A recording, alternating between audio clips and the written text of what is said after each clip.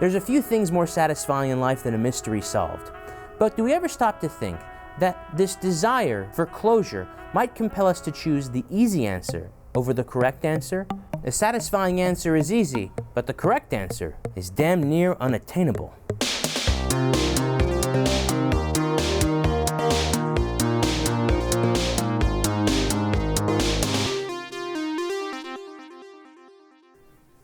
This video was a long time coming. It's one of the earliest requests that have been made on this channel, so I'm finally happy to get into digging into some of these requested video games. But before I was digging into this, I was actually trying to wrap my head around Immortality, and I realized that Sam Barlow, the creator of Immortality, actually had a release before that. So to be chronological, let's first start off with Her Story.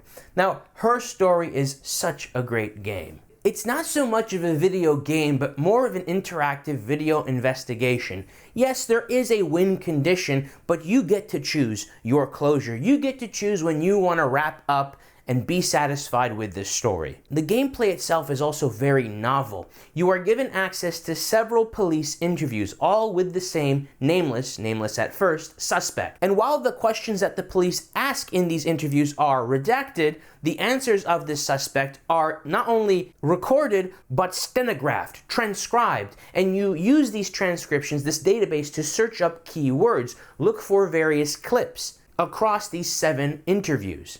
When I first came into this game, I thought, oh, this is gonna be kind of cumbersome. But no, when you type in, you throw these Hail Marys, you type in these keywords, you get these disparate clips, and you can really see, like in real time in your head, piecing together this mystery. And the beautiful part is, once you've solved the mystery, once you've solved who committed the crime, well, that's just when the mystery starts. And my hope is that this video will help kind of emulate that and walk you through the mystery that I went through. Before getting into it, I want to give my methodology. First, we're going to do an initial comb through of the game. A very cut down yet still thorough first gameplay. I will be strategically putting together an incomplete picture, and then in our second comb through, we'll just rip into the game files, find all the interview clips, go from the beginning to the end, fill in all those blanks, and put together what I believe Her Story is all about. Buckle up, folks, because this is going to be nuts. The start screen is simple. We simply press start and the letters of the title slowly fade in from left to right. Her Story. Now, whose story are we going to be unraveling here? We come to our desktop screen. In front of us is an application we'll be using to search through clips across 7 different police interrogations. We can move the app window to reveal more of the desktop background behind it. Southeast Constabulary. Okay, so this is a police computer. Constabulary is a very British word, but we don't need to make this assumption. We'll soon figure out that this game takes place somewhere in the UK. On the desktop, there is a clock application. The year and time is synced to the player's computer date's year and time. But no matter what, the date is always going to be June 16th. There's an application called Database Checker. This allows us to have a vague idea of our progress as we watch clips. Each of these red squares indicates a clip we haven't seen yet, and will turn green when we have watched a clip. We have 2 readmes. The first one is a sort of tutorial readme. I'll just go ahead and explain this myself. We'll be using this database search tool to search for words uttered by the interrogation subject. You can type anything in. The, is, murder, killed, violent, any words. Theoretically, if there is a confession in here, if we search a word uttered during the confession, we could find it on our first search. If you type 2 words in, it will narrow the search to clips that use both those words, but not necessarily in the sequence you type them in. If you type in Dad loved, you could get clips that said Dad loved crawfish, or even Everybody loved Dad. If you want to search specific phrases, you would have to put quotation marks around the phrase. This is useful for clips where the interview subject says single words like yes or no in response to questions. This is how the basic search function works. However, there is one caveat I will explain soon. For now, let's go ahead and read the second readme, a more personal note. Really readme. Hi, here's the database. I filed the Freedom of Information form to get you guest access. Everything seems to work. They transferred the videos off the original tapes in 1999, and then the Y2K thing hit, and they got mothballed. No one has touched them since. I couldn't find the server with the detective's footage on. Possibly those tapes got damaged when the old archives were flooded in '97. But figured this would be good enough. Take your time. SB. addressed to us. So we are a civilian being given guest access to the database. This sounds like a favor being done for us by our friend within the police force, but it sounds like this Freedom of Information law entitles the public to access said footage anyways. Even when I first played this game, it already seemed very apparent that we were not playing as ourselves, but an actual character browsing these files. Now, why is our player character interested in this case? Are we playing as a true crime fanatic? Somebody affected by these crimes? Who? Now, internet old heads would like this. In the recycle bin, we can find a cracked application and an NFO or README file. It seems like the license fees isn't enough to fund the police force's computer recreation fund, so they need to pirate and crack their games. Can't have shit in Langsley on the Fines Waterland. That's what I love about the UK. You could just say anything, and there's probably a hamlet in the UK named that. They literally have food called spotted dick. In the README NFO file, there's a cool ASCII art of a lady's face, some basic instructions, and crack accreditations, but within this, there is an interesting phrase. This one is for the mums here. Does this mean keep this one a secret like mum's the word? Or is this implying that moms would particularly enjoy this game? This one is for the moms. If this is the latter, then is this foreshadowing a theme of motherhood? The game itself is a two-player strategy game called Mirror. Okay. A game called Mirror, and within its crack README, a random phrase for the mums here. You know what, just forget about the mums thing. We already have something pretty solid here. This front-loaded mirror theming that we're getting just from the very beginning of the game. Keep this thematic foreshadowing of mirror images, reflections in mind. Let's go ahead and start searching. It seems there's already an auto-filled word, murder. Let's go ahead and see what it brings up.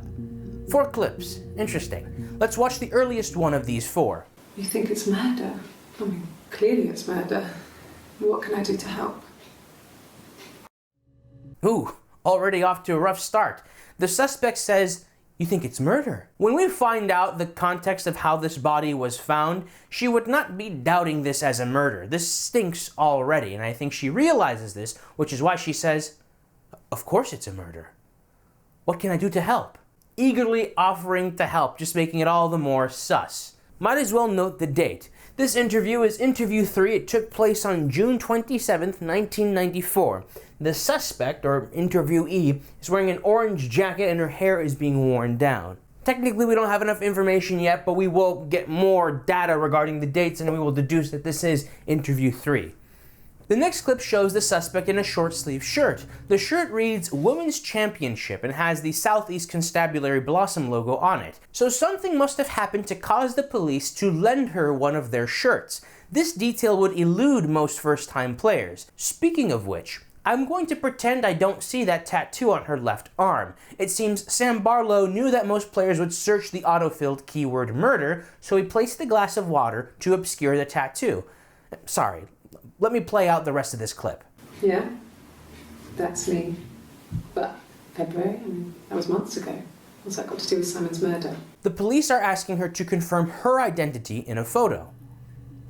This interview is interview 5. It takes place 4 days after interview 3. Interview 3 being the orange jacket interview. In interview 5, the suspect is wearing her hair down and she's wearing a borrowed shirt. We'll come to find out that she started the interview off in a button-up white shirt, long-sleeve white shirt. But something happened that required her to borrow a shirt from the constabulary, this short-sleeve blue one. I'll play these next 2 clips out. I didn't murder Simon. You've got it wrong. You've got the wrong person.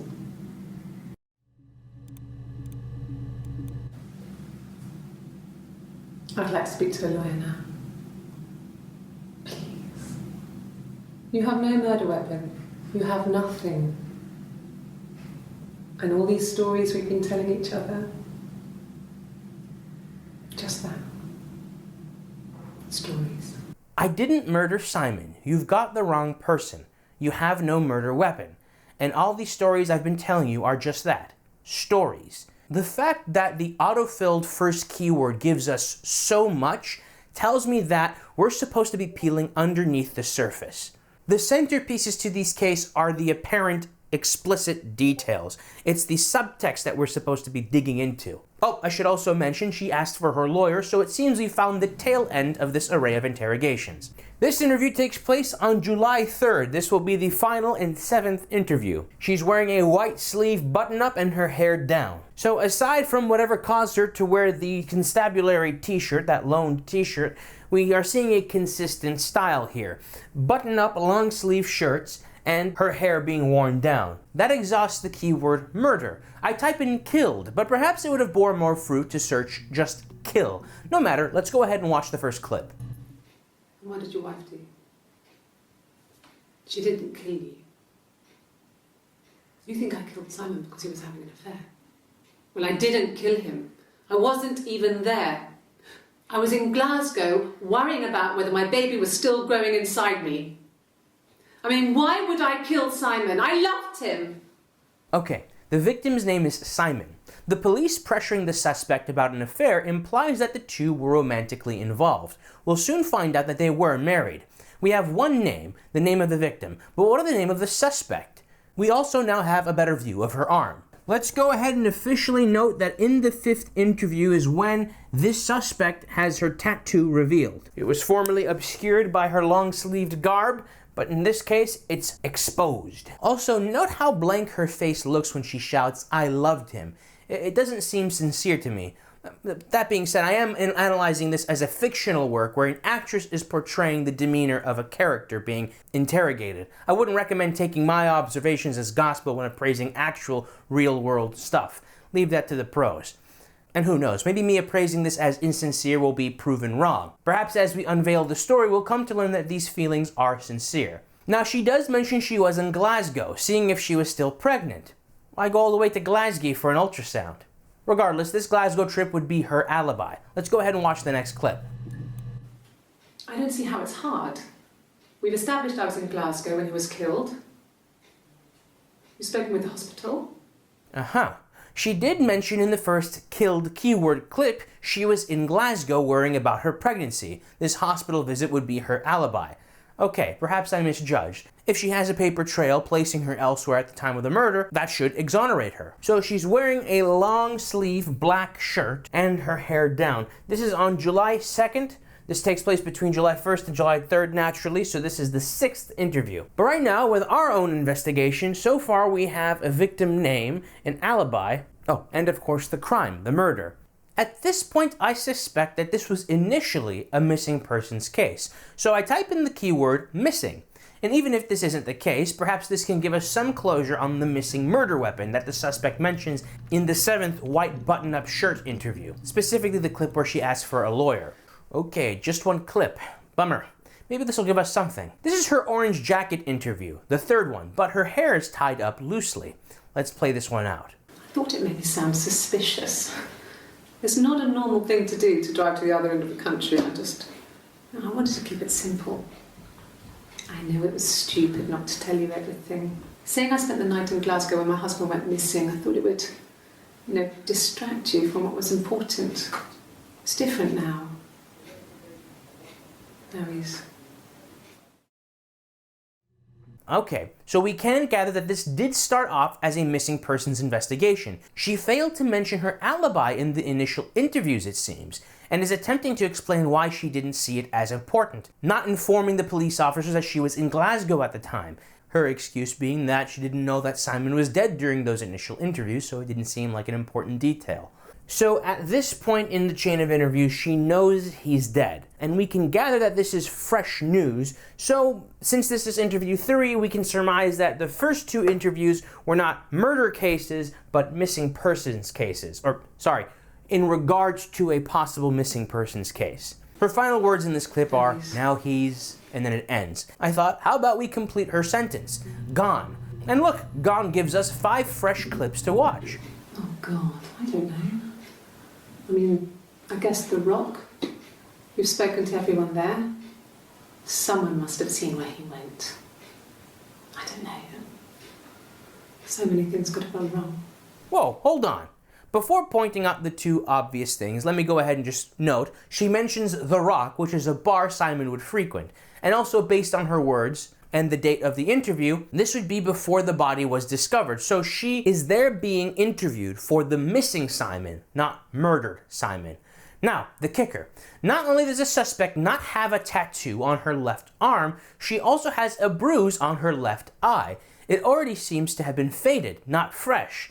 This detail is strange, but we don't have enough pieces yet to establish why the bruise is important. The tattoo, however, or lack thereof, is quite important. In interview 2, this interview that takes place on June 25th, the suspect is wearing a ponytail and a short sleeve white shirt with her bare arm showing. In this case, there is no tattoo, but in the case of July 1st, there is a tattoo. This next clip doesn't give us much, just her talking about the beverage the police is giving her. But I do want to point out that despite this being the third interview, only 2 days after interview 2, her face is totally clear of bruises. Maybe she heals fast. Still though, keep this in mind, because in clip 3, her eye is a tad bit healed, but still drooping a little bit. There's something there.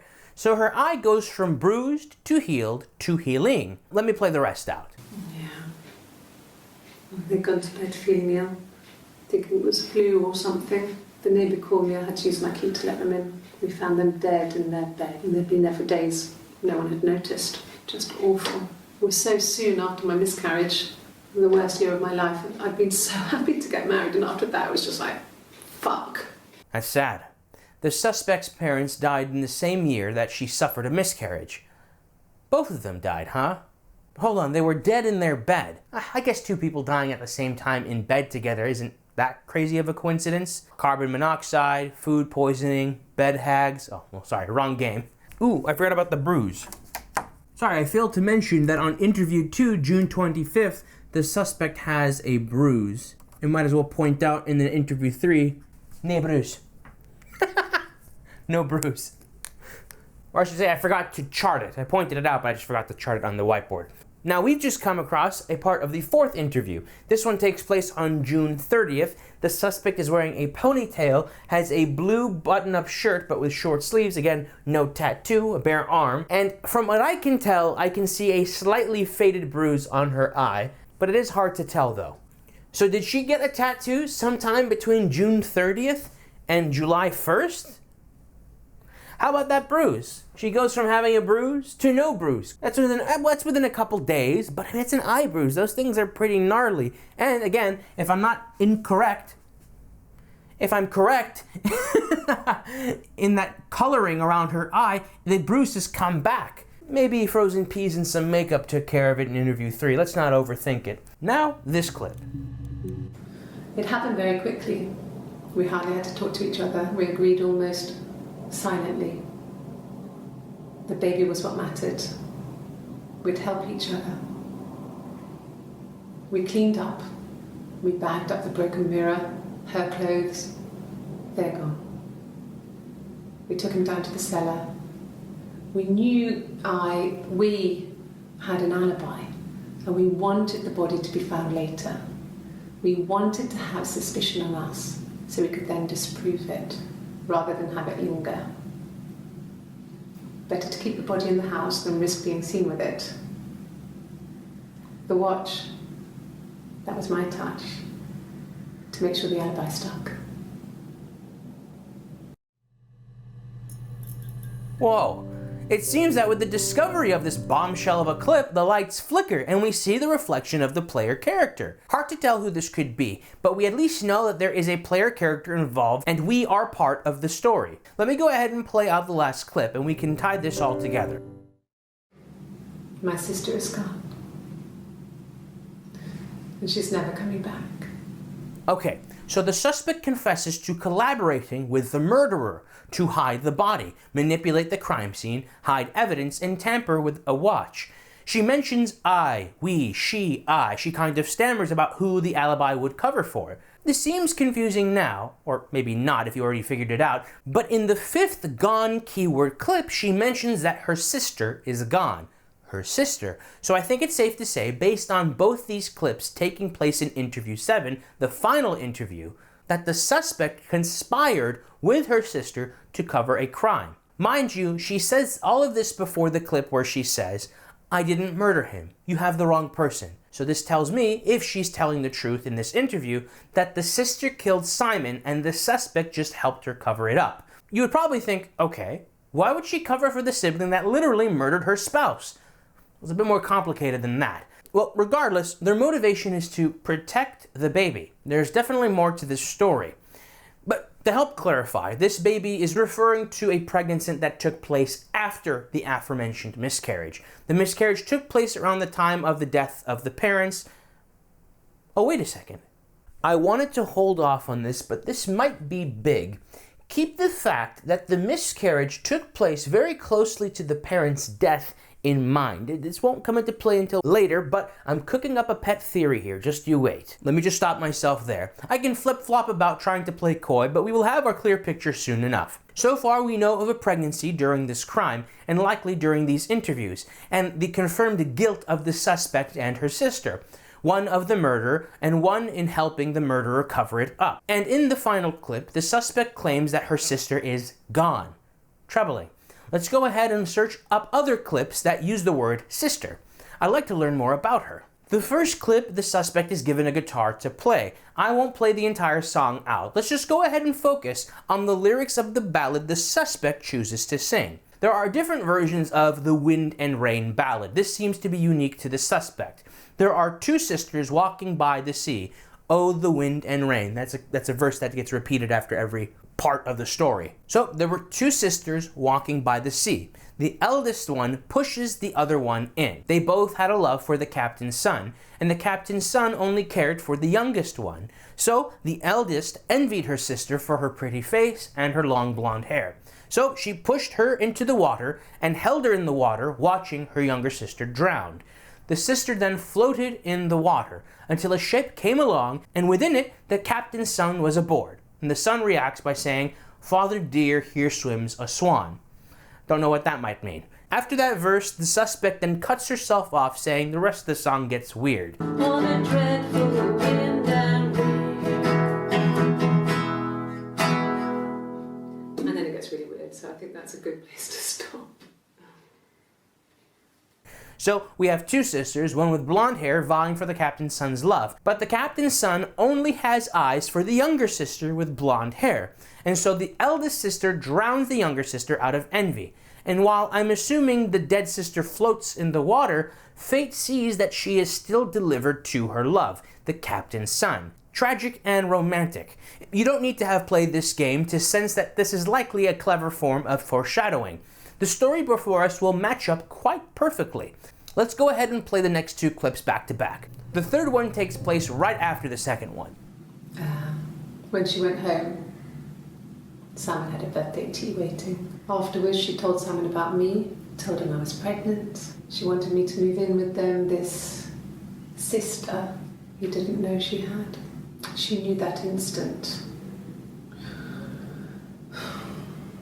The look on his face.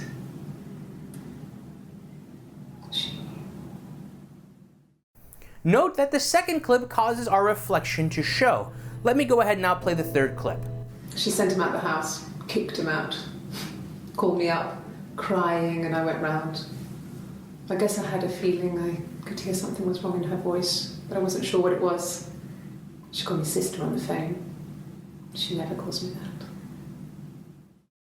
Okay, so this would be a likely penultimate event to the murder. Just so that's not confusing, I'm going to refer the person that we're seeing on camera as the suspect, and the sister she's referring to in the story, of course, as the sister. According to the suspect, the sister reveals to Simon that she has a sister, referring to the suspect, and that her sister, the suspect, is pregnant. Based on Simon's reaction, she flipped out. Reading between the lines, especially off the heels of this ballad, something tells me that Simon and the suspect, the sister in front of us, were having an affair, that Simon already knew about his wife's long-lost sister. And just like the body in the sea, the suspect somehow found a way into Simon, the captain's son's life. I think it's high time we search up Simon's name in the search inquiry. Oh boy, 61 entries! No, I forgot to mention, since we only have guest access, we can only access the earliest 5 clips of any search inquiry. This incentivizes us to search multiple words at once or specific phrases to narrow our search down. Let's go ahead and watch these 5 clips available to us. I'll summarize the first 2 clips. Mind you, the date is June 18th, making this the very first interview.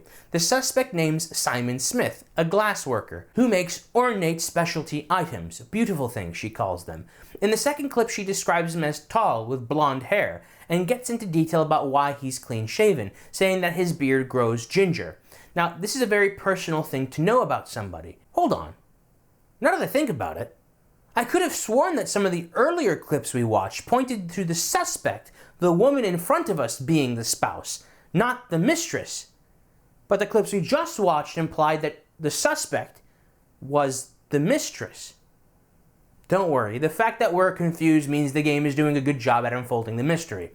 I bought a photo instead of spring photo. This was taken last year on holiday in Rome. It's the best one I have. She has a photo of the 2 of them on holiday in Rome a year ago. Look, chances are you've probably already figured it out, but it wouldn't be a flaw Peacock video if I didn't give the game the Dora the Explorer treatment. Do you see the big twist incoming? I've been told it's patronizing, but it's literally how I like to have things explained to me. So, what's good for the goose is good for the goose. The next 2 clips are peripheral as well. The suspect simply talks about the bar that Simon frequents, The Rock, mentioning the owners, Peter and Susan, as well as a barmaid named Helen. Names are a great thing to search for more peripheral stories, but right now I want to just zero in on the main people. According to the suspect, Peter mentions seeing Simon drinking at The Rock. Being that this testimony is in response to an officer's questions, perhaps this means that this is where Simon was last publicly seen. The 4th clip is just a short clip of the suspect talking about an Amstrad personal computer that Simon owned, one where he likes to play games revolving around climbing towers and saving princesses. I'll go ahead and play out this final clip. Simon isn't the type to run off or do anything crazy. Someone must have done something to him, or there must have been some kind of accident. So what do we do next? So we don't get any big answers. If anything, we have more questions from these particular clips. At least we have confirmation that these interviews did start off as a missing persons investigation. Alright, let's go ahead and note that interview 1, the first interview, takes place on June 18th. The suspect is wearing what I can see as a dark blue jacket, long sleeves so her arms are covered up and her hair is being worn down. The first 2 interviews were interviews regarding Simon, the missing person, but then the body is discovered between interview 2 and 3, and the suspect returns, now being questioned and interviewed for a murder case. From then on out, this no longer is a missing person investigation, but a murder investigation. The stakes are high. Let's go ahead and narrow down our search. I type in Simon Loved, and we get 2 new clips. The last one is one we've already seen. Let's go ahead and watch the first clip. I guess you could call it that, but we were both happy to get married. It was a beautiful wedding.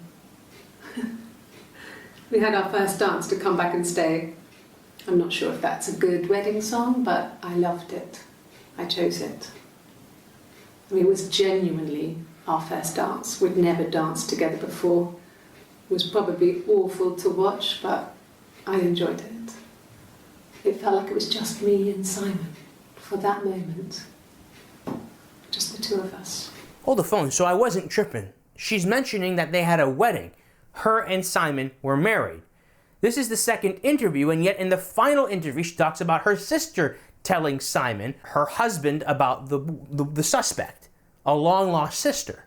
Something is fishy here. Between the 2 states of mistress and spouse, the disappearing then reappearing bruise, and the tattoo in the 5th interview, there's just so much here staring us in the face. But I'll continue to be coy. Some things to note. She mentions that their wedding song was Come Back and Stay by Paul Young. She notes that it's a strange wedding song, and it is. Wedding songs typically celebrate the love to share, and this isn't one of those songs. The song's lyrics tell a story of somebody hoping for a loved one to return to them.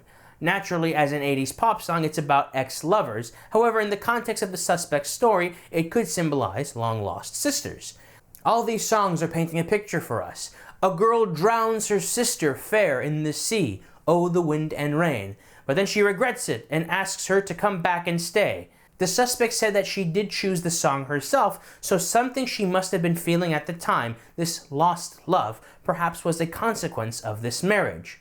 A picture is forming here. We have one sister drifting away from the other sister, but then the sister that drifted away emerges back into her life, potentially starting an affair with her husband. And it all ends with the sister fair saying, "My sister is gone, and she's never coming back." At this point, you might think you have this story figured out, and by all means, you probably do. However, there are some lines we ought to read in between. For now, let's go ahead, keep that Come and Stay song, and I guess by extension, that Wind and Rain song in mind. Wow, I didn't think we'd spend that much time on the wedding information. Juicy. In the next clip, the suspect says that everybody loved Simon, that he didn't have much money working as a glass worker, then trails off saying, "I don't know." She's probably responding to the officer's question, did Simon have any enemies? Did he owe anybody money? Something around those lines. We only have what the suspect says, not what the officers ask, so we can only make inferences. And the third clip is one we've already visited, where the suspect denies killing Simon, saying she loved him. I want to follow up on this bruise. Let's go ahead and search that up. Ooh, perfect. Exactly 5 entries. Bruise? Oh, yeah, no, it's nothing. I was going through the top cupboard in my kitchen and the chair slipped and I kind of hit the door with my face. It hurt like hell. Sounds like a fib. Honestly, this strikes me as her covering for the bruise being inflicted by somebody else.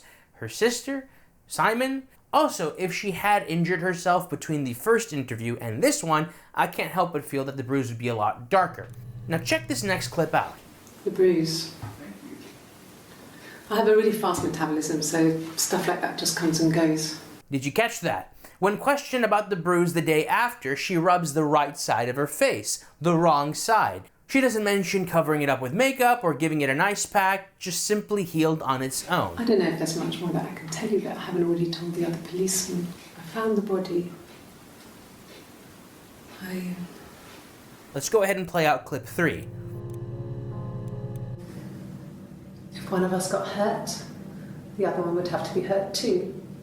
A grazed knee, a bruise. When I lost my tooth first, we had to pull our harness to match. Once, I slept with a boy who was seeing another girl. The girlfriend came up to Hannah the next day and punched her in the face, gave her a huge black eye. That night, she had to do the same to me, but she almost went too far. I couldn't see out of that eye for days. She snuck a frozen piece up for me from the kitchen. So much of our bodies was synchronised anyway. We started our period on the same day. All our childhood diseases, stomach bugs, nits. There's no playing coy anymore. I think it's safe to say we are dealing with twins here. Secret twins, to be exact. But it seems that the two have been slipping, developing their own styles. The sister with short sleeves, no tattoo, a healing bruise, and wears her hair up is the one who got married to Simon. And the sister who has the tattoo, wears her hair down, and wears longer sleeved, more stylish clothing is the secret long-lost sister of the married sister. You know, we really need to figure out the names of these sisters pronto. You know what? For the sake of this video, I'll refer to long-hair, charismatic, stylish sister as Sister E, and ponytail, shy sister married to Simon as Sister H. But remember, we don't know their names just yet. The fourth clip continues to describe a more grave instance of this injury sharing methodology. I'm going to describe this story with very medical, kind of anatomical language, just to because it is a disturbing story. So these twins seem to live the same life and did what they could to not blow their cover. However, they are still two different people with differing personalities. Sister E was more charismatic, romantically apt, and eventually lost her virginity to a boy named Carl. Sister H, on the other hand, was shy and a virgin.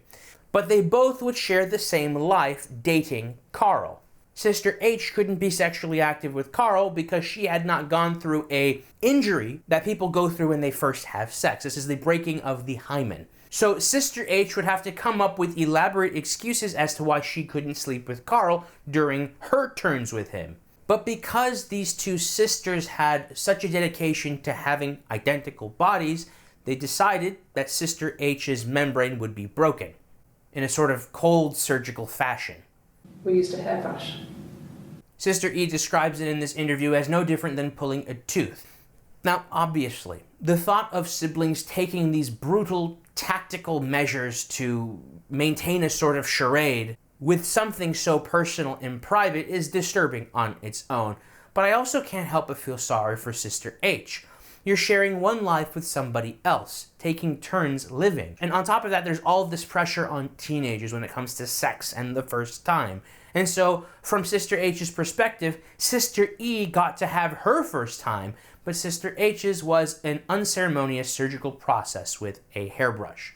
With this knowledge and combining it with the Wind and Rain ballad, we can see possible deep-seated resentment forming within Sister H. Geez, why did they commit to this charade so fervently? Well, I got a couple of theories in mind, but these are pet theories that we won't get to until a little bit later in this video. For now, let's go ahead and note this detail, the fact that these two sisters, twins, had to share their injuries. They would have separate bodies, separate injuries, and they had to match each other to keep their scheme going. And now that we're here, might as well reveal that this whiteboard is for the purpose of compiling all the evidence that the game puts forth to us to support this theory that there are, in fact, two different twins, two different sisters maintaining the scheme for a majority of their lifetime. For now, we'll refer to the sisters as Sister H and Sister E. It sounds silly to refer to this as a theory. It's basically the front-loaded narrative and big reveal, or one of the big reveals of this game. But let's get floppy with it. Let's get floppy with it and put this against another theory I have working. But for now, let's go ahead and move on. Let me go ahead and play out the rest of clip 3. After that, we took it in turns, though. I was always the one who seduced the boys. Until Simon. So things got complicated when the two twins pretending to be one met Simon. Makes sense. Let's go ahead and play out the 5th clip with the keyword bruise. This was about 9. I went round and she was waiting for me. She was furious and so angry. The kind of anger you can only have towards yourself. She seems to be describing a confrontation that the two had recently had as adults. She describes the anger as a kind of anger you can only have towards yourself, which is an interesting phrase. Perhaps she's just being poetic about being angry at a twin sister who shares her likeness. Or maybe she was angry at herself. In the meantime, let me go ahead. I'm going to keep this quote in mind. We screamed at each other, argued, cried, we fought. I hit her back, left a bruise. I had my wig on from performing, she tore it off. She also mentions hitting her back. I interpret this as Sister E hits Sister H in retaliation for snatching her wig. Huh, a wig. I wonder what color it is. The Sister Fair in the Wind and Rain ballad had blonde hair. Sister E mentions leaving a bruise after striking her. Perhaps this confrontation happened recently enough it would explain the bruise that Sister H has in her interview. Oh, by the way, since we've made the twins reveal, let's go ahead and make note of something. So just so we're on the same page, Sister E is being interviewed on interview 1, interview 3, interview 5, and interview 7. Sister H is being interviewed on interviews 2 and interview 4. Interview 6 is kind of interesting. The pattern would have us believe it's EH, EH, EH, but the problem is her hair is down and her arm is covered too, so we don't know if she has a bare arm or a tattooed arm. This is intentional.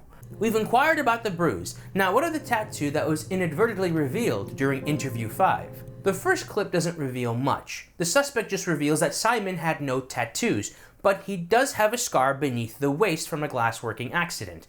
Aside from that, he had glasses that he wore when reading or watching TV, but she clarifies that he needs them for general sight, not just for reading. This is an interesting detail. The fact that he has poor eyesight and avoids wearing it for pictures makes me think that perhaps that he doesn't wear it in social settings either, like that Rome holiday picture. That would open up the door for an important event later in the story. So there's talk of an affair, there's an argument, Sister E has a wig, Sister H, the wife, is the one who killed the husband Simon. So I can kind of see an image forming here, but sadly these missing glasses aren't going to clear that up for me. We'll have to keep playing. Here's the second clip with the word tattoo. Oh, my tattoo. I got it to express my individuality. It's an apple and a snake. Apple and a snake. And this is a tattoo to express this particular twin's individuality. Would her name by any chance be Eve?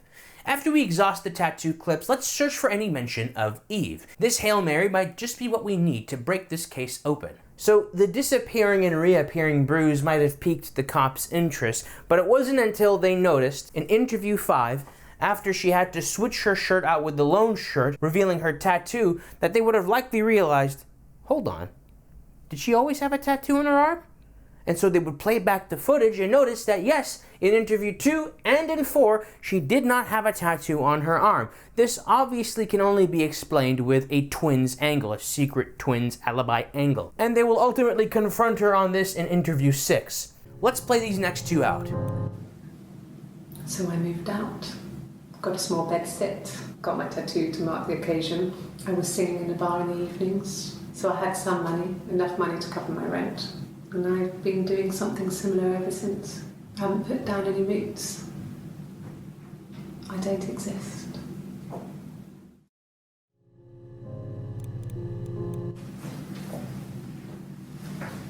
He saw me singing one of my shows, pure chance.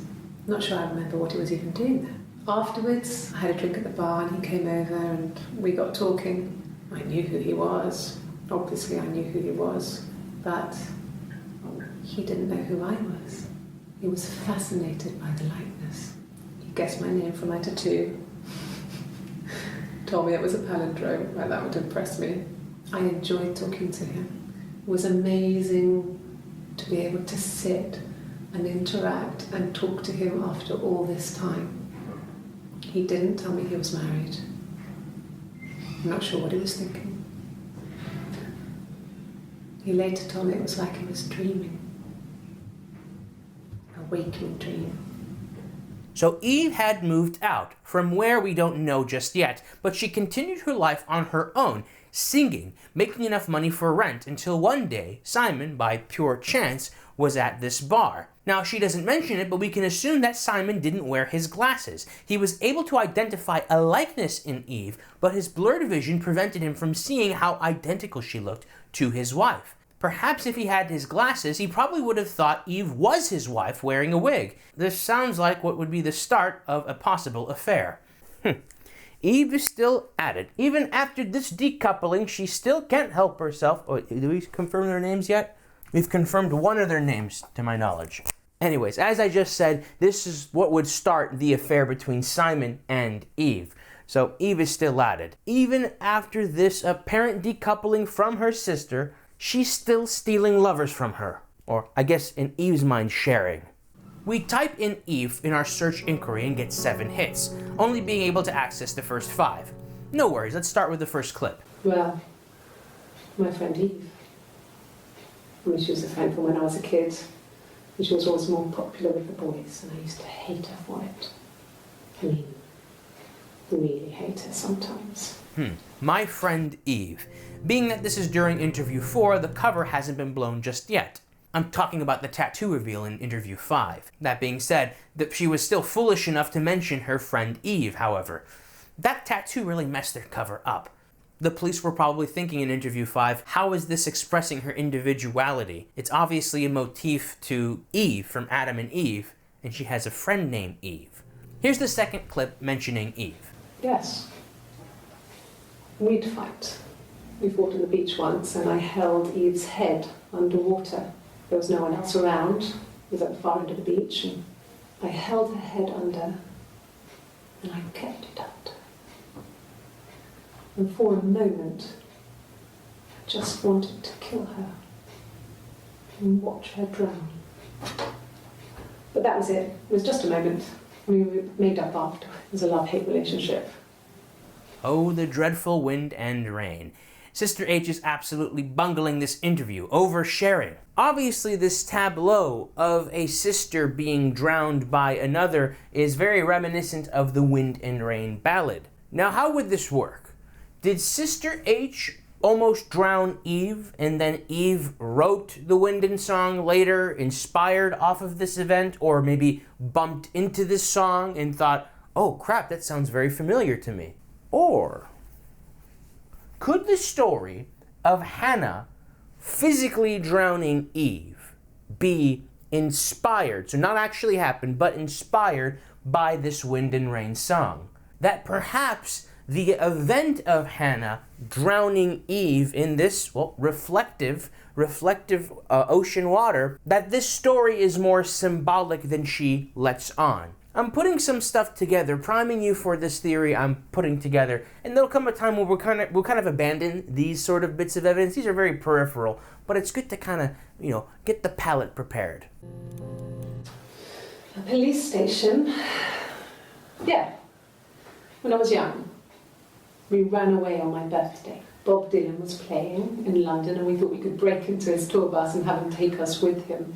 The taxi driver we paid to drop us off. I mean, we'd saved money, pinched a bit here and there to pay for the fare. He was suspicious because we were so young, so he told the police. So they came and picked us up and took me back to Portsmouth. My mum picked me up from the station. But I blamed everything on my friend Eve, so my parents let me off. Whoa, hold on. If Sister H, you know what? I'm just gonna go ahead and say her name. Her name is Hannah. We're gonna find this out very soon, anyways. If Hannah and Eve got busted by the police and taken to a station, why would the police only deliver Hannah to her parents and not the clearly identical twin? Maybe Eve wore a wig. Okay, fine, but who would Eve be given to? She's a secret twin. She's not supposed to exist. We'll learn more details around this non-existence, this scheme, but how did this not absolutely blow their cover? Just maybe she convinced the cops she was an emancipated minor or something, or homeless. I don't know, but I feel like this would have really blown up the whole secret 2 lives in 1 scheme. What if, and this is going to sound very silly because of a lot of the physical evidence we have supporting the twins theory, but what if Eve is perceived as an imaginary friend by the parents because she is not physically present at that time? What I mean by that is, what if instead of a story of 2 separate twins in 2 separate bodies sharing 1 life, it is 2 identities sharing a life, but on top of that, 2 identities sharing a body? This would explain why the police station story didn't lead to their cover being blown. This would explain the implausibility of having this long-standing secret twin scheme. What if a second twin was never discovered because there was no second twin physically present? I've basically showed my hand, but keep that in mind for now. And now this next clip.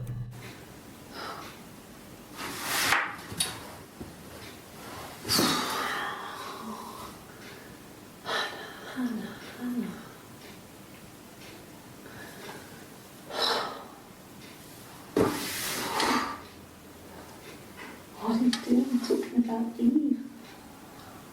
Hannah is left alone, not realizing the camera is recording, speaking to herself. What are you doing talking about Eve?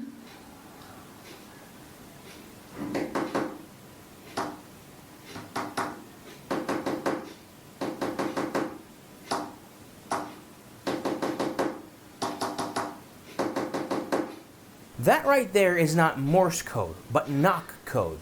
She tapped out the phrase, "love you." Also, this is where, at least in our investigation, we would learn that the suspect, or one of the suspects' names, is Hannah. So Hannah and Eve. Finally, we can write their names on this board.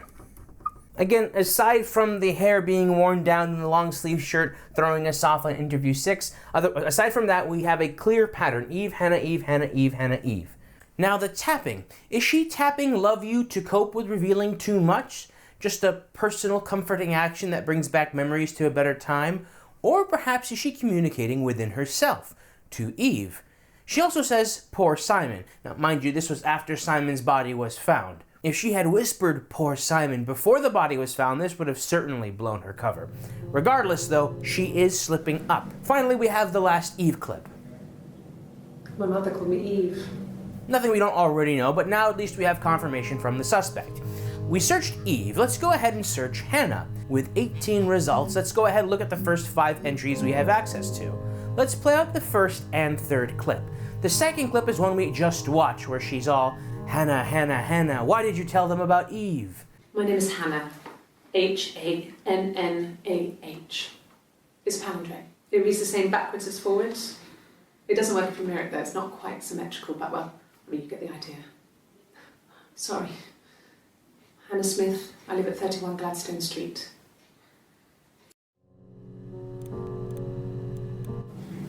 Yes, my name is Hannah Smith. Oh, shit. Sorry. Interesting. So these two clips take place during the first interview and final interview, respectively. And it seems that despite nearly all of the clips we've seen from interview 7 being Eve spilling the beans, in this clip she's saying she's Hannah Smith. That is because this lie detector session takes place before all of her tell-all clips. So evidently she must have failed the lie detector and was found out. And so she just sort of gave it all up. Real quick, going back to the first clip, she mentions that the name Hannah is a palindrome, spelt the same forwards as backwards. The same can also be said about the name Eve. I want to note the strange coincidence that is the two palindrome names, the name of Hannah and the name of Eve. Now you might think, okay, maybe their mother just likes palindromes. After all, Eve said, "My mother called me Eve." However, we will come to learn a specific detail about both of these twins' separate upbringings, I'll go ahead and spoil that much, that make this palindrome synchronicity a very odd coincidence.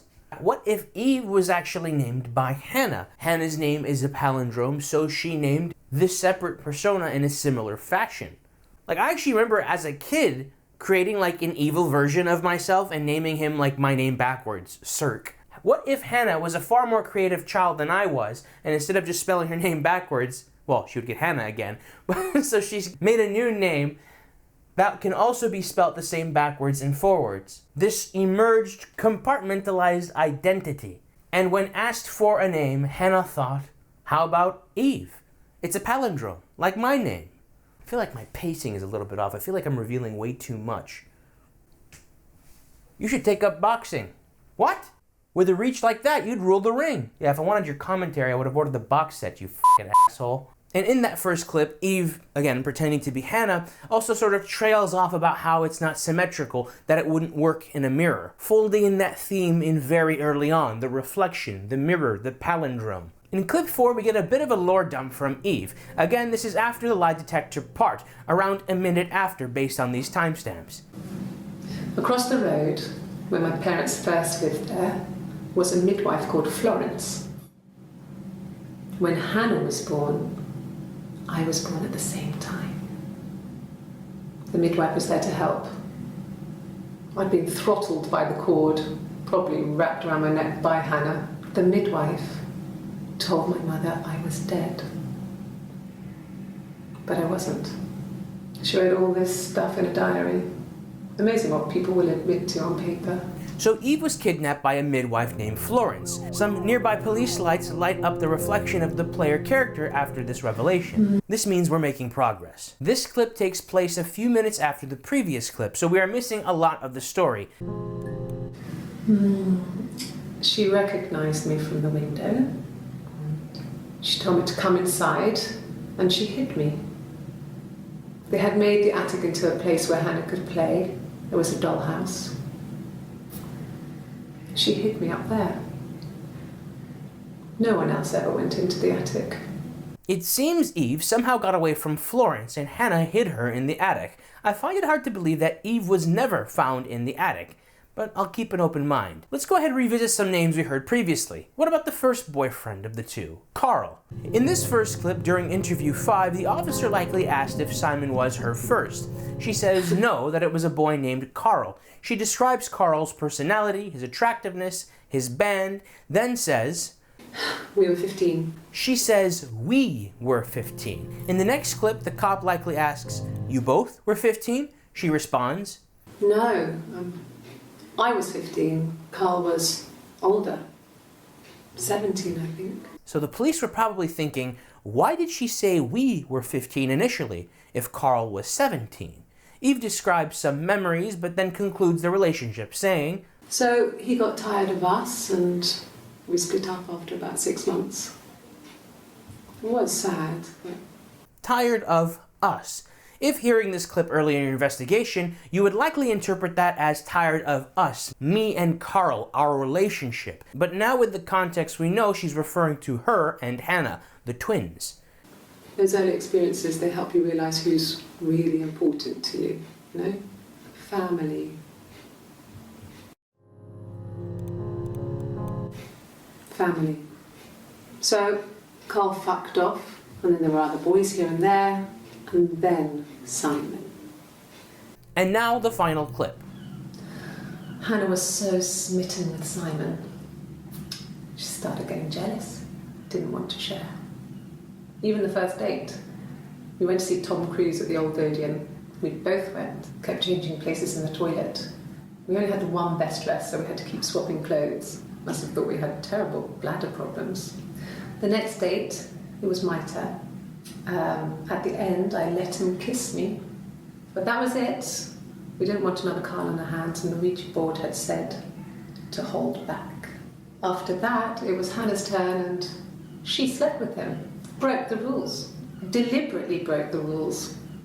She wanted to be the first to sleep with him. I mean, that's when she got pregnant. From that one time. I see. So Hannah took the reins of the Simon relationship from Eve and got pregnant. This would be very early on in their lives, so this is likely the pregnancy that ended in a miscarriage. This introduces a new problem within the scheme. Now one of the twins is pregnant. Once Hannah starts to show, what will Eve do to look identical? Maybe Hannah intended this, wanting to decouple from Eve and have Simon to herself, be her own person. This is an important detail. Eve will experience this urgency to get pregnant so that she matches Hannah. So there is this explicit mention of them having separate bodies that can have separate pregnancies. If this was two identities sharing a body, at least two identities aware of their sharing of the body, this wouldn't be an issue. This does seem like a problem that would only exist within the framework of the twins theory. Nonetheless, I've got a couple of copes for my personas, or I'm now calling it the system theory. Let's change lanes and learn more about Florence. In the second Florence clip we have access to, Eve explains that her birth mother wasn't expecting twins, and so was just happy for Florence to clean up. She wanted the death of the twin to remain a secret, so that this will just be known as a happy occasion. Of course, this worked perfectly into Florence's motive to kidnap Eve. In the third clip, Eve explains that while Florence raised Eve as a baby, nobody really found anything amiss, because it was normal to see a midwife with a baby, changing diapers, feeding, that sort of thing. But eventually, once Eve grew old enough to show resemblance to Hannah, Florence hid her in the house, forbidding her from leaving. And so there Eve lived, vicariously through the world outside her window, seeing the girl that looked just like her across the street, referring to Hannah as her reflection. I'm summarizing this, but let me go ahead and play out some of this fourth clip. Florence was a warm, kind person, but she was broken, I guess. When I found her diary, I also found a biscuit tin with other stuff in it. Older papers, letters, that kind of thing. Her story was in there. Aha! Her story! She said the thing! I wonder what would happen if we searched her story in the search inquiry. But first, let me summarize the rest of this clip. Eve says she remembers all of this from Florence's diary, piecing together the story through various documents. Eve explains that Florence always wanted a family but lost her husband in the war, so she was a young widow. Perhaps this kidnapping of Eve was her way of living her dream of becoming a mother, sadly at the cost of Eve's childhood and freedom. I'll go ahead and play out the fifth clip. No. It was just me and her. Eve was the name they were going to call their first child. They talked about it and were going to try when he came back. Florence's family had a history of firstborn girls, so they were convinced it was going to be a girl. It's hard to know if this is all true. These are stories I remember, that I read when I was a child. Maybe I misread, maybe I misunderstood. Sometimes it's hard to remember what happened last week. Forgive me for sounding uncharitable, but there's a lot of this story that rings made up to me, or at the very least inspired. First of all, Hannah's parents named her Hannah. Florence named her Eve. Both are palindromes. What could be more likely? The coincidence of two separated babies having palindrome names? Well, now that I think about it, stranger things have happened in separated twin stories. But Eve mentions that sometimes it's hard to remember what happened last week. I'm going to go ahead and stick with modern day terminology, using the word system to describe the situation that Eve and Hannah are in. Two persons, two people, two identities in one system, sharing one body, but the brain itself being a system of identity. In her case, as far as we know, two. Of course, that's if we even ascribe to this multiple personas theory, in opposition to the twins theory. Now, this specific neurological situation in the past was described as MPD, but most people today use the term DID. And you know what? I'm sure the name is going to change in the future. But that's all well and good. Language changes. This is a space where we can discuss these topics. Now, all that being said, although I am front-loading this information regarding DID, this video isn't supposed to be her story is secretly about dissociative identity disorder, and here's why. No, if you're familiar with my videos, you know that my videos aren't all about creating like concrete, confident, this is what this is about kind of thing. It's really about planting a whole bunch of seeds and watching nothing grow. It's about getting floppy, and it's about getting creative. I'm going to refrain from full-blown diagnosing Hannah and Eve. However, we will be identifying symptoms, just straight up identifying the patterns of symptoms. But we're not going to come up with some sort of diagnosis for these fictional characters.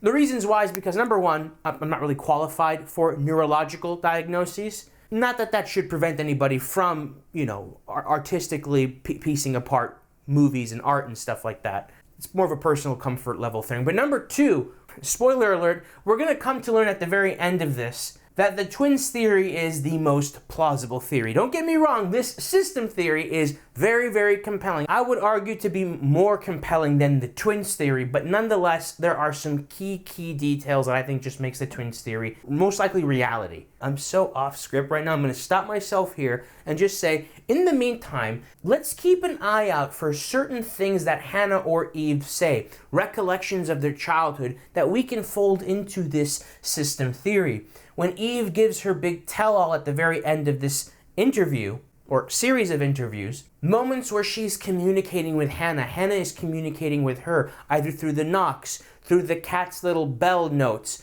through the phone. Can we reinterpret these as symbolic recollections of an internal switching in and switching out? It sounds very floppy. Sounds like we're getting very floppy, but trust me, there's some cool stuff we can extrapolate from this.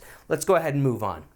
Now, we have exhausted all the Florence clips. Let's throw a wild Hail Mary and see what the title of the game, Her Story, gets us. 3 hits. The second one is the one about Florence, the one we just watched. Let's take a look at the first clip. This one takes place in the third interview. It's Rapunzel. The story starts when she's born. Mother Gothel, a witch, takes Rapunzel from her parents and keeps her locked up in this tower. Okay. So the police seem to be giving her pictures, tableaus, and using her interpretations to figure out her state of mind, where her head is at. Now that this is a murder investigation, at this point, it makes sense that the officers maybe want to dig for any red flags. Rapunzel gets pregnant by the prince. And Mother Gothel is furious, so she cuts off her hair and throws it. Actually, her hair's already short here, so that's already happened. So she throws her into the wilderness, and Rapunzel is reunited with the prince, who's blind, but she kills him with her tears, and so it's a happy ending. Is that too much? Yeah, that is a bit too much. So let me get this straight. An evil witch locks Rapunzel in a tower. Florence locks Eve in her home. Rapunzel's prince is blind. Simon has poor eyesight. How much of this story is downstream of this fixation on fairy tales? Now, I need to bring this up because it's such a minor detail that I fear I will miss it. Somewhere in this game, it is mentioned that when the suspect found Simon, she couldn't find his glasses. I have to ask, was the detail about Simon's eyesight completely made up, totally inspired from the poor eyesight of Rapunzel's prince? Let's go ahead and keep this possibility in mind. I've got a weak pet theory cooking up that kind of melds in with the system theory. So it's a very, very small keep in mind, but something to think about when we have more pieces to the puzzle. And now this final clip. Her story is that she'd waited for him to come back. She put on my wig, some of my clothes, pretended to be me. They talked. She'd enjoyed being me. He said he wanted to be with me. Then he took out a present, another mirror. just like the one he'd given her earlier. That unique present.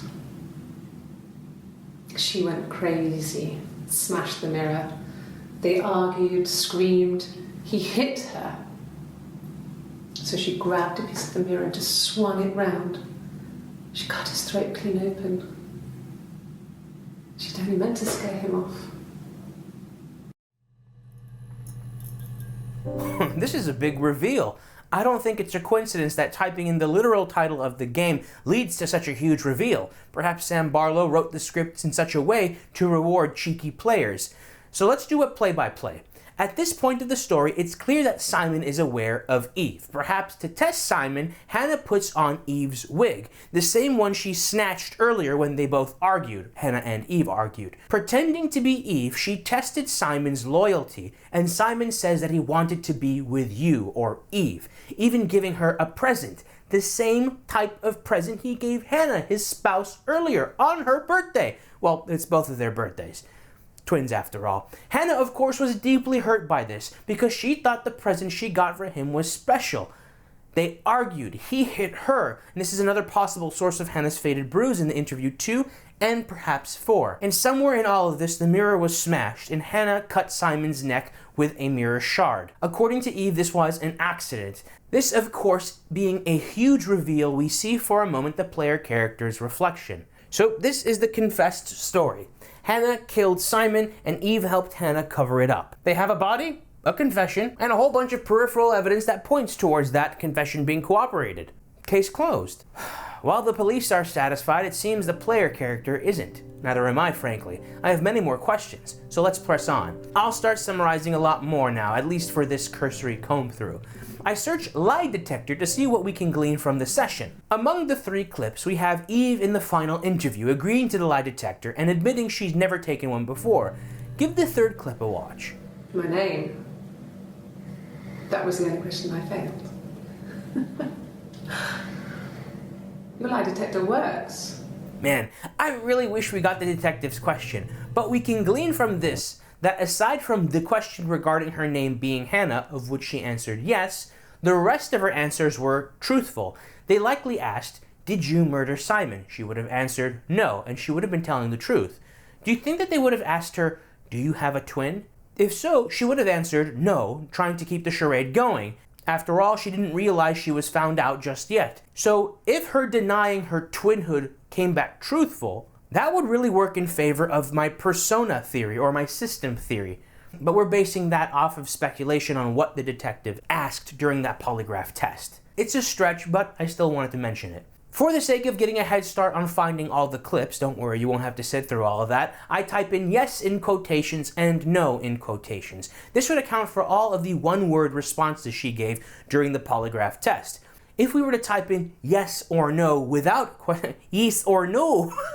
Yes or no. If we were to type in yes or no without quotations, we would be flooded with all of the clips where either words were uttered. Using the quotations just helps us single out the one-word clips. And now that that's done, let's go ahead and follow up with this mirror that was mentioned as a gift. We've already watched the first 2 clips with a mirror mentioned. In this 3rd clip, mind you, this is early interview 2, Hannah is recalling an argument she had with Simon about or surrounding a mirror gift. Not sure if this is regarding the mirror he gave her as Hannah or the mirror he gave her thinking she was Eve. But like I said, she's going to be vague because at this point she's in the clear, cooperating with the cops while sneaking in her alibi and stories. The mirrors and arguments and how they line up in the timeline will all be cleared up and many more details will be revealed as well, so don't you worry. In the 4th clip, which is during interview 3, she's questioned about the mirror. She can't remember where she put it, maybe upstairs. In the 5th clip, during interview 4, it seems the detectives found the mirror and presented it to Hannah in its evidence bag. Since it's intact, I'm going to assume this is the first mirror gift. The second mirror gift that was broken and was used as a murder weapon is never found. Remember in that clip towards the end of interview 7, I think this was in the first grouping, when we searched the murder keyword, Eve says, "You have no murder weapon." Anyways, at the end of this clip, Hannah admires how the mirror is intentionally antique with a poor reflection, saying it's perfect for anybody who doesn't want to see their reflection. It's a perfect mirror for someone who doesn't like to look at their own reflection.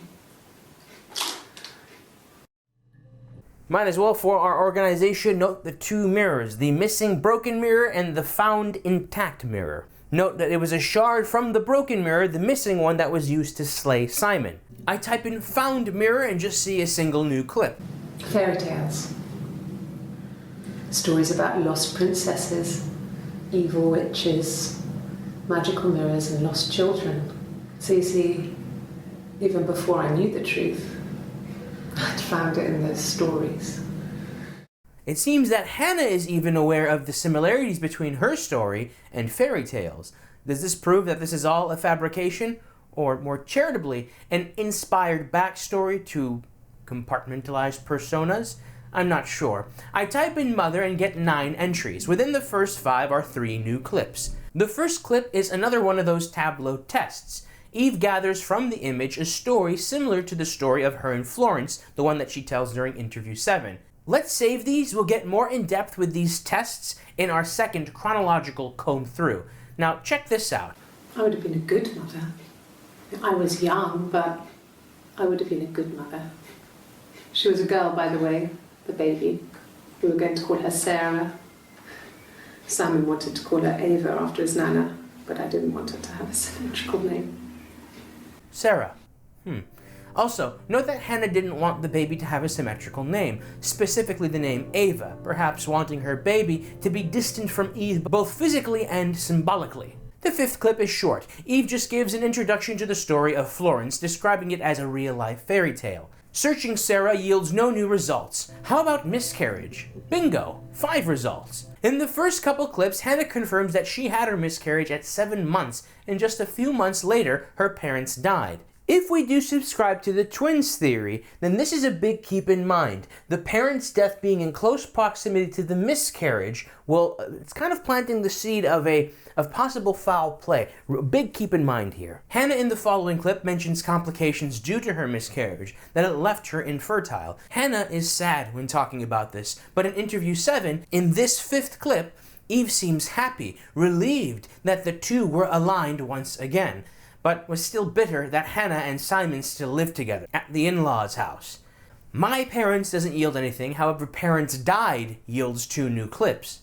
In the first clip, Eve is talking about a cat that Hannah's parents owned, but after her parents died, they never did anything about the cat flap. She theorizes that if you were thin, you could squeeze through it. Perhaps she's trying to help the police by giving a possible entry to the home that the murderer used. Otherwise, the fact that there was no forced entry paints a bit of a target on Hannah's back. The second clip, Hannah in her 4th interview, recalls 1984, when her parents had died shortly after her miscarriage. This was during a hot summer, and because of the heat, the decomposition of her parents accelerated. Because they died together, in the same bed at the same time, the police investigated. The forensic entomologist. I had to look that up. It was because of the heat. It's just awful. She mentions hearing a term for the first time, forensic entomologist. Ugh, brutal. An entomologist is somebody who studies insects, so insects were found on the dead bodies. It's very brutal. Sad. Very sad too. Another thing to keep in mind, the parents were found dead, of course died at the same time in their sleep in the same bed. We will discover the cause of death in many more details surrounding the parents' death, if not in this current comb through, in our more thorough comb through. The term Hannah loved yields no results. Twin, however, yields 3 new ones. Nice.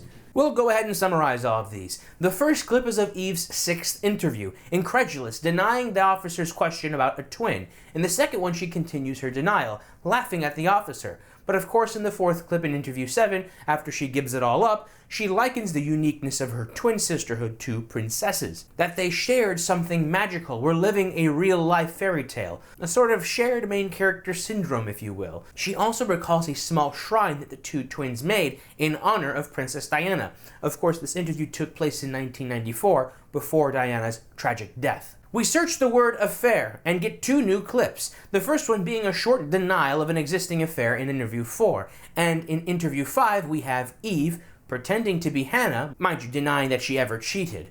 What's interesting is that Eve sort of mask slips here, saying, I never cheated, I've never taken anything from anyone. That sounds like more that she's denying being a homewrecker rather than a cheater.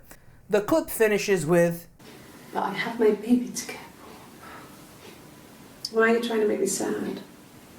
Why are you so obsessed with sex and affairs? You cheated on your wife. Is this your thing? Before the clip ends, she turns the question on to the detective, asking if he's ever cheated before. This goes into the clip where she says, "And what did your wife do? She didn't kill you, didn't she?" We came across that clip way back when we searched up "killed" keyword. Let's rewind for a second, because this is a big revelation we just glossed over. We already went over this, but I totally forgot. Eve, or Hannah, are pregnant at the time of this interview. We're not sure which one just yet. Typing in baby, we get 4 new entries. Rapid fire. She recalls having an inexpensive honeymoon since they have to save for the baby. Since they couldn't afford a place, Simon dropped out of school, worked full-time as a glassblower, and the two moved in with Simon's parents. Hannah fondly recalls having her own life as a mother to look forward to. Eve, as Hannah, recalls the time she discovered Simon's body. Oh, hold on, I'm going a bit too fast. Let's go ahead and play this one out. It was after dinner. I'd spoken to Simon's parents on the phone. I looked up for an early night and I suddenly had this thought. I think it was something his mum had said. She'd been speaking about old stuff, sad stuff, about when we lived there, about the baby. There's some boxes in the cellar, nursery stuff we never needed, and I never had the heart to throw out. And I suddenly remembered that when I'd looked down there the week before, those boxes, that pile was in the wrong place. I went cold all over. I went down there with a torch and went straight to the back, and that's when I saw the bin bags. Pulled them open, saw the body. I screamed, and that's when I called the police. I see. So, like she said in the confession in interview 7, she and Hannah set it up so that they would discover the body. In the next clip, Eve, pretending to be Hannah, tells the officers about when she told Simon about her pregnancy. This would be the second pregnancy, the current one. She dances around it, indicating it as a touchy subject. We'll get into it as the story unfolds. Let's go ahead and search up throat. I want to get some more details regarding Simon's murder. In the first clip, she describes what Simon's body looked like when she found him. She mentions his slit throat and his missing glasses. I mentioned it earlier. As far as I know, those glasses were never found. And I still have an itching suspicion that they aren't even real. Okay, just this once. Hey, Eve, those glasses, did they even exist? There's not a lot of floppyisms in this video, I noticed. We're getting real down to the brass tacks. Let me know how that feels. In the second clip, Hannah pretends to be surprised by the officers telling her that they found either glass or silver from the mirror in his throat. I know we've been going very rapid fire, but I want to play this third clip out since it's Eve recalling how she actually discovered Simon's body. This is right before Eve recalls Hannah's version of events, how Simon was murdered. Something like that. I walked in, saw Simon. He was on the floor of the living room. His throat had been cut. There was a lot of blood. Yeah, he was dead. So she found Simon dead in the living room. She would shortly conspire with Hannah after that. Typing in hide body yields no results. Typing in body yields 2 new results. The first one is, oh, the song. You know what, we've gone so rapid fire with this, how about we allow Eve to give us a musical break? She's convinced by the officers to finish the Wind and Rain song, and let me tell you, she wasn't kidding when she said the song got weird. Enjoy. Laid a body on the dock to dry. Oh, the wind and the rain, till a fiddler with a fiddle came walking by. Oh, the dreadful wind and rain. And he made a fiddle bow of her long hair. Oh, the wind and the rain. Yes, he made a fiddle bow of her long blonde hair. Oh, the dreadful wind and rain.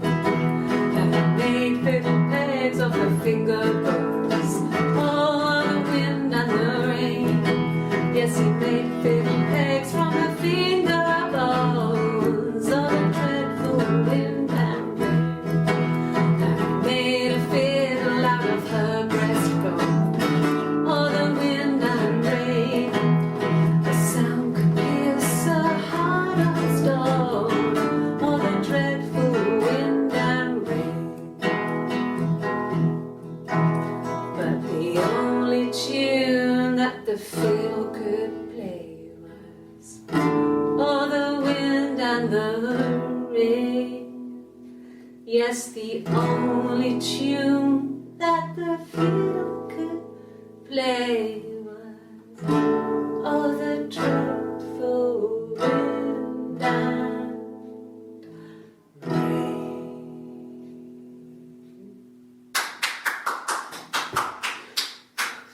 Anything you sing may be used as evidence against you. Yeah, probably.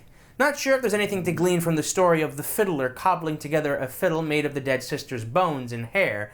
Are most UK island ballads like this? Brutal. There once was a sick man named John Kramer. I want to play a game.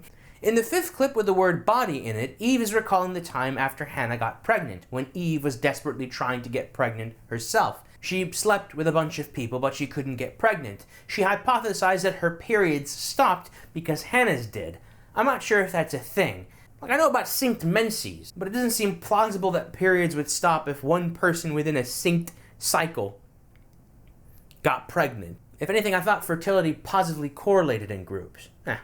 The body gets no new results. Body bag gets no new results. Hair gets us 2 new results. In the third and fourth clip, we get a small part of a specific line of questioning where the police find blonde hairs in the bedroom. Hannah seems genuinely perturbed by this news. I won't get into it right now. I feel like the best time to explore this side mystery will be when we do the main comb through of the chronological interview. Typing in blonde yields 1 result, where in interview 1 our suspect mentions Helen and Simon's love for blondes. She doesn't seem to be troubled by this fact, not even the least bit insecure. So notice how it's Eve saying, of course Eve pretending to be Hannah, is Eve saying he likes blondes. She knows that Simon likes blondes. What if we're going to go by the system theory, Eve somehow switched in to somewhat mimic those olden days of Hannah and Eve sharing their romantic partners, using the wig.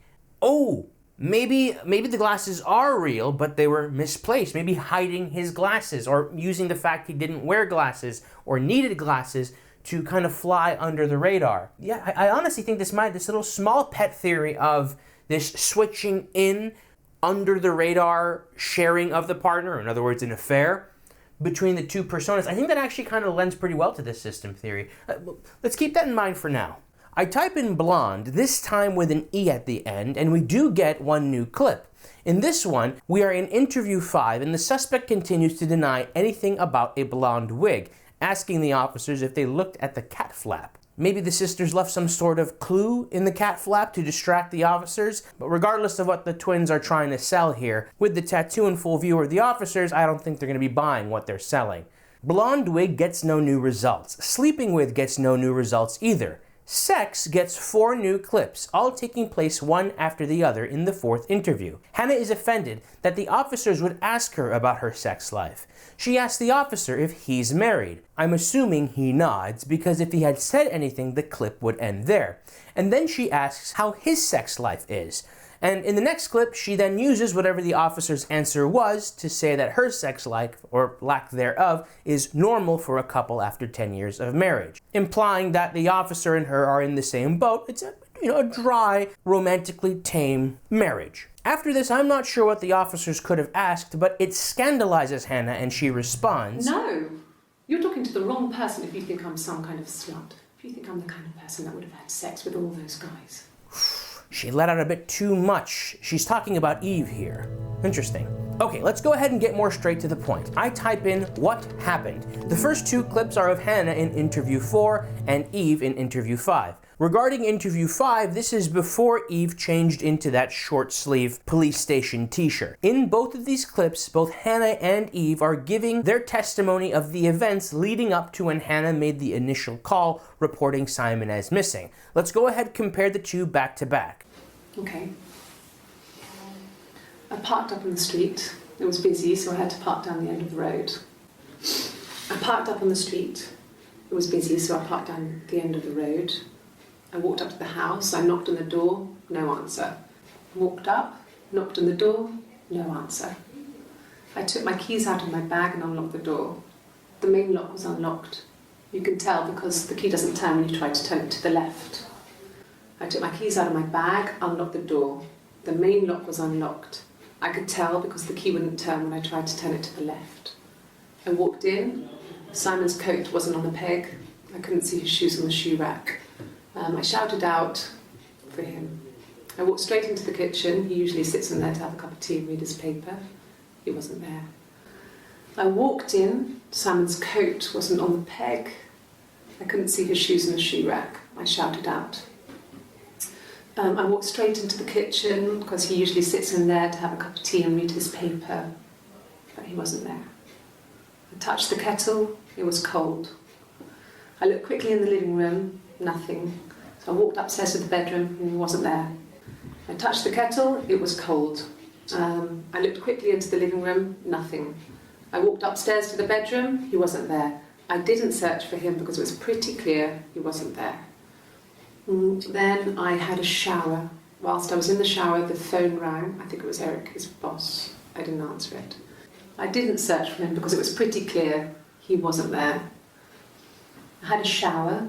The phone rang whilst I was in the shower. I didn't answer it. I think it was Eric. Then I was just exhausted. So I lay down on the bed and I fell asleep, though I didn't mean to. Then I came out and I was just exhausted. So I lay down on the bed and I fell asleep, but I didn't mean to. I woke up a couple of hours later and I was surprised to see no one in the bed next to me. I woke up a couple of hours later and I was surprised to see no one in the bed next to me. And then I remembered where I was and what had happened. That's when Eric called again. This time I spoke to him. Then I called Doug and Eleanor. And then I decided to come and see you. And then I remembered where I was and what had happened. That's when Eric called again. I spoke to him. Then I called Simon's parents. And then I decided to come and see you. That enough? Aside from Eve referring to the in-laws as Simon's parents and Hannah as Doug and Eleanor, these were basically perfect matches, identical testimonies. Now, of course, we know it's rehearsed because of what we know as the player, but I'm sure this near-perfect recollection made the cops suspicious even during this earlier part of the investigation. Mind you, this was before they even noticed the tattoo. The third clip is very confusing without context, so I will table it for the full comb-through. The fourth clip takes place during the short sixth interview. The cops really turn the heat up and press Eve, saying that her testimony of the moments leading up to the initial report sounded rehearsed. Of course, Eve denies this, acting flabbergasted that we would even consider it. Of course I thought about what happened then. It's all I've thought about. My husband is dead. I search up secret and get two new results. The first clip, Hannah talks about discussing cleaning duties with her mother-in-law. That leads into Hannah talking about Simon's mother having a secret smoking habit. In awe of how even after so many years of being married, one could still hold such secrets. Of course, this is ironic coming from Hannah. The third clip, Eve talks about how the two sisters would communicate in their childhood home, using the knock code that they learned from books. This is the same code that was used when Hannah spelt out "love you." Eve demonstrates by tapping "by Hannah." However, I think she taps an extra time in that last pair of numbers, and it translates to "by Hannon." Dannon. Dannon.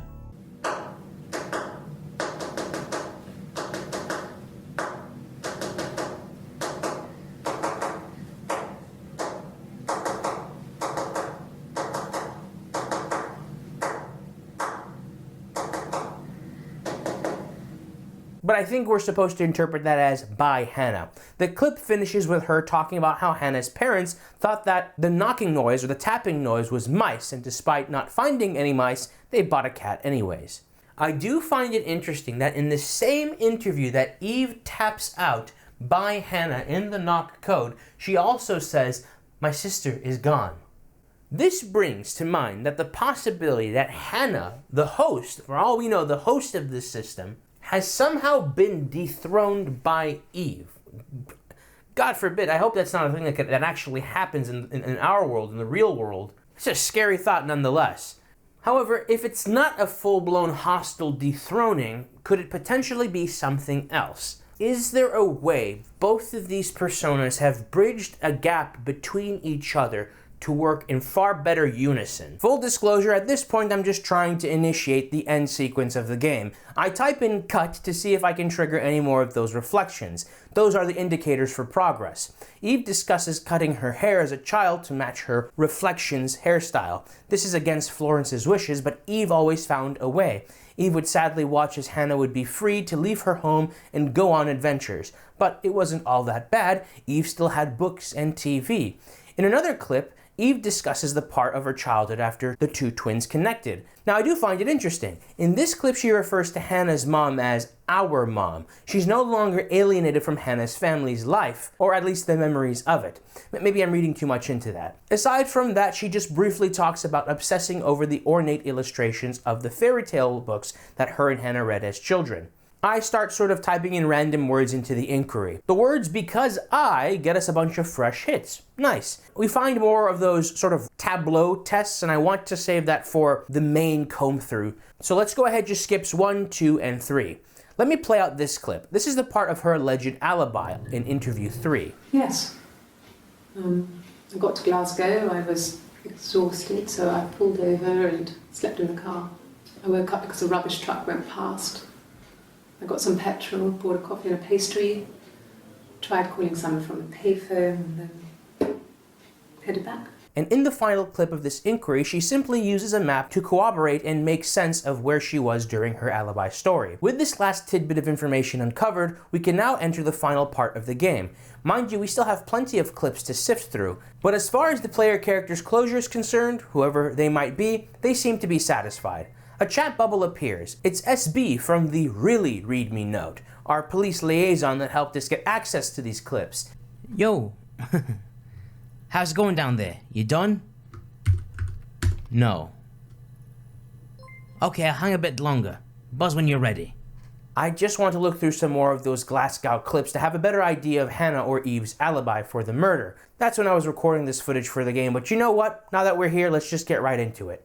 I'm fairly certain we're all on the same page with what we know. Let's jump right into the main comb-through. We ring up SB once more. Good. So you think you understand why your mother did what she did?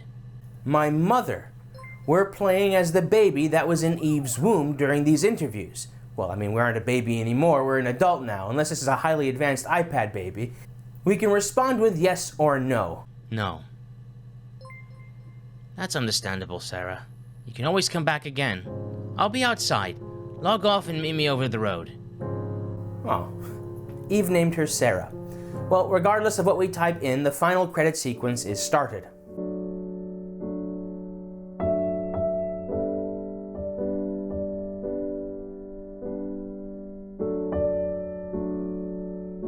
Knowing that the player character is the daughter of Eve and is simply looking through these clips to get a bit of closure makes the music and medley of clips very sad to watch. This is Sarah's only record of her mother. We don't know if Eve is incarcerated, if Hannah is dead, buried in the system, on the lam, or also incarcerated. We just don't know. And I think it's good that we, the player, don't know because it helps us feel at least a part of the solemn dumbfoundment that Sarah must feel with this screwy situation. It was actually in this credit sequence I first noticed the tattoo discrepancy on my first playthrough. I felt so silly. You might notice that in some of these clips also the images are flipped. I think this is just the theming of the mirror, the reflection, the experience of these two long-lost twins seeing each other, and it being more real than looking in the mirror somehow. From the cracked desktop game to Simon's gift to this credit sequence, this is the overarching theme of this game. Oh, and of course, the reflection of Sarah's face when we learn more about the story. This is the mirror, the reflection, the overarching theme of this game. The question simply is, are we dealing with the twin reflection or the internal reflection of two identities? Two identical coins merged into one, or two sides of the same coin? At the very end, SB leaves a message for Sarah, and by extension the player. These are essentially cheat codes we can use to brute force our way to full completion. Sarah, if you're stuck, you could always try admin_random, or the unlock command. Using the cheat codes and referencing the database checker, I slowly make my way to 100% database completion. This is just for the sake of thoroughness. Unless I miss something, this doesn't unlock any new cutscene. The game truly ends when you, the player, feel closure. Now let's go ahead and get into the game's actual files, extract the interview videos, and let's go ahead and put together a solid beginning to end summation of, well, her story. I actually think I did a pretty good job in not getting super repetitive. Things we glossed over in our first comb through, we'll get into a bit more in depth, and things that we've already basically established that put us on the same page, we're not going to spend a whole bunch of time on. And of course, since we're going to be doing a thorough comb through of the interrogation, might as well put on my detective getup. In order to make sure this came out as quickly as possible to all of you, I wanted to just get straight to the game files and just rip the video files. The only problem with this is that we don't get the subtitles on screen, so in order to make up for that, I'm going to kind of tweak the audio so you can more clearly hear her voice. Now, let's go ahead and get into interview 1. When the police ask the suspect if they could get her anything, she says, coffee, black. A black coffee, thanks. No sugar. I'm sweet enough as it is. We can see Eve is already trying to play the innocent, calling herself sweet, but note her beverage of choice. So Eve prefers black coffee. These beverage choices will help us in charting and keeping track of which sister is on the hot seat. When asked her name and to spell it, she says, My name is Hannah. Hannah. It's palindrome. It reads the same backwards as forwards. It doesn't work if you mirror it though. It's not quite symmetrical, but well, I mean, you get the idea. As we established, this mirror theming is being folded in. The palindrome names, Hannah and Eve, Simon's mirror making, the way her story mirrors the fairy tales, and of course, twins, mirror images, or reflections as Eve referred to them. You know what, I realized something. The eyes matter a lot, huh? I have my own personal theories regarding this presentation stuff. Let's go ahead and forego on the glasses. I think that's actually quite important. Being able to see my eyes, I think, is very important. We're developing the floppy theory regarding this formatting. All right, where were we? Oh, yes. So Eve referred to herself as Hannah, of course. But remember, this is Eve pretending to be Hannah. You'll notice that Eve is a lot more charismatic and fluid than Hannah. Black coffee, I'm sweet enough as it is. That sort of thing. She likes to tilt her head down and bring her eyes up and give that sort of slow kind of corner smile. It's very effective. Eve talks about Simon's occupation, his artisanship, his physical appearance, the fact that he wears glasses, and when asked about a mobile phone, she says, A mobile phone? Yeah.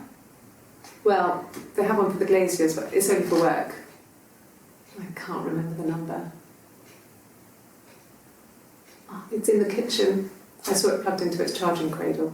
This could be the earliest clue that foul play could be involved, Simon's only mobile form of communication being left behind when going missing. However, this was in 1994. I'm sure people didn't always have their phones on them like they do now. The suspect describes what Simon was wearing. I'm assuming she's answering the question, what was Simon wearing when you last saw him? Again, mind you, at this point, this is a missing persons investigation. She responds, He was wearing a shirt. It's a blue turtleneck shirt and jeans. He has a watch. It's a really nice one. That was a gift from his boss, Eric. He had his coat, a long grey duffel coat, like Paddington Bear. He would have taken that with him. It's not in the house. Some things to note. She mentions the watch and a coat that is still missing. If the coat was left behind, that would be very suspicious. The elements are particularly harsh in the UK, although it is June during this time. Not sure. The watch is a particularly important centerpiece to Hannah and Eve's scheme, one I still don't really understand, so let's keep it in mind for now. The suspect then describes the moments right before she last saw Simon. It was Friday evening. We had an argument. He left. On Saturday, he didn't come back. I waited all day. He was supposed to go help Eric out with something on the Saturday afternoon. They had a job. He didn't show. So Eric was ringing on the phone. I checked at The Rock, that's our local. They said they'd seen him on the Friday night, but not since. He still wasn't back this morning. It just isn't like him at all. Still not back by dinner time. It's getting dark again. So I decided to come see you. So Friday they had their argument. He didn't come back home on Saturday. Eric, his boss, couldn't get a hold of him, and then Hannah checks the Rockington pub and still can't find him. Note she doesn't mention her Glasgow trip just yet. That's a big thing to leave out. Based on what she says, it sounds like she waits until Sunday to come to the police, but June 18th, 1994 was a Saturday.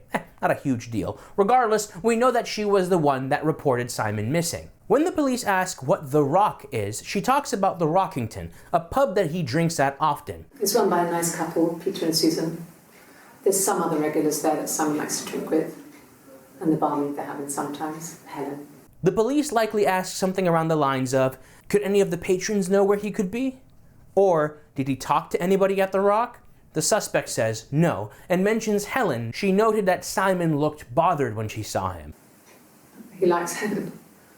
He likes blondes. This is where the suspect mentioned Helen being blonde, that Simon liked blondes.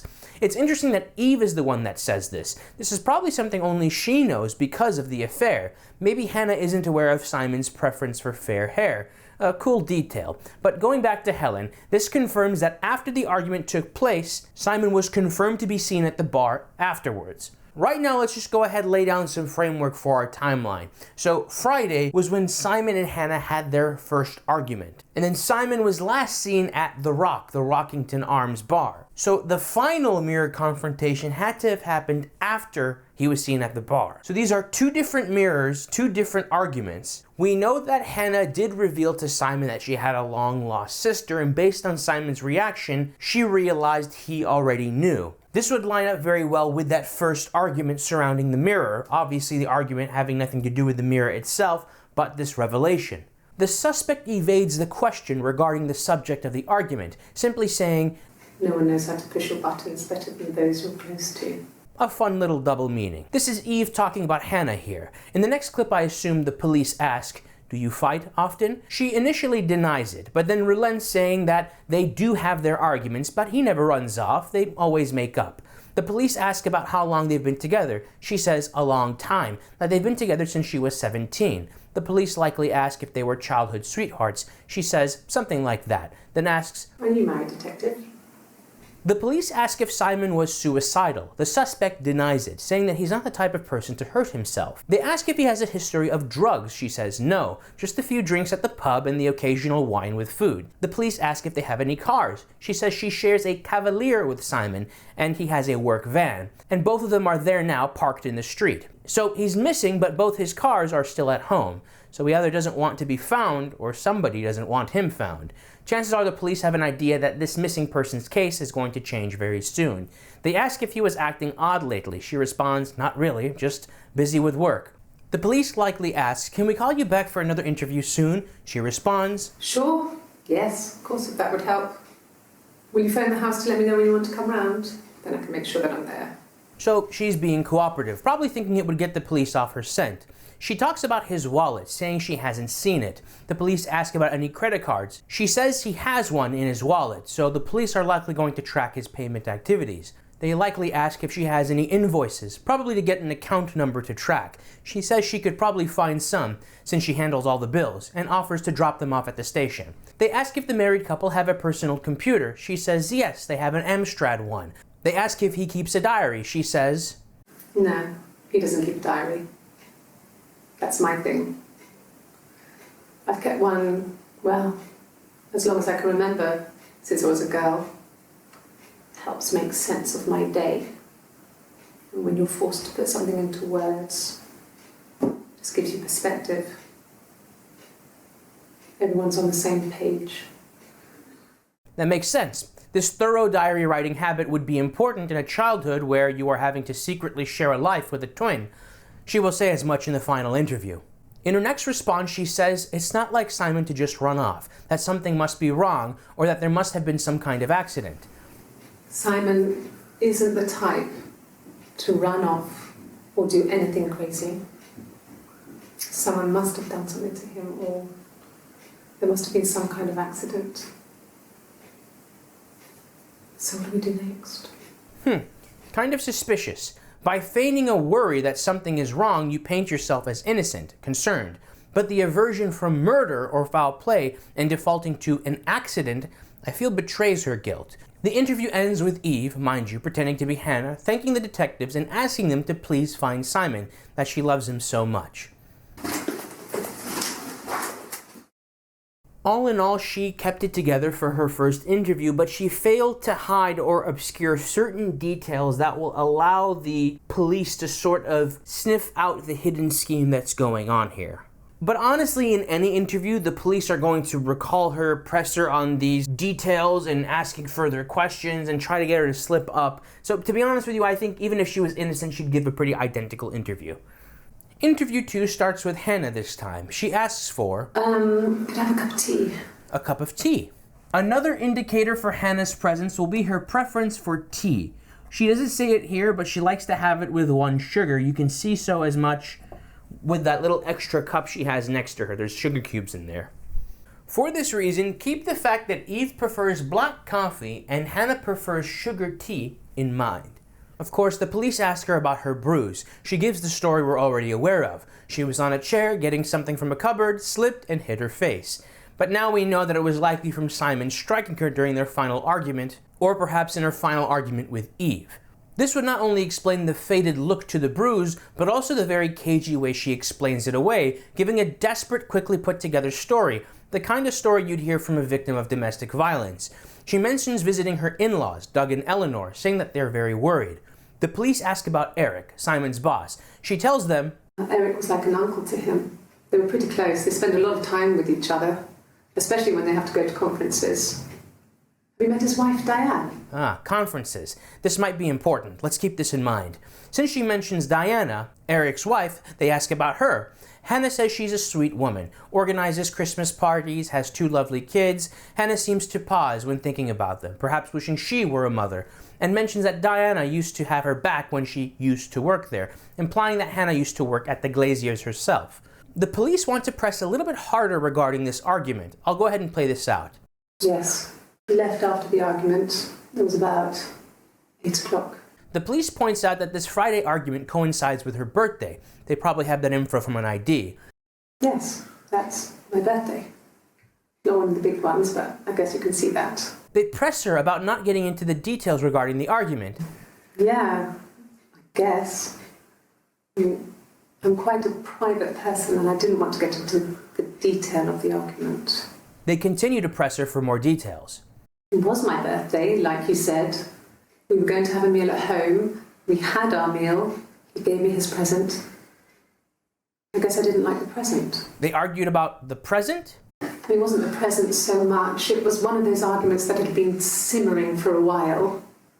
The present was a mirror. A nice mirror.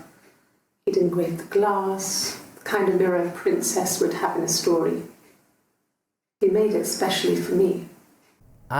The mirror. Not sure if she's giving a sincere retelling of the first mirror gift or an insincere retelling of the second mirror gift intended for Eve. I'm going to say that this was the first mirror gift. Simon gave Hannah a handcrafted mirror for her birthday, but what caused the argument? Obviously we know it had something to do with the affair, but she's not giving it up. Hannah answers some more questions. She talks about how her and Simon met when they were both 17, working at the Glaziers. She worked there doing paperwork. Her mother and father even worked there at a time as well. She liked doing admin work because she felt she was too shy to work the till or point of sale. And we can see as much in her demeanor compared to Eve. She's a bit more closed off, holding her arms, hiding her face with her hand. Now, listen to this. The police likely ask if Simon made the first move. She says, No, he was as shy as me. I asked a friend to ask him out for me. We had our first date at the Odeon in North End. We went to see Risky Business. I had on my one best dress. Simon paid. He bought me a Whisper, and I was worried about getting chocolate on my teeth. Whisper? I'm more of a Violet Crumble man myself. This friend is Eve. What she's describing is having Eve ask Simon out on her or their behalf. The best dress is corroborated in the final interview. Eve will describe how the 2 twins, or identities, took turns watching the movie with Simon on that date at the cinema. Eventually, I got pregnant. Both our parents had a big powwow. We weren't even in the room. And they decided we should get married. So, a shotgun wedding. I guess you could call it that, but we were both happy to get married. It was a beautiful wedding. She continues to talk about the wedding song, but we've already gone over that. Let me go ahead and replay this part though. It felt like it was just me and Simon for that moment. Just the 2 of us.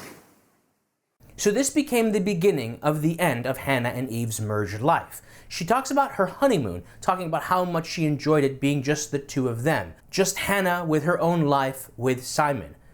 Her prince, not needing to plan with or around her second half, Eve. She talks about how they transitioned into married life. Much of this we already know. Simon dropped out, they moved in with the in-laws, and tragically the baby died 7 months into the pregnancy. I lost the baby. I had a miscarriage at 8 months. We carried on living at Simon's parents until, well, it was only a few months after. She talks about living with Simon's parents until... Then my parents died. It was the worst year of my life. Miscarriage and then my parents. She hesitates. She says, just a few months after. This was the time of her parents' death. Some of this might sound redundant, but just wait, there are some details we didn't naturally run into during our cursory playthrough. Now check this out. At the time they said it was poison, food poisoning. I felt so guilty. If I'd still been at home, maybe I could have done something. I didn't. If only if I was home, I could have done something. Hannah wasn't home, but Eve was, in the attic. Again, that's if we're going with this twin theory, this twin narrative of 2 separate twins in 2 separate bodies. And note, Hannah says that the police deduced that the parents died of poisoning. She clarifies food poisoning, but poisoning nonetheless. I think we have enough here for me to posit my theory. If Eve and Hannah are indeed 2 separate twins, in 2 separate bodies with, of course, separate motivations, did Eve, motivated by an undying desire to be in proximity to her twin sister, kill her birth parents? Now, we don't exactly have a means or motivation just yet. What would killing the parents do to help Eve be with her sister? How could she have killed them through food poisoning? Those details will come to us soon. Hannah proceeds to recall inheriting her parents' house after their deaths. She recalls feeling nostalgic, reminded of her childhood when looking at the dollhouse in the attic after all those years. And while it took them a while, about a year, to actually move in and sleep in the house for the first time, they immediately began to decorate it. Let's go ahead and chart out this span of approximately a year. When Hannah was 17, she got pregnant, got married with Simon. 8 months later, she had a miscarriage, and then 3 months later, her parents died mysteriously. So roughly, I would say places her at 18 years old around the time her parents died. Hannah then talks about her job as a lunch lady. I got a job to contribute, Doug knew someone and I got a job as a dinner lady at the primary school. He said it didn't matter if I could cook or not, just don't poison the kids. So you see, it's always been complicated between me and Simon. It's never just been the 2 of us. There's always been pressure. I feel like she's sharing a bit too much there. There's always been pressure, meaning pressure from Eve. Hannah is enjoying her time as her own person, but what of Eve? What is she doing? Perhaps the next question police ask is, what do you think happened to Simon? Or do you have any idea where he could be now? She says, I don't know. Something must have happened to him on his way home. He could be hurt. Why hasn't he phoned? They press a bit more. Oh, God, I don't know. I guess the Rock. You've spoken to everyone there. Someone must have seen where he went. I don't know. So many things could have gone wrong. Did anybody have any animosity towards Simon? No. Everyone loves Simon. He was so nice to everyone. He loves me. She didn't need to say that he loved her, but she perhaps needed to tell herself that. Tell Eve that, maybe. The police ask if they could take her fingerprint. She accepts. I've never had my fingerprints taken before. I once put my hand on the oven. I feel like that detail with the burnt hand might be important. Maybe. With the whole fingerprint thing. I'll keep it in mind for now. Before leaving the room to give her fingerprint, she even offers to give a blood test. Again, being eager to help out to get the police off her scent. I've given blood before. Do you need to take that for your records? So in interview 2 with Hannah, she made the mistake of mentioning her friend Eve.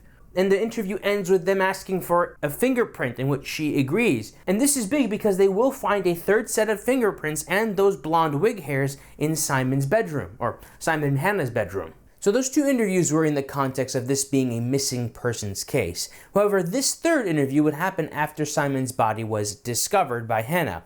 Let's see how she does. One officer says, "Can I get you anything? Water? Coffee? A cuppa?" No, it's okay. The other detective has just gone to get me one. Another officer likely says, "Sorry, our coffee kinda sucks here." Oh, tastes fine to me. As long as it's black and strong, I'm good. Okay, so there we go.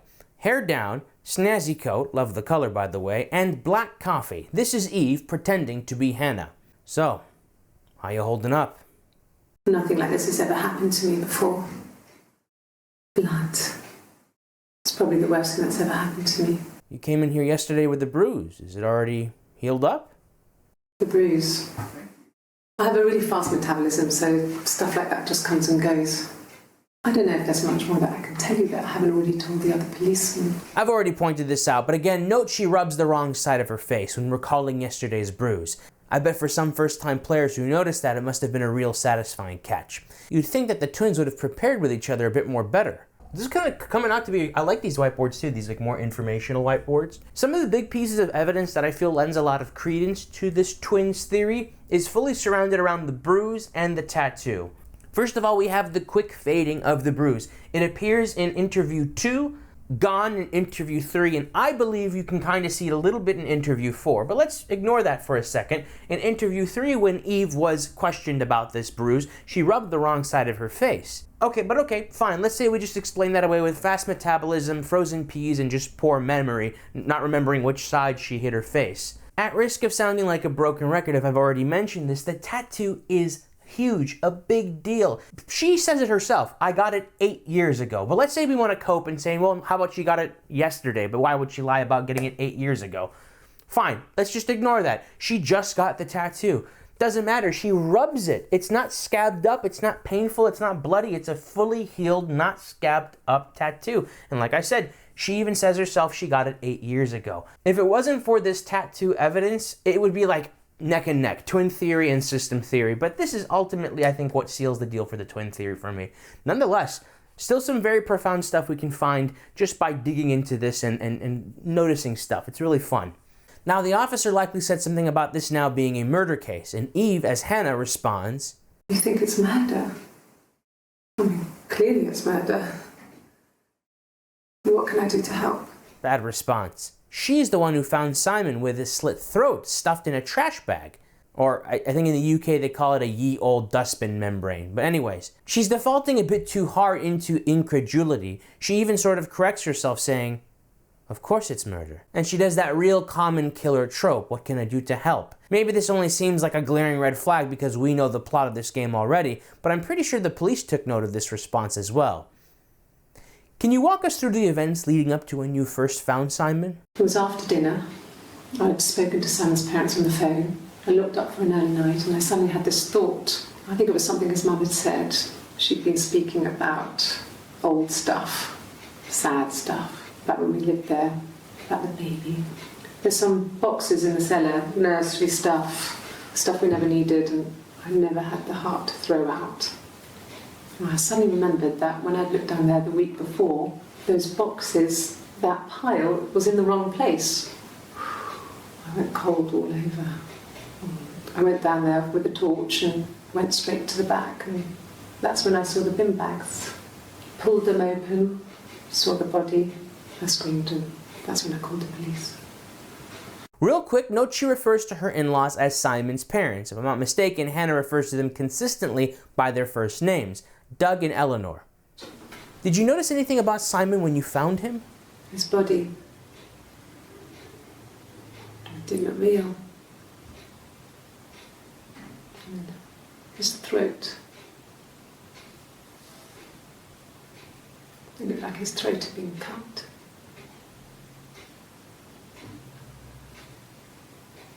And I didn't see his glasses. There's these thick glasses. I've mentioned this already, but note the fact that A, he wasn't wearing his glasses, and B, they're still missing. Whether or not the glasses are even real is still a mystery to me at this point. But let's keep pressing forward. Hannah, did you notice anything? Anything you can remember about the room you found him in? The whole thing was wrong. The bags, I I think they were from our kitchen, you can probably check that. We never go into the cellar. It's just a place we put things we don't need. Dad used to grow mushrooms there. Mushrooms, eh? Side detail, but nonetheless, keep these mushrooms in mind for this little pet theory I have going on. The bags were taped up. I think it was parcel tape, but I think it was ours. Regardless, the bags were not from the house, but the bag ties were. Not sure if this is important, evidence-wise. Did you notice anything amiss in your house the Friday of your argument, the day after even? I wasn't in the house. You weren't in the house? I wasn't in the house all of Friday night. After the argument, after Simon left, I left too. I was upset and I wanted to get away. So I took the car. You got in the car and...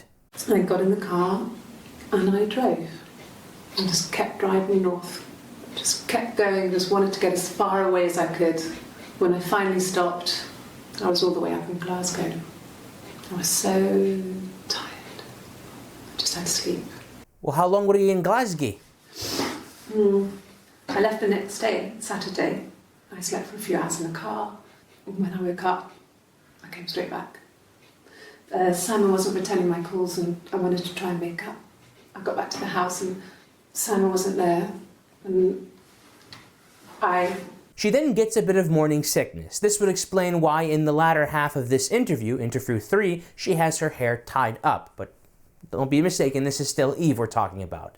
Okay, so let's go ahead and create a little space on our whiteboard for this Glasgow alibi. I hope while she was there she didn't meet John Paul. You're a fucking toilet. So after the initial argument between Hannah and Simon, Eve fled to Glasgow. During this Glasgow trip, this would be around the time that Hannah slashed Simon's throat. Since the twins have kept this sisterhood a secret, the existence of Eve a secret, they could use this as an alibi. Eve and her presence at the hospital will act as an alibi for Hannah. It is interesting how, according to this alibi, Hannah tried getting in touch with Simon and went back home because she couldn't get in touch with him. She wanted to make up, when in reality it was Eve who was trying to get back in touch with Hannah, trying to make up. And of course, she comes back home to check on her sister to find Simon dead in the arms of Hannah. We'll have a clearer picture soon. The police likely ask, "Are you okay?"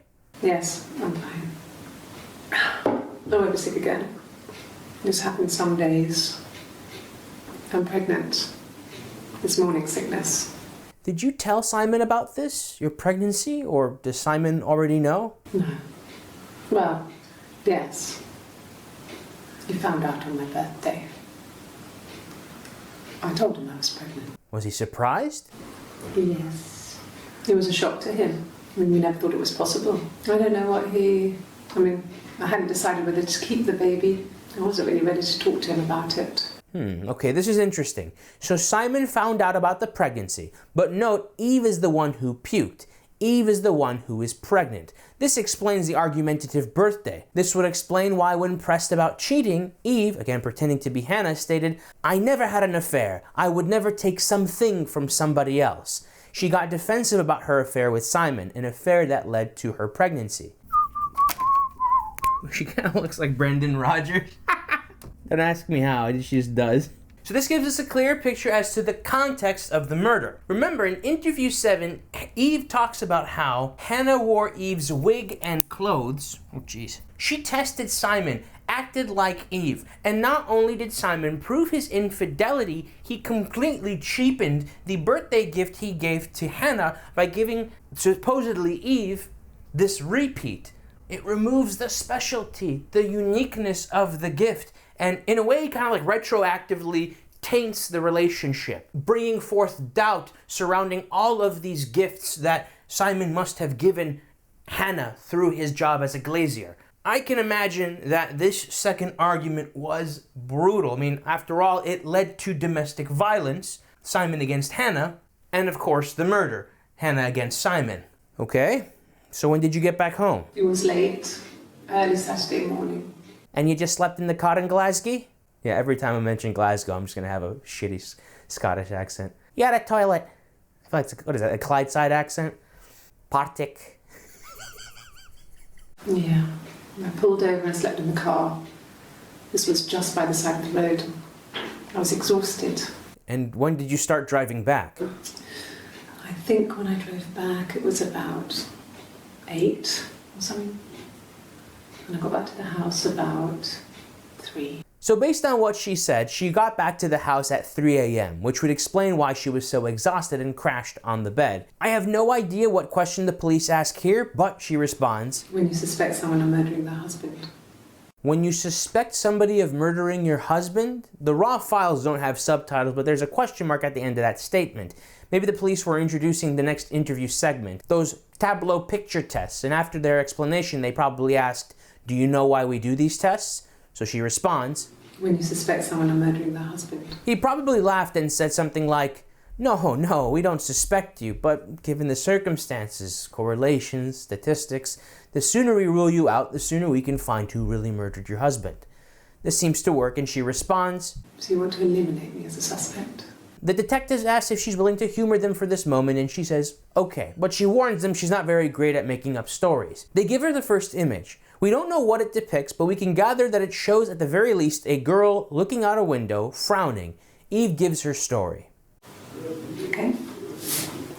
There's a girl and she's staring out of the window. She's sad. She's trapped. She's here. She's looking out the window because her mother won't let her out. Her mother? What makes you say that? It's Rapunzel.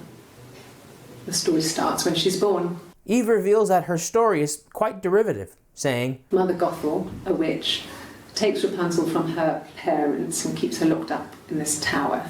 Rapunzel gets pregnant by the prince, and Mother Gothel is furious, so she cuts off her hair and throws it. Actually, her hair's already short here, so that's already happened.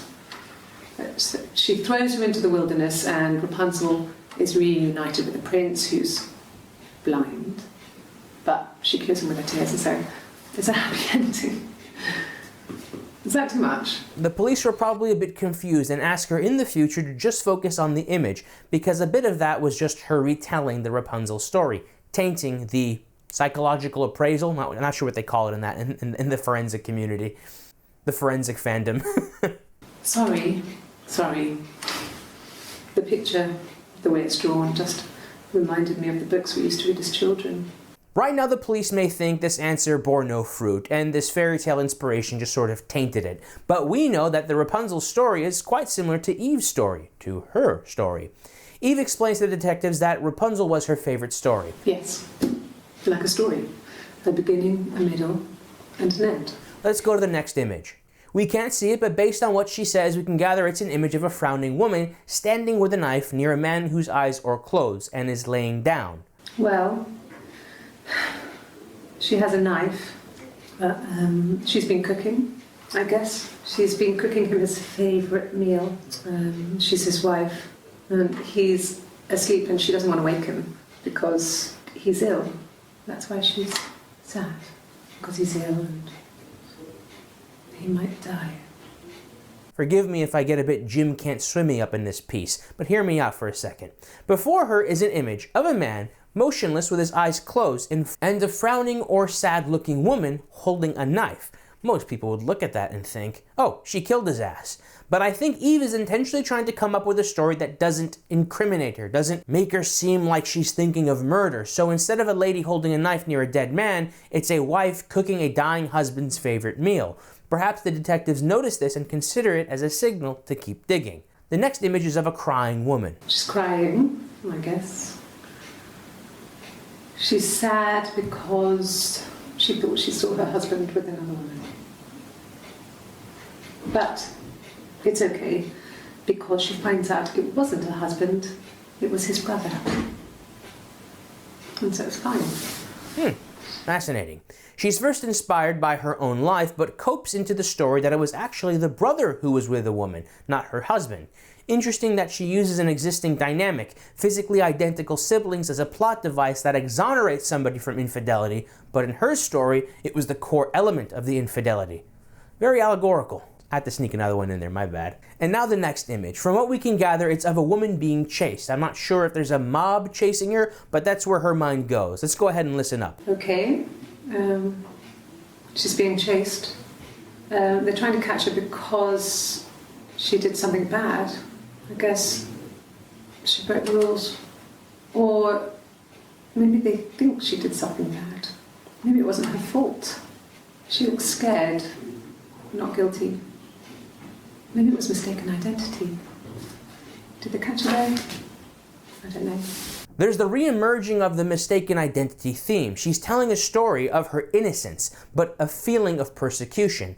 So we have the story of Rapunzel, a story of a forlorn marriage, a story of infidelity, and a story of wrongful persecution. These particular answers themselves I don't think are necessarily evidence. For example, I'm sure if you were being interrogated and the police asked you to describe an image, and just for the hell of it you describe a brutal, disgusting story, that doesn't magically make you the perp.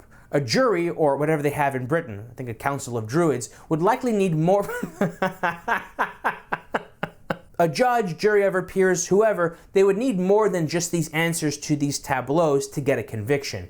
But these bits of information, these red flags, these icks, if you will, allow for the detectives to figure out where there could be guilt, and if not, where they can find conflict, motives, lies, truth, etc.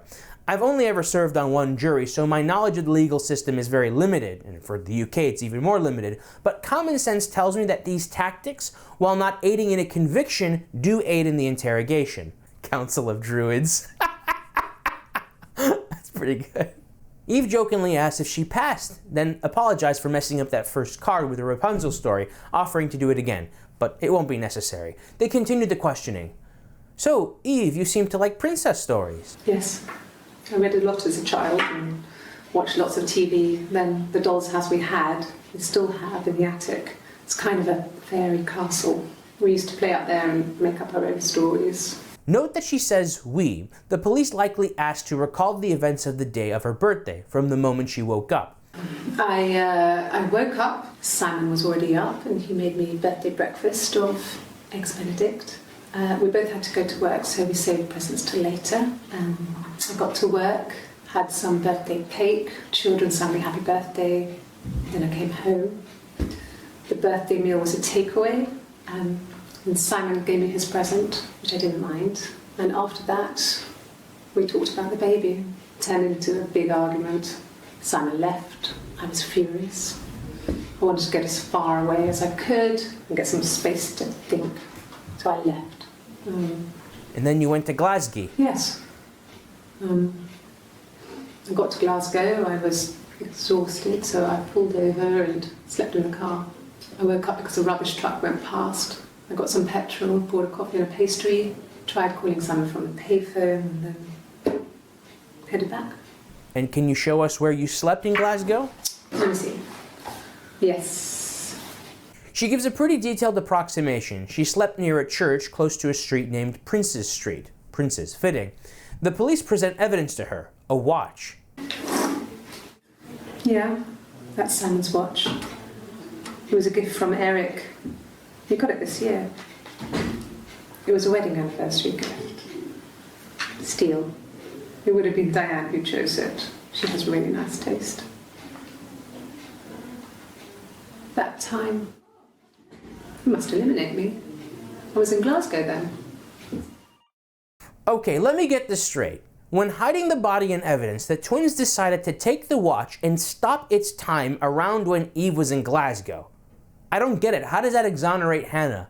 If anything, it's suspicious as hell. People's watches don't stop working suddenly when they die. If the murder tampered with the watch, why didn't they steal it? What kind of story was Hannah and Eve thinking that this would tell? Because from the looks of it, the time not only specifically lines up to exonerate Hannah based on her Glasgow trip, but in addition to that, the police weren't even the ones who came across that. It was Eve that had to feed that to them. They didn't notice it on their own. Not only creating obvious bait, but leading the officers to the bait.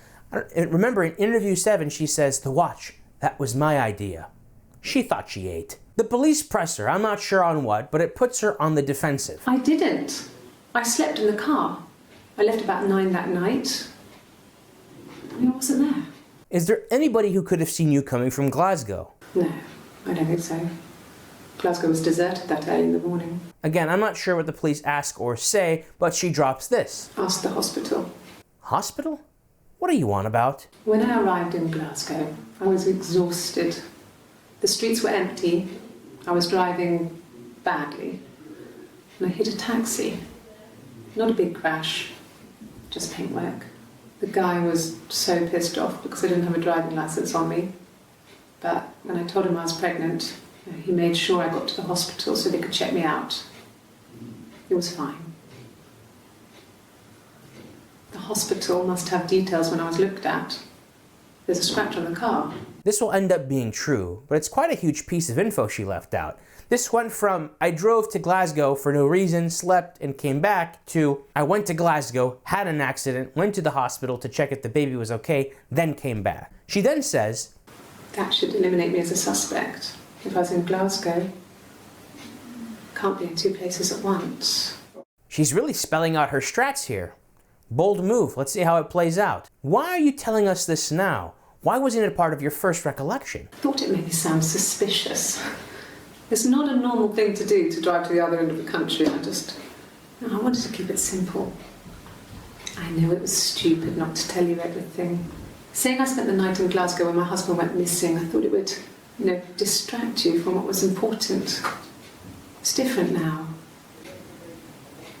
Now I don't think this is working. It's very suspicious. The police probably ask about any possible enemies or people he owed money to. This was that one clip where she said, everybody loved Simon, and as a glazier, he didn't have much money. Do you have any idea who could have murdered your husband? God, I don't know.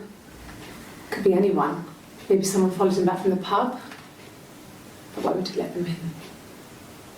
Doesn't make sense. There was no sign of a break-in. That's probably why she rules out him being followed from the pub. She seems to not think that he would let somebody from the pub into her house. This is probably where the police get the idea of a possible affair. They talk a little bit about how the door locks. She gives details about how she gets in and out of the home. She reveals that when she got there, she turned the key in the lock, but it was already unlocked. So I see. She probably adds this detail to explain why there wouldn't have been any sign of a break-in, perhaps. But she mentions the door locking on its own when you swing it shut. Yeah, I had to let myself in. The door locks if it swings too. So it feels like that this would contradict that, making it impossible to accidentally leave the door unlocked.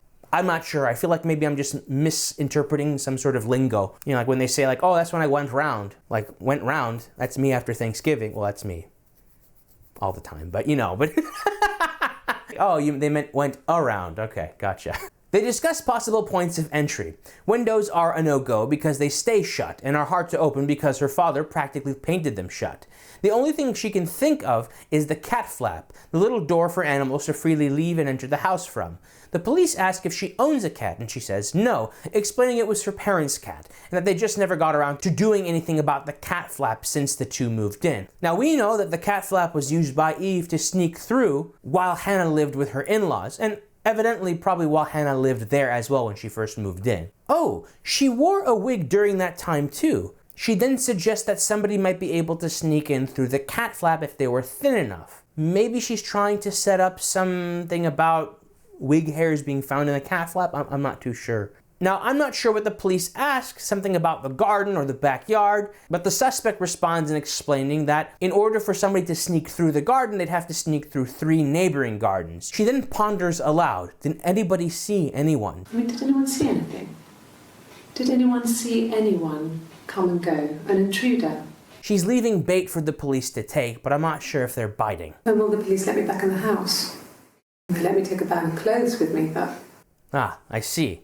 They've blocked off the home for the police investigation, so whatever state she's left the home in is locked in. The detectives then ask about where she left the mirror. She doesn't remember specifically, but remembers putting it upstairs, somewhere safe. This would be the first mirror. They ask where she's staying in the meantime. She mentions that Simon's parents offered to give her a place to stay, but she refused, saying it would be too sad and that she's staying with a friend. This friend is likely Eve.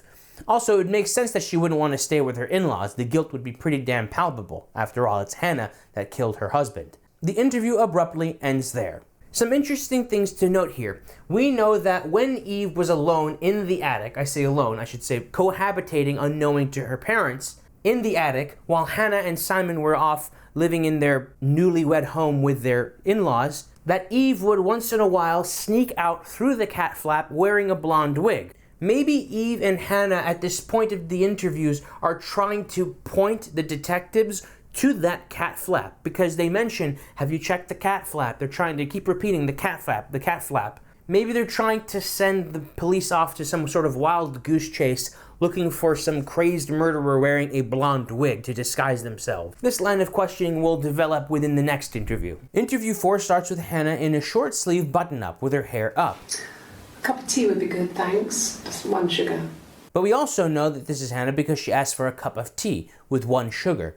The detectives ask how she's doing. She says, Well, fine, considering. I got back into the house today, and that was weird, knowing your people have been there through my things. It's like I've been burgled. I mean, worse, obviously. I don't know. I haven't looked in the cellar yet. They sent a cleaner in, as good as new, he said. But they had to throw some stuff out. Couldn't get the blood out.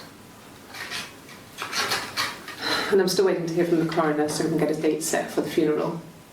It's going to be a cremation. There's not much to head into here, but now the investigation is at the point where she now has access to her home again. The detectives have completed their search. She mentions that she plans on having Simon cremated once the coroner is finished with him. On its own, that's not a suspicious detail, but knowing about the guilt of Eve and Hannah, I can't help but think they want him cremated so that his body can't be exhumed if the case were to reopen in the future. So Hannah, I want you to know we found some fingerprints. Fingerprints? Has anybody other than you and Simon been in your home in the past few weeks? No. No one has been in the last few weeks. We had a plumber come in 3-4 weeks ago. Someone Simon knew from the rock. We found these fingerprints in the bedroom. In the bedroom? The detectives ask about how often she dusts or cleans. She talks for a bit about how she dusts every few weeks. Her in-law would say, People ask, tell them you do it once a week. But every few weeks is okay. I think she was just trying to make me feel better. I mean, when I was there, she was hoovering every day. She then goes on about her mother-in-law's secret stash of cigarettes. We've already covered this. The main thing we're focusing on is the frequency of Hannah's dusting and cleaning. And when's the last time you've cleaned your home? A week or so ago. It would have been the Saturday before my birthday. You know, I get like that on the weekends, have a lie-in, then want to get up and blitz the house. So these fingerprints are very new. I don't exactly know what the detectives ask next, but they ask if she cleans something involving the bedroom or bed. She states, Yes, yeah. I would have cleaned them. I changed the sheets too. Were the fingerprints in all those places? The police confirm that they were. Could they have been my parents' fingerprints? I'm not sure how long they last for, but is that possible? Not sure what the police say here, probably that the fingerprints were fresh and in the bedroom. That can't be right. In the bedroom. And what side of the bed do you sleep on? I sleep on the right side of the bed, as you come in from the door. You can tell because I have 2 pillows and he just has 1. Well, we also found some hairs. What kind of hairs? From a wig. A wig? You mean... What type of wig? Have you ever worn a wig before? No, I've never worn a wig. What kind of wig? A blonde one. Could the hairs have come from somewhere else? I mean, could they... We have a lot of dolls in the attic. There's a Rapunzel doll with long blonde hair. Could they have come from there? Again with the Rapunzel. Interesting. It looks like the police changed the subject and asked her to give a detailed account of the moments leading up to when she first made the missing persons report. We already compared the two together, so no need to cover it again. Note though that this is the first time going through this testimony. She'll be asked to give it again tomorrow and give an identical, obviously rehearsed account, with the only difference being Hannah says Doug and Eleanor and Eve says Simon's parents. The police present her with the mirror. This would be the first mirror, Hannah's birthday gift. Yes, this is it.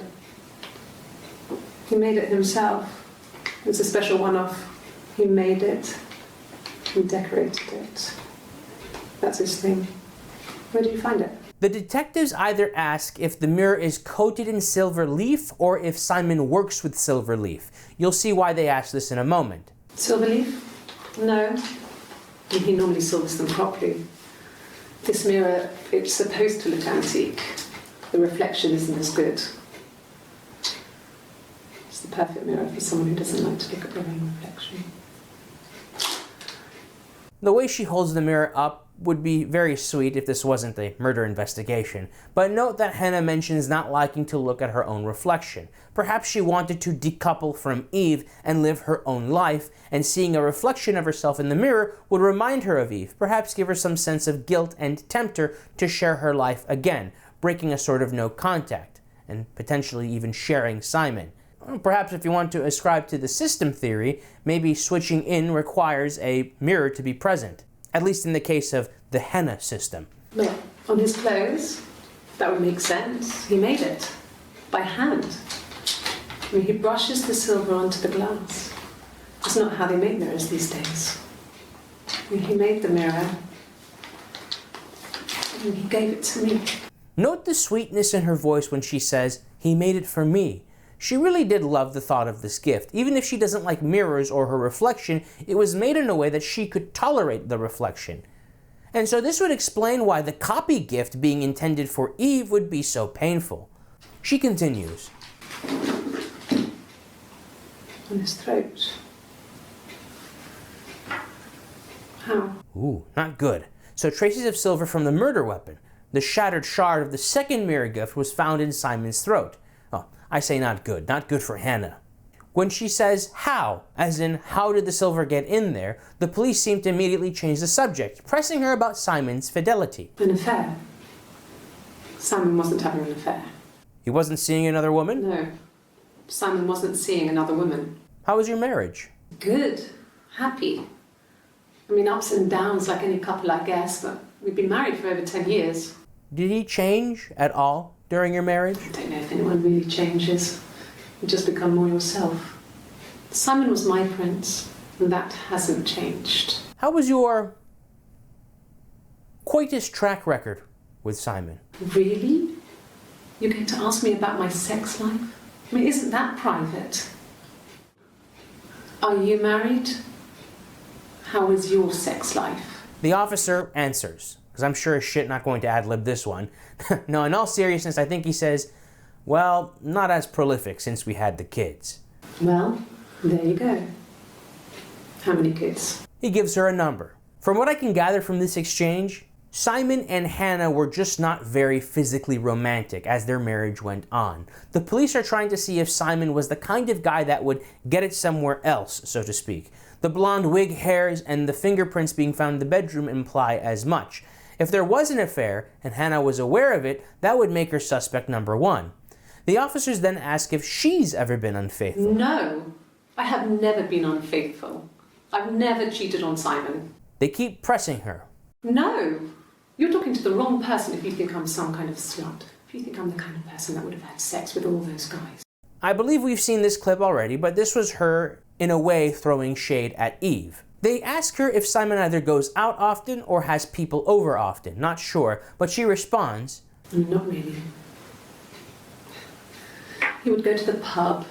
He had his drinking buddies there, but no one ever really came back to the house. She then says he only goes to the pub and mainly sticks with his drinking buddies. The only time they ever really had company over were when they would have Eric and Diane over for dinner, returning the favor for Simon's gainful employment. Remember, Eric is Simon's employer. Hannah, have you ever wanted to hurt somebody? Hurt someone? Yes. But everyone thinks that from time to time, right? You just want to lash out. Lash out? With who? Well, my friend Eve. I mean, she was a friend from when I was a kid. And she was always more popular with the boys, and I used to hate her for it. I mean, really hate her sometimes. Would you and Eve fight?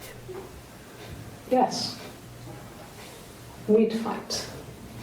We fought on the beach once, and I held Eve's head underwater. There was no one else around. It was at the far end of the beach, and I held her head under, and I kept it up. And for a moment, just wanted to kill her and watch her drown. But that was it. It was just a moment. We made up after. It was a love-hate relationship. If we view this story through the lens of the two persons in one system theory, we must ask the question, how can one identity drown another identity if they're both sharing a body? What if, this is a very cinematic thought, but what if reflections have something to do with the switching process? And so when she looked into the water at the beach, she saw her reflection in the water, she saw Eve, and built up with that resentment, she drowned the reflection. Her hands clasped around each other in the water around the neck of the reflection as she tried to kill this identity. I mean, that can't be a coincidence. There's something, it's such a compelling theory, a compelling framework, that it can't be unintentional. There has to be something there. Anyways, let's go ahead and move on. The officers then ask if she's ever been to a police station. She tells the story of her and Eve running away and taking a taxi to see Bob Dylan. The taxi driver reported them, and this happened. So they came and picked us up and took me back to Portsmouth. My mum picked me up from the station. But I blamed everything on my friend Eve. So my parents let me off. Now, I've already given my thoughts on this story. If Eve were a separate twin with a separate body but the likeness of Hannah, who would have gotten custody over her? The police would have eventually had to figure it out that she was a ghost in the system. No birth certificate, nothing. And now that I think about it, the wig didn't even come into play until later in her life. This would have been an identical twin who was caught with Hannah by the law, and they didn't expect anything? When the parents came to pick up Hannah, did they not say, well, hold on, what about your other daughter? I mean, this is big. This is like a really big discrepancy. This police station story, if true, in my opinion, is the systems theory version of the tattoo evidence. I think just as the tattoo almost completely hands down proves the twin theory, this police station story is so major to me. I risk repeating myself, but I have to reiterate. According to Hannah, both her and her friend Eve got caught trying to get into the Bob Dylan concert. They both were put into custody, and not once did the police notice that they both were identical. Again, if we want to retroactively cope that maybe she was wearing a wig, what custody would Eve been thrown into? The cops didn't bring up to the parents of Hannah, hey, what about her friend? Hey, do you know if she has parents we can contact? Or if they did notice the likeness, their identical twinness, did the police not mention, hey, what about her sister? You're leaving with Hannah, what about the sister? It's very major, but I'm really repeating myself now. Let's go ahead and move on. The officers step outside to follow up on that story. They ask if she wants anything, and she asks for a tea. When she thinks she has her privacy, she laments aloud. What are you doing talking about Eve? This is that clip where she taps in knock code, love you, coping with potentially blowing the two's cover. Remember, she also says, poor Simon. They ask if she wants milk with her tea. She says, nope, just one sugar. Plops a cube into her cup and then asks if the camera is recording. They likely are obligated to answer yes, but probably gave some sort of explanation to ease her mind, like, oh, this is just standard operating procedure. We just have to record. Now, Hannah, what year did your parents die? 1984. It was an awful year in the end. We were living at Doug and Eleanor's. I lost the baby at the end of spring and my parents died in the summer. It was a hot summer, a heat wave. Now, we're already aware she mentions the entomologist, the heat, but listen to this. They said it was food poisoning. There was something in the food they ate. My dad liked to pick mushrooms, grow them too. They said it was the mushrooms. It was hard to believe. Death caps. They have a skirt around the cap. My dad taught me that. But, the police had no reason to think it was suspicious. They lived alone and no one had any reason to hurt them. Yeah. They'd gone to bed feeling ill, thinking it was flu or something. The neighbour called me, I had to use my key to let them in. We found them dead in their bed. And they'd been there for days. No one had noticed. Just awful. It was so soon after my miscarriage, the worst year of my life. I'd been so happy to get married, and after that it was just like, fuck. The father not only grows mushrooms, but even taught Hannah, and by extension Eve, about the various kinds of mushrooms that grow in their local area, even warning them against something called the death cap mushroom. So here we have confirmation that the parents died from ingesting death caps. And Hannah finds it hard to believe her father, the amateur lichenologist, lichenology is werewolves, lichenology, I just know that from State of Decay too.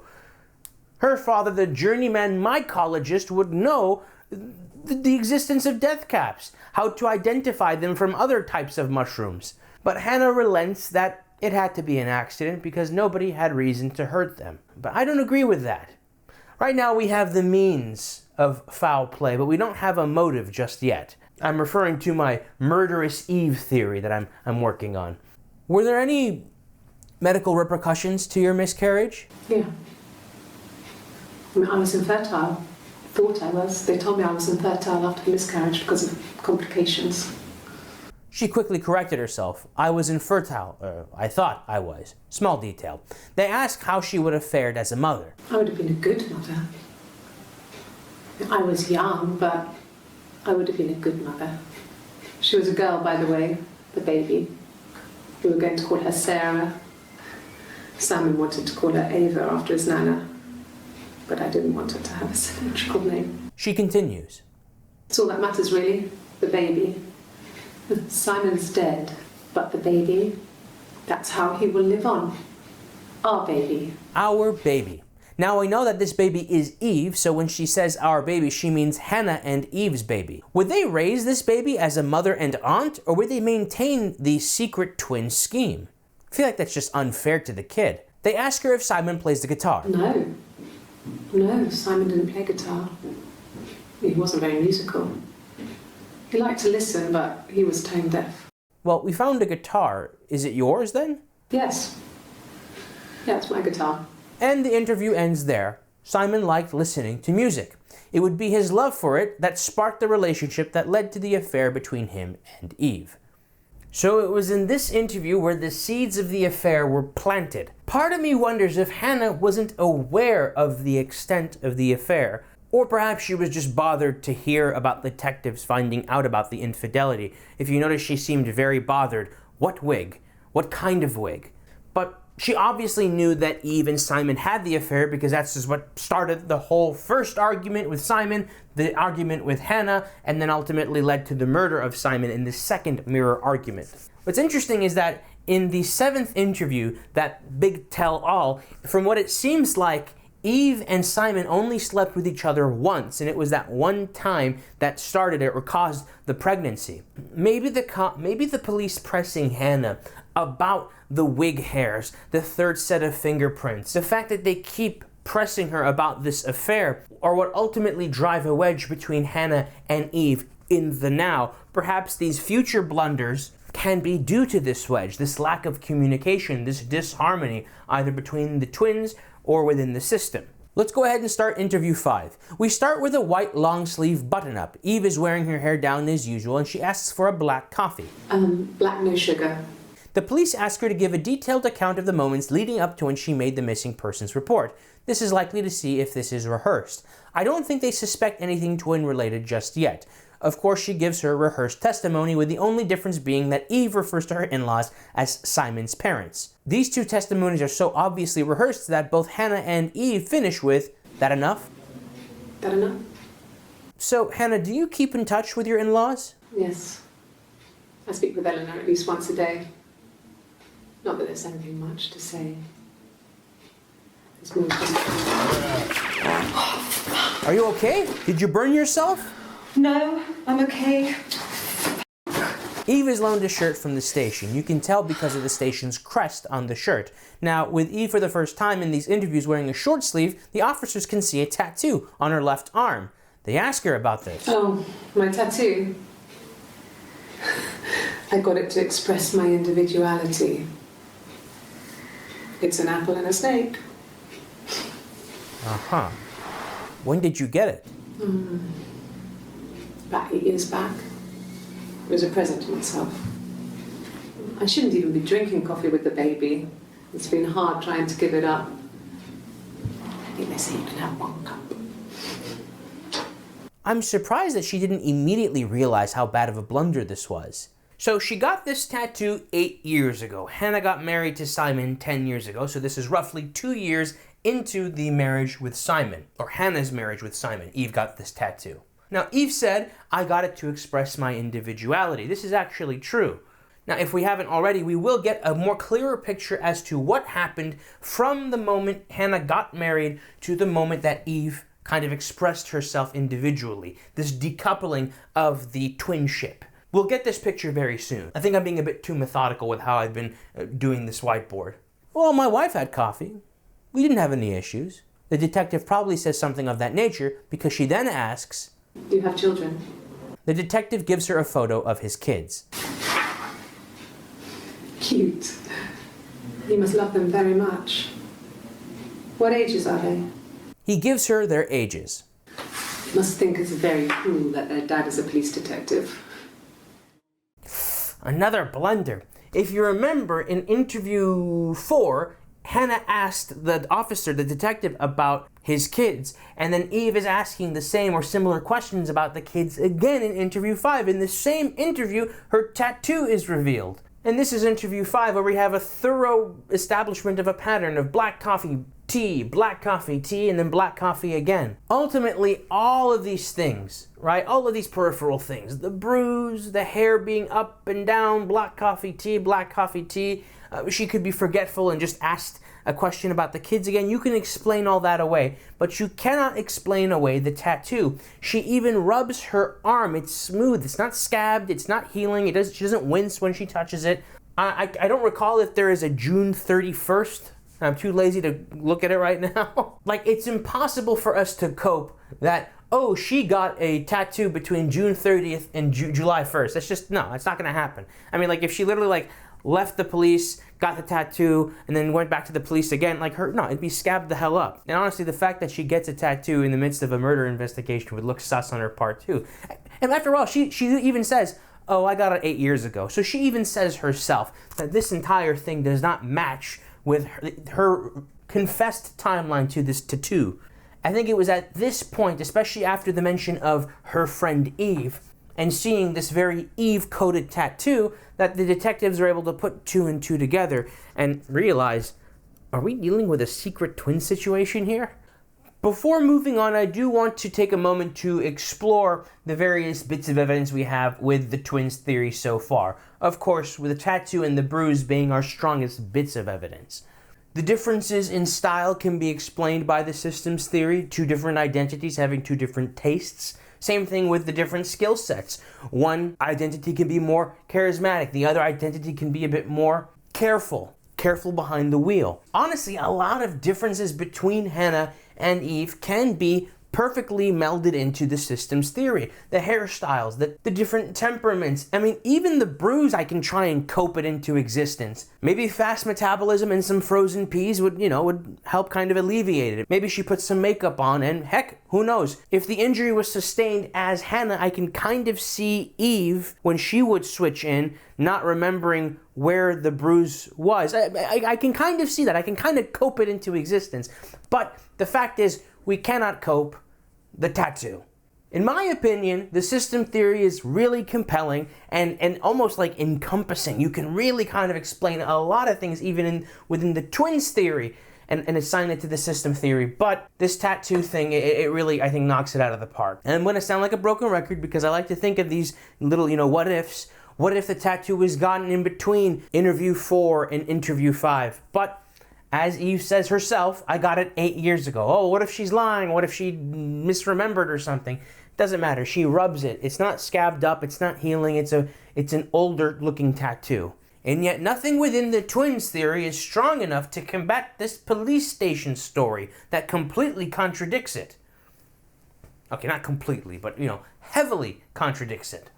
It doesn't matter how many copes you try to throw at this. Oh, what if she was wearing a wig? Oh, what if the police didn't notice? It doesn't matter. The fact is, Eve, the twin, would have been put into the system. She would no longer be a ghost. Maybe this police station story wouldn't have initially blown the cover of these 2 secret twins, but I think it would have inevitably led to the revelation. And honestly, it just brings to mind how unfeasible this scheme is. Not once in their entire childhood, the parents went into the attic and found Eve. Not once in any of their injury sharing was there an inconsistency that raised a red flag. I mean, it just seems so unfeasible that this scheme, especially with how many blunders they'd had in this interview, that this scheme could be held up for 2 whole decades. This is, I think, why I keep getting drawn to the system theory, because, again, aside from the tattoo, it just seems a lot more feasible, a lot more of a likely case.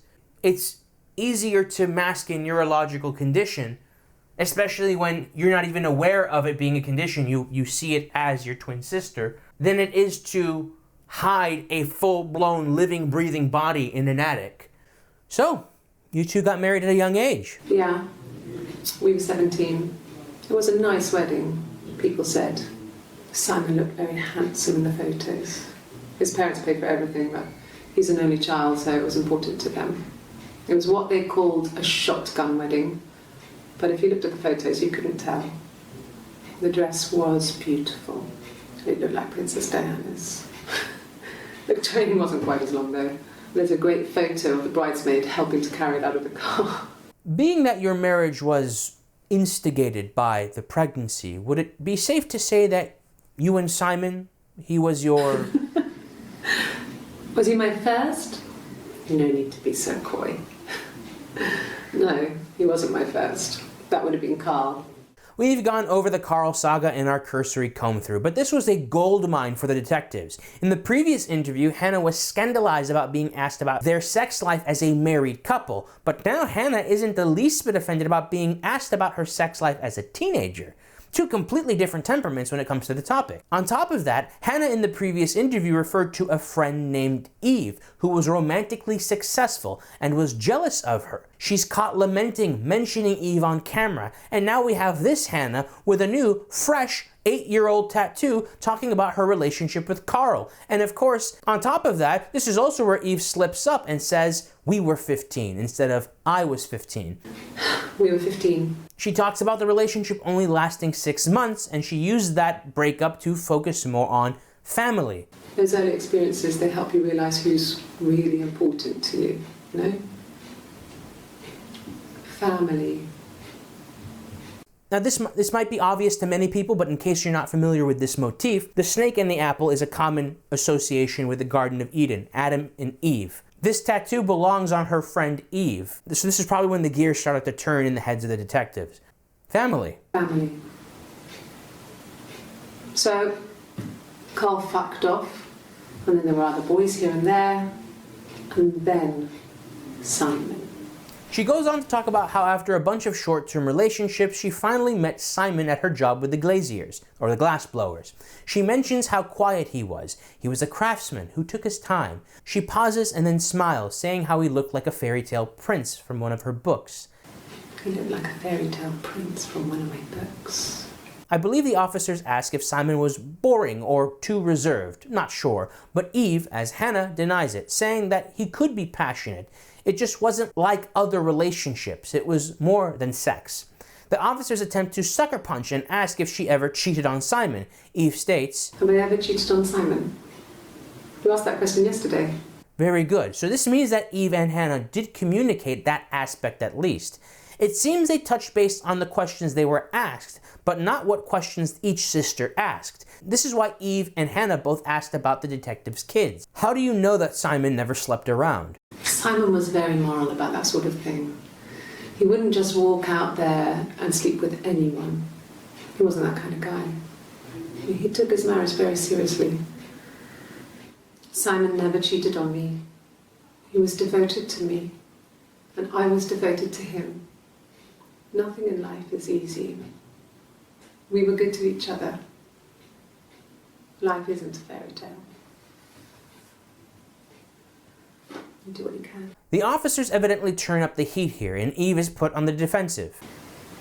You're reaching here, and I don't know why.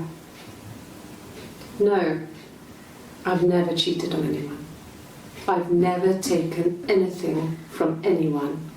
I've never taken anything from anyone. Is Eve in this moment defending herself instead of Eve pretending to be Hannah, defending Hannah? And Eve also gives a really interesting point. Why are you so obsessed with sex and affairs? You cheated on your wife. Is this your thing? The officer seems to admit that he did cheat on his wife. What did your wife do? She didn't kill you. You think I killed Simon because he was having an affair? Well, I didn't kill him. I wasn't even there. I was in Glasgow worrying about whether my baby was still growing inside me. I mean, why would I kill Simon? I loved him. If we believe the story from the 7th final interview, we know that Eve is being sincere. She did in fact not kill Simon. She also says that she loved Simon. Did she actually love him? Did she fall in love with Simon and Hannah took him from her? Or when she says she loved him, is she simply playing Hannah's part in the interview? The police press her again about the wig and this other person. This other person doesn't exist. I don't know what the blonde wig is, but it could be anything. Have you looked at the cat flap? Cat flap? What does the cat flap have to do with anything? Maybe this is the only possible way a murderer could enter, otherwise the murder would have to have been done by somebody trusted enough to be let in, or somebody that lives there. Well, remember, Eve did used to sneak out of the house with the blonde wig on, so this cat flap is Hannah and Eve's desperate scapegoat evidence. But at this point, I don't think the police are gonna buy it. She continues. I mean, what if they were crazy? You hear about these crazy people all the time. I mean, why would anyone who knew Simon want to kill him? The officers step out and ask if she wants any more coffee. She stares at the camera while they're gone, and when the officers come back in... Is that camera recording? Really? Hannah didn't think to tell Eve about the camera, or that she already asked if it was recording? If you put me on You've Been Framed, I want the money. You've been framed? Lady, your husband is dead. The police give her a photo of her car from February. I'm not sure what they're getting at here, but it seems they're in this moment focusing on a speeding ticket or an instance where she was seen in the car in February. This would be months before the murder. Maybe they're just trying to get her to admit that this was her car, caught on camera. Maybe standard procedure for putting together a case for court. Or maybe this is just to get her off kilter, bringing up a speeding ticket. They then change gears to asking about those conferences that Simon would go on. There was a conference, something to do with double glazing. In Oxford? Well, we looked into that, and there were no conferences of that nature in Oxford at that time. Are you sure? What would he be doing in Oxford if there was no conference? I remember calling him. He said it was boring and he spent most of the time at the bar. He was there. There were just no conferences. And the hotel said he was there? Yes. Okay, you got me. I'll confess. We were there. It was a dirty weekend. Simon was going to expense it, pretend it was a business trip. I used a made-up name. We stayed at the hotel, had room service, didn't leave the room, had a great view of the river, and you could hear the church bells. Like you said, it was very romantic. Well, why didn't you say this before? This isn't a small detail that you forget, Hannah. It was supposed to be a secret. Just because Simon is dead, it doesn't mean I have to give up all his secrets. It doesn't have anything to do with what happened to Simon.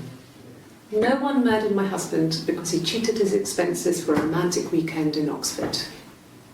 Okay, so perhaps they wanted to establish Hannah being at the home in February with the car photos. Maybe this was around the time of the conference in Oxford, but then she confesses to being with Simon in Oxford. You know, forget about the photo. The Oxford story is important. This will end up being what I believe is Eve's affair with Simon. It's funny how she worded this too. Nobody murdered my husband because he cheated his expenses for a personal trip. She says that with such confidence because she knows this to be true. He wasn't killed for cheating his business. He was, however, killed in relation to his cheating his marriage. The officers give her a guitar. She plays Oh, the Wind and Rain. Of course, we already went through the music. While the beginning part seems to be retelling the story of Hannah and Eve's tumultuous conflict over the prince Simon, the second part I'm not too sure of. The bones of the fair sister being used to put together a fiddle maybe perhaps symbolizes the process of taking an identity, stripping it for parts, assembling something new. Maybe the fiddle is supposed to be fooling somebody, maybe the detectives. I'm not sure. The officers ask if Simon and Eric ever argued. Simon and Eric arguing? No, I can't imagine they'd be arguing. And they get on so well. Unless it was something to do with work. Maybe Simon was being too much of a perfectionist. But I don't know. You should ask Diane. So the officers dismiss the suspect and we end the 5th interview. Whew, what a disaster. The tattoo, the Oxford story, the fact that just after a little bit of pressing, the detectives were able to get so much information out of her, so many different lines of questioning that they couldn't press her on. This would mark the turning point in the detectives' investigation. They've gone from simply interviewing Hannah to now trying to catch Hannah or potentially Eve in one of their lies. The sixth interview is interesting. Until now, I thought this was Eve. She has her hair down, her long sleeves, and she even asks for a coffee. However... Coffee, I guess. Milk and sugar.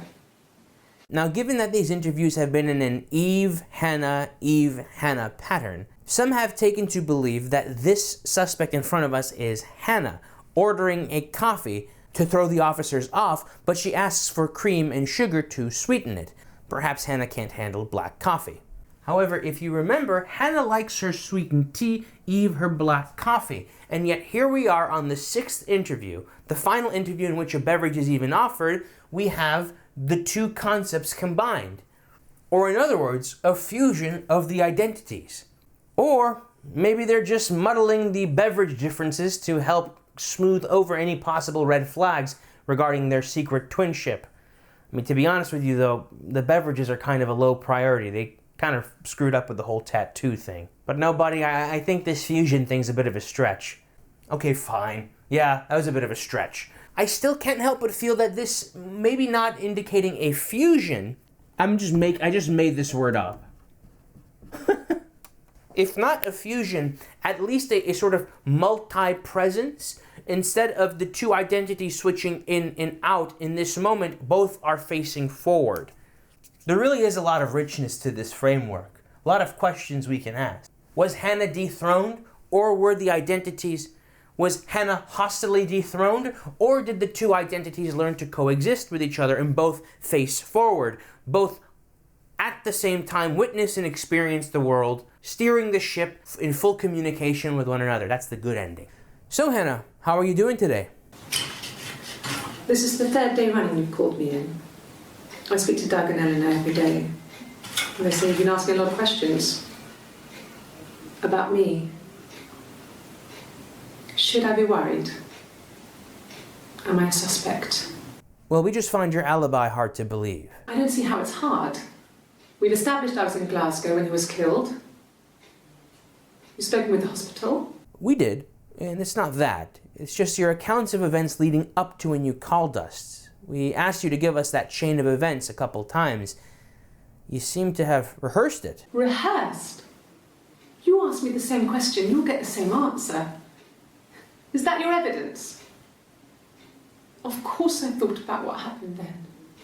It's all I've thought about. My husband is dead. Do you have a twin sister, Hannah?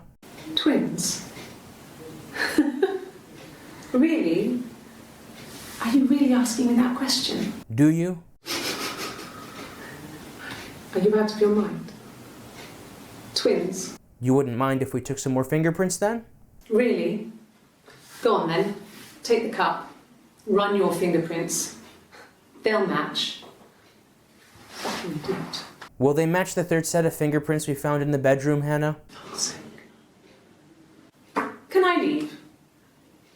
Are you going to arrest me? No. They'd laugh you out of the building. A lawyer would make mincemeat of you. Wait, hold on. Are you arresting me? No. Fuck off. Open this door. Open this door! I love the British accent. It's so funny to me, the way they say stuff. Clothes, chocolates. It's like when you itch your ear with a Q-tip. It's really nice. It really feels good. Evidently, the cops are onto her, and she realizes the jig is up, so exercises her rights and leaves the interrogation room. They don't have enough to arrest her, so she leaves. Now, what happened after she left? What took place between the sixth and final seventh interview? Did Hannah and Eve strategize some more, try to get their story straight, perhaps identify what blew their cover?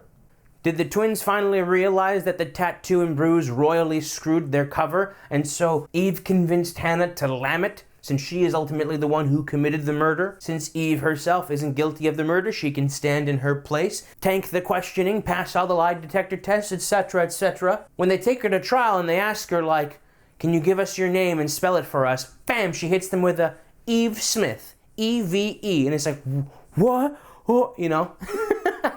And so maybe the case would be screwed. They don't have their murderer. They don't have a murder weapon. Eve could possibly get hit with something, but not a murder charge. Or, when Eve says, my sister is gone, Is it possible that she killed Hannah for screwing their twinship up with the marriage, the pregnancy, the murder? She messed everything up. They had a system, they had everything down, and she had to be her own girl.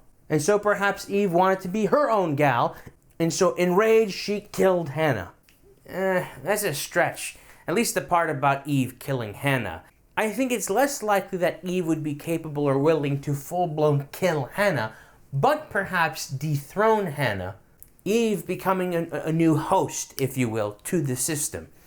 Oh, I'm sorry. I'm the one that's stretching? There's no point in really overthinking this one. Obviously, it was a short interview because Hannah stormed out, and I do believe it was Hannah, simply because we're following the pattern of Eve, Hannah, Eve, Hannah, Eve, Hannah. There is a chance that maybe something happened. Maybe Eve realized she cocked this whole thing up, and so she had Hannah go on the lam. Maybe Eve returned, continued to cover her arm, threw off the officers with the coffee with the milk and sugar. But I do believe, though, that the coffee and the milk and sugar is indicative of Hannah trying to throw the officers off, but not being able to handle the bitter taste of coffee. It's not super important to get hung up about, because by the end of the interviews, Eve will say herself, "My sister is gone." This is the final interview, the 7th interview. It's the longest one, so sit tight. She isn't offered a beverage, and she has read her rights. Yes, I understand my rights. No, I don't need a lawyer. No lawyer? Yes, no lawyer. What are you going to arrest me for? Hannah, did you murder your husband? I didn't murder Simon. You've got it wrong. You've got the wrong person. Are you willing to take a lie detector test? Yes, I'll take a lie detector test. They get her set up and begin the test. They explain to her that they will be asking yes or no questions, and therefore she must simply answer yes or no, with no qualifications. Only single-word responses. The first question is your name Hannah Smith? She responds, Yes, my name is Hannah Smith. Oh, shit. Sorry. The police remind her single-word responses only, yes or no. Yes. They proceed to ask her several questions. We don't know what they asked, but they had to have at least asked if she killed Simon. She would say no, and because she's Eve, this would come up as true. I already touched on this during our Cursory playthrough, but let me reiterate because it is an interesting thing to ruminate about. This would have been the opportunity for the police to ask, do you have a twin? And mind you, based on her saying she's Hannah Smith, she hasn't given up the charade yet, so she would continue to deny that she doesn't have a twin. However... My name. That was the only question I failed. Your lie detector works.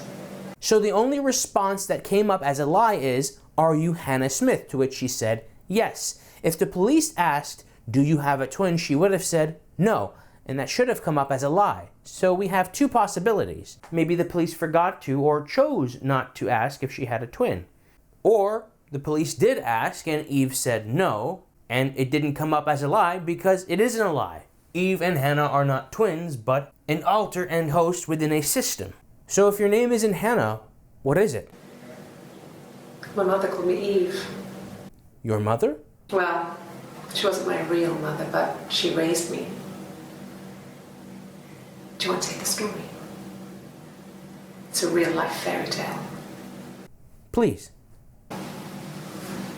Across the road, where my parents first lived there, was a midwife called Florence. When Hannah was born, I was born at the same time. The midwife was there to help. I'd been throttled by the cord, probably wrapped around my neck by Hannah. The midwife told my mother I was dead, but I wasn't. Forgive me, I must ask, how do you know all of this? She wrote all this stuff in a diary. Amazing what people will admit to on paper. So Florence took you? Florence took me home with her. Mother hadn't been expecting twins and had a healthy baby. I guess she was just happy for Florence to clean up, take away the evidence that this was anything but a happy occasion. And what was that like, being raised by Florence? Florence raised me in her home. I never left it. She kept me out of sight. It wasn't odd for people to see a midwife with a baby, carrying in supplies, washing nappies, that sort of thing. I never knew any different. I grew up looking out of my window and seeing her across the road. I thought it was like a reflection in the mirror. She was me. Her. You mean Hannah, your twin? Yes. The first time we saw each other, it was strange. We both realised at the same moment, I think. We must have seen each other before, but there was this instant when we first realised it wasn't a reflection.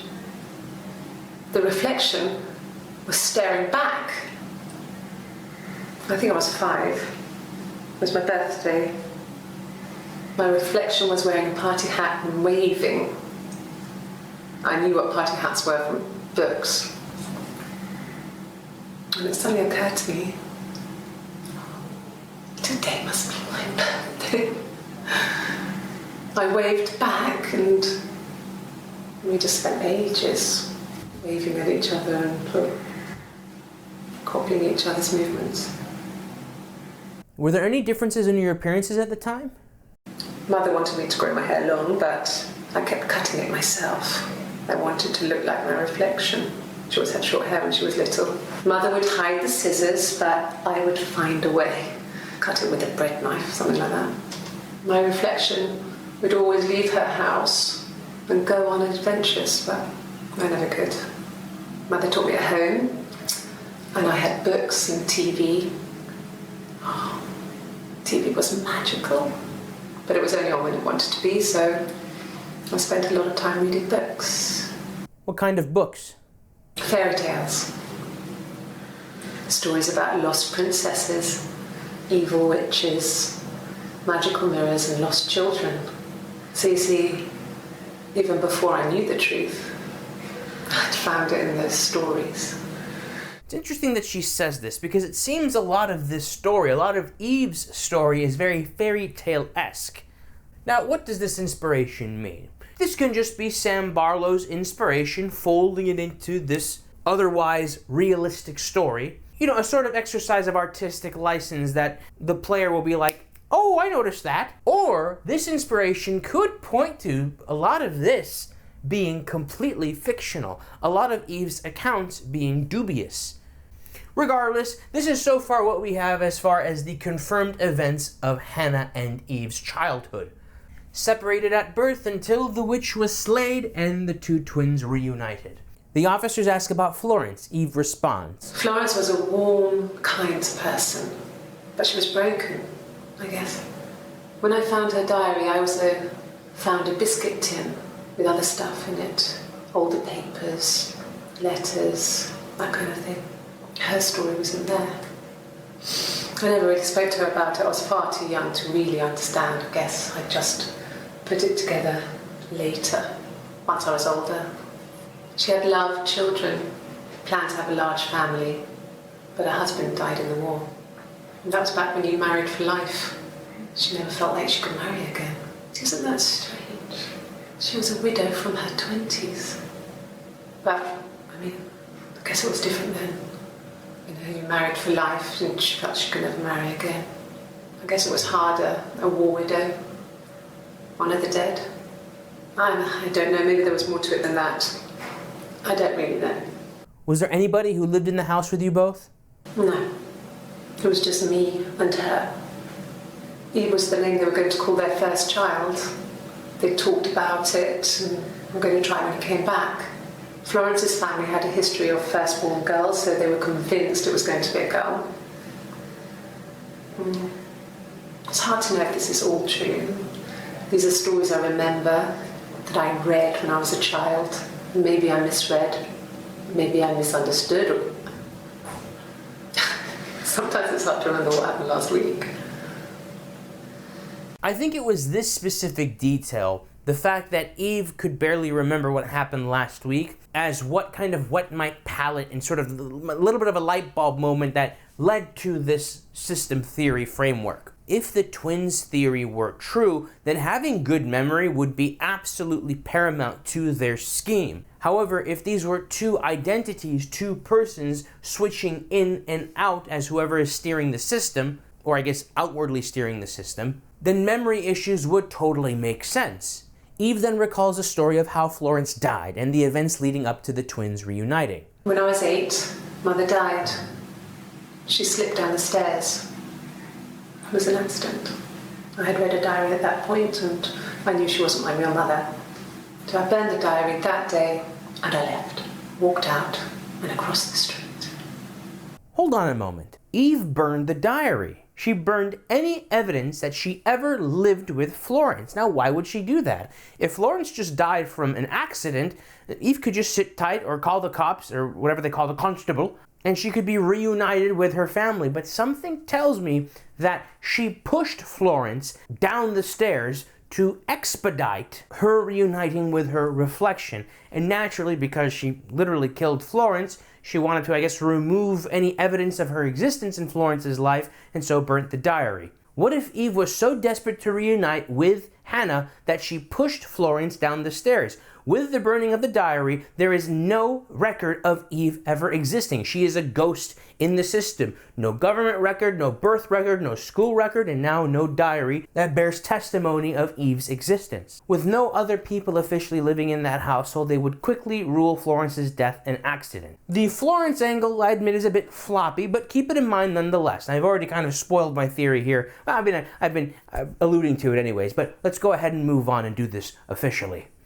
She went across the street after Florence's accident and... I wanted to see my reflection.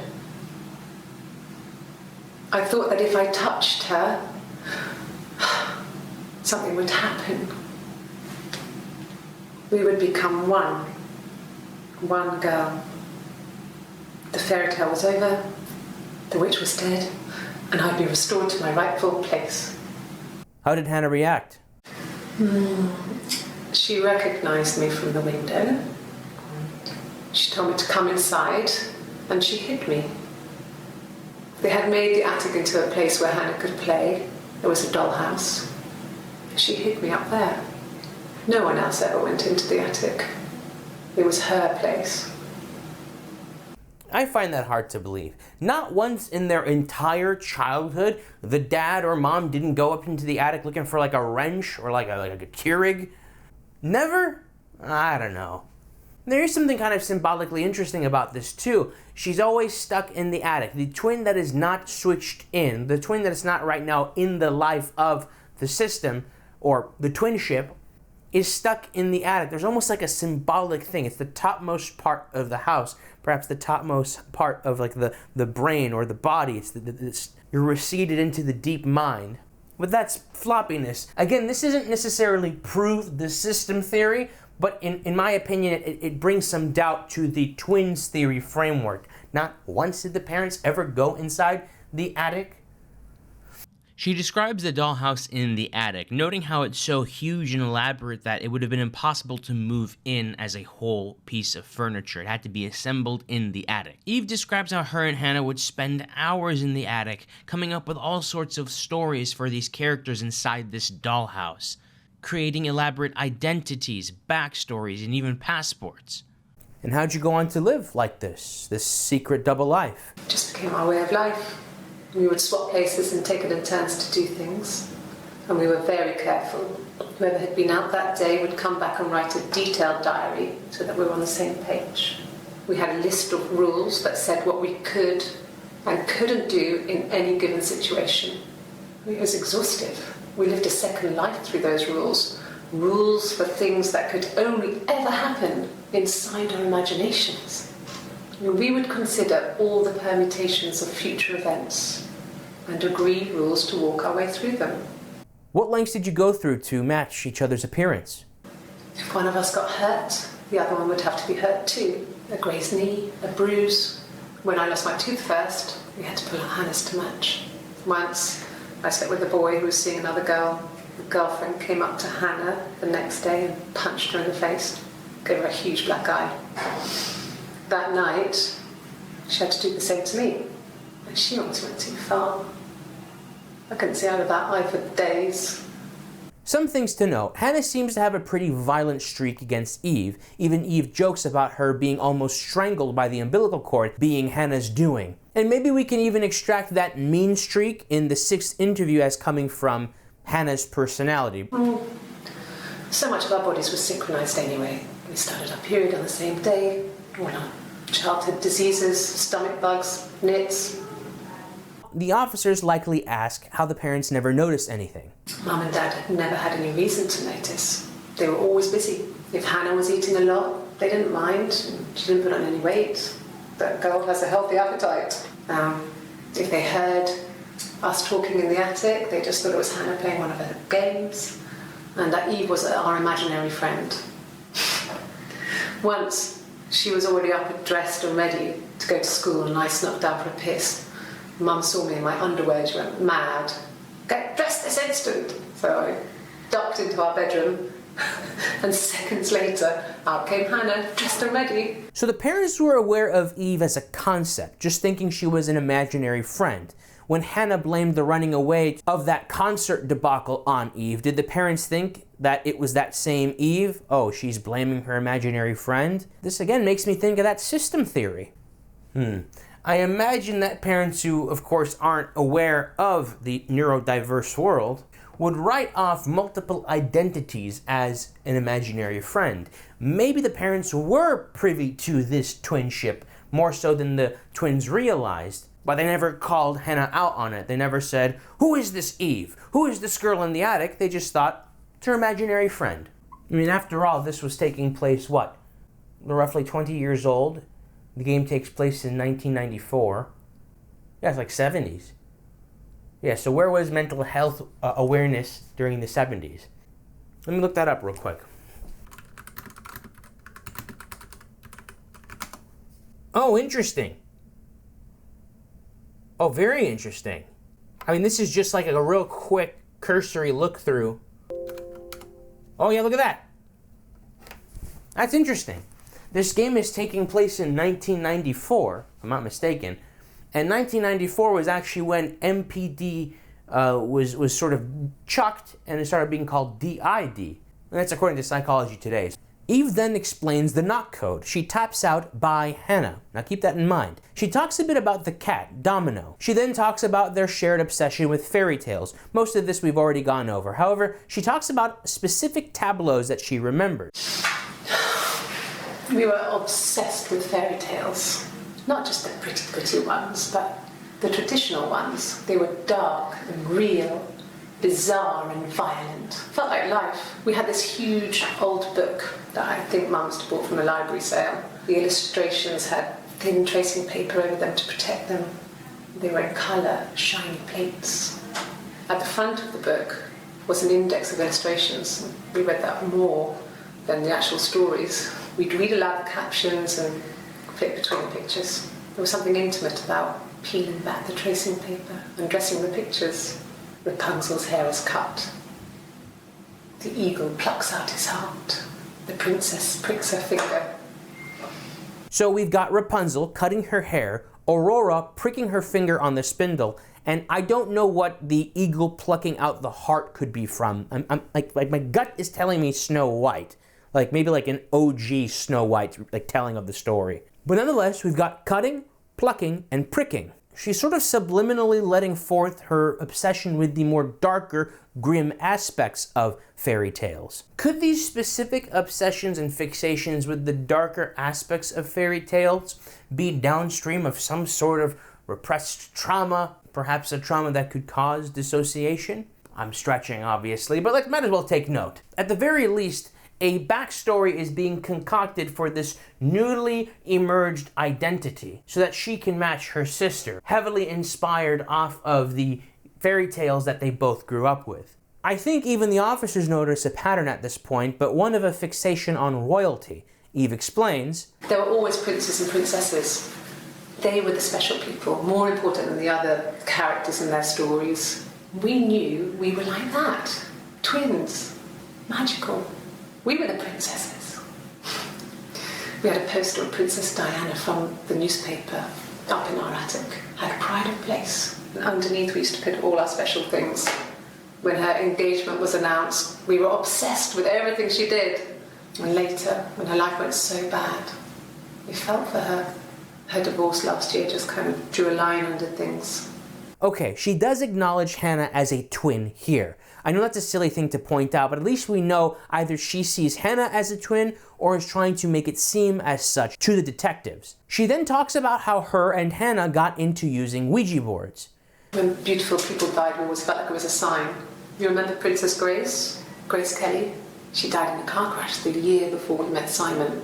We used a Ouija board to speak to her, and that gave us the power to find him. That's what we thought then.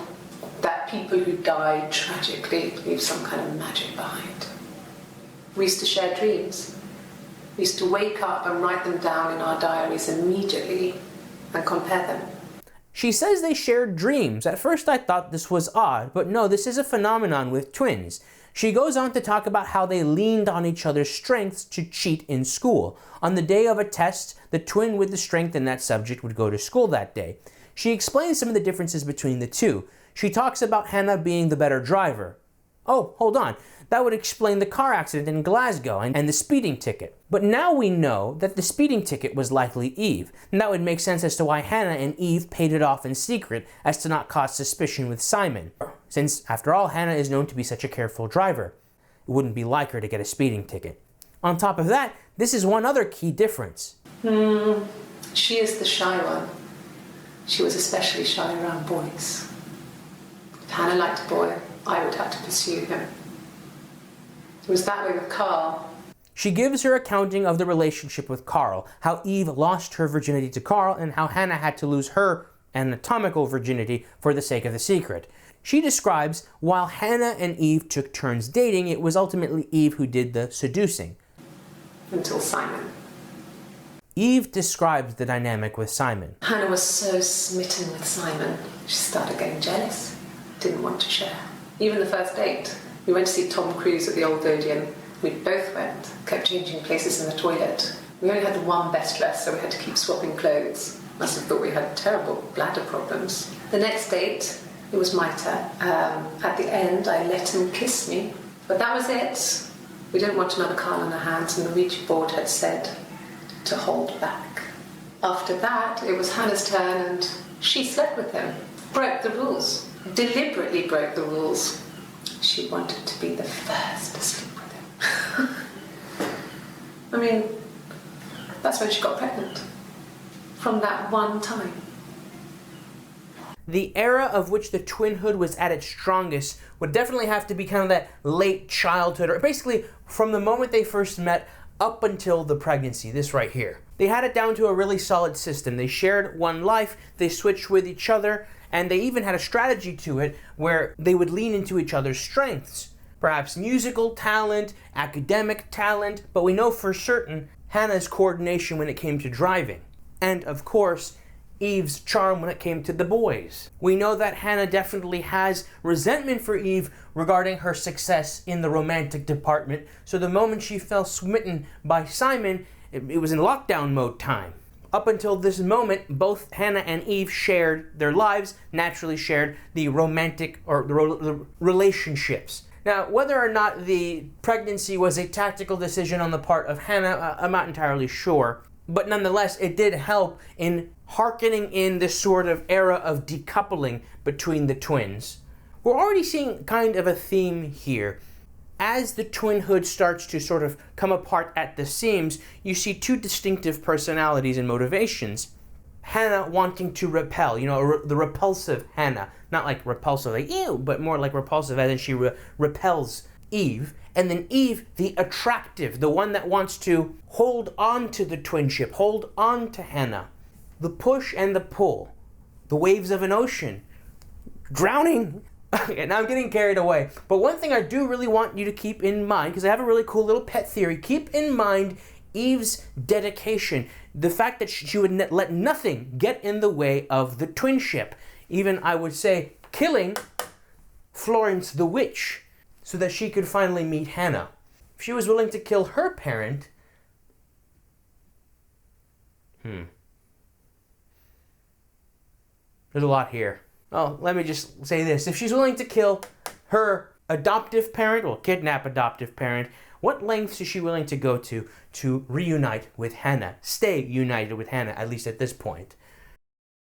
The officers likely ask if Eve tried to get pregnant to match Hannah. She said she did. She slept with a lot of boys, men, but nothing. She thinks that her period stopped because Hannah's did. She said that she was ill with the thought that things could not stay the same anymore. Felt like Hannah had really fucked things up. Set us down separate paths. We had become different. Did you two continue to live in the same house through her pregnancy? The parents decided there would be a wedding. And after the wedding, Hannah moved in with his parents. There was no way I could follow, so we were separated again. I stayed in the attic. It was hard. It was like I suddenly didn't exist. I would sneak out, but in case anyone recognized me, I started wearing a wig. Hannah and I would meet up in the park. I was trying to get pregnant. So Eve continued to live in her parents' attic and sneak out from time to time. This is where the wig is confirmed to be Eve's.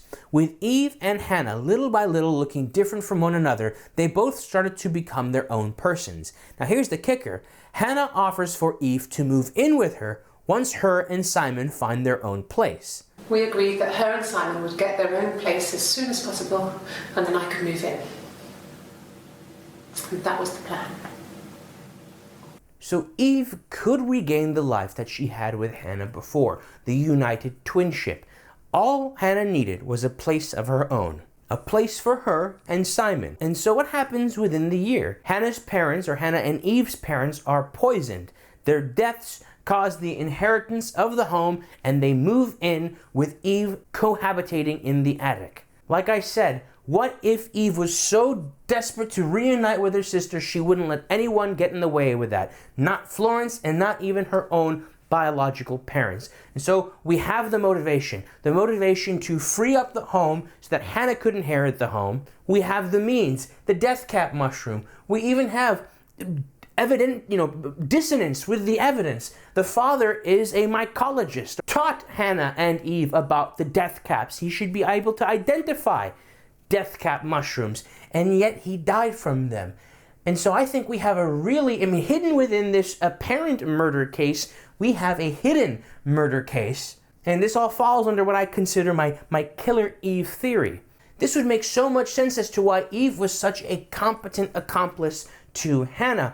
At risk of pulling things out of my butt, I can't help but feel like I remember in the interviews, Eve is a lot more competent and Hannah is a lot more hot under the collar.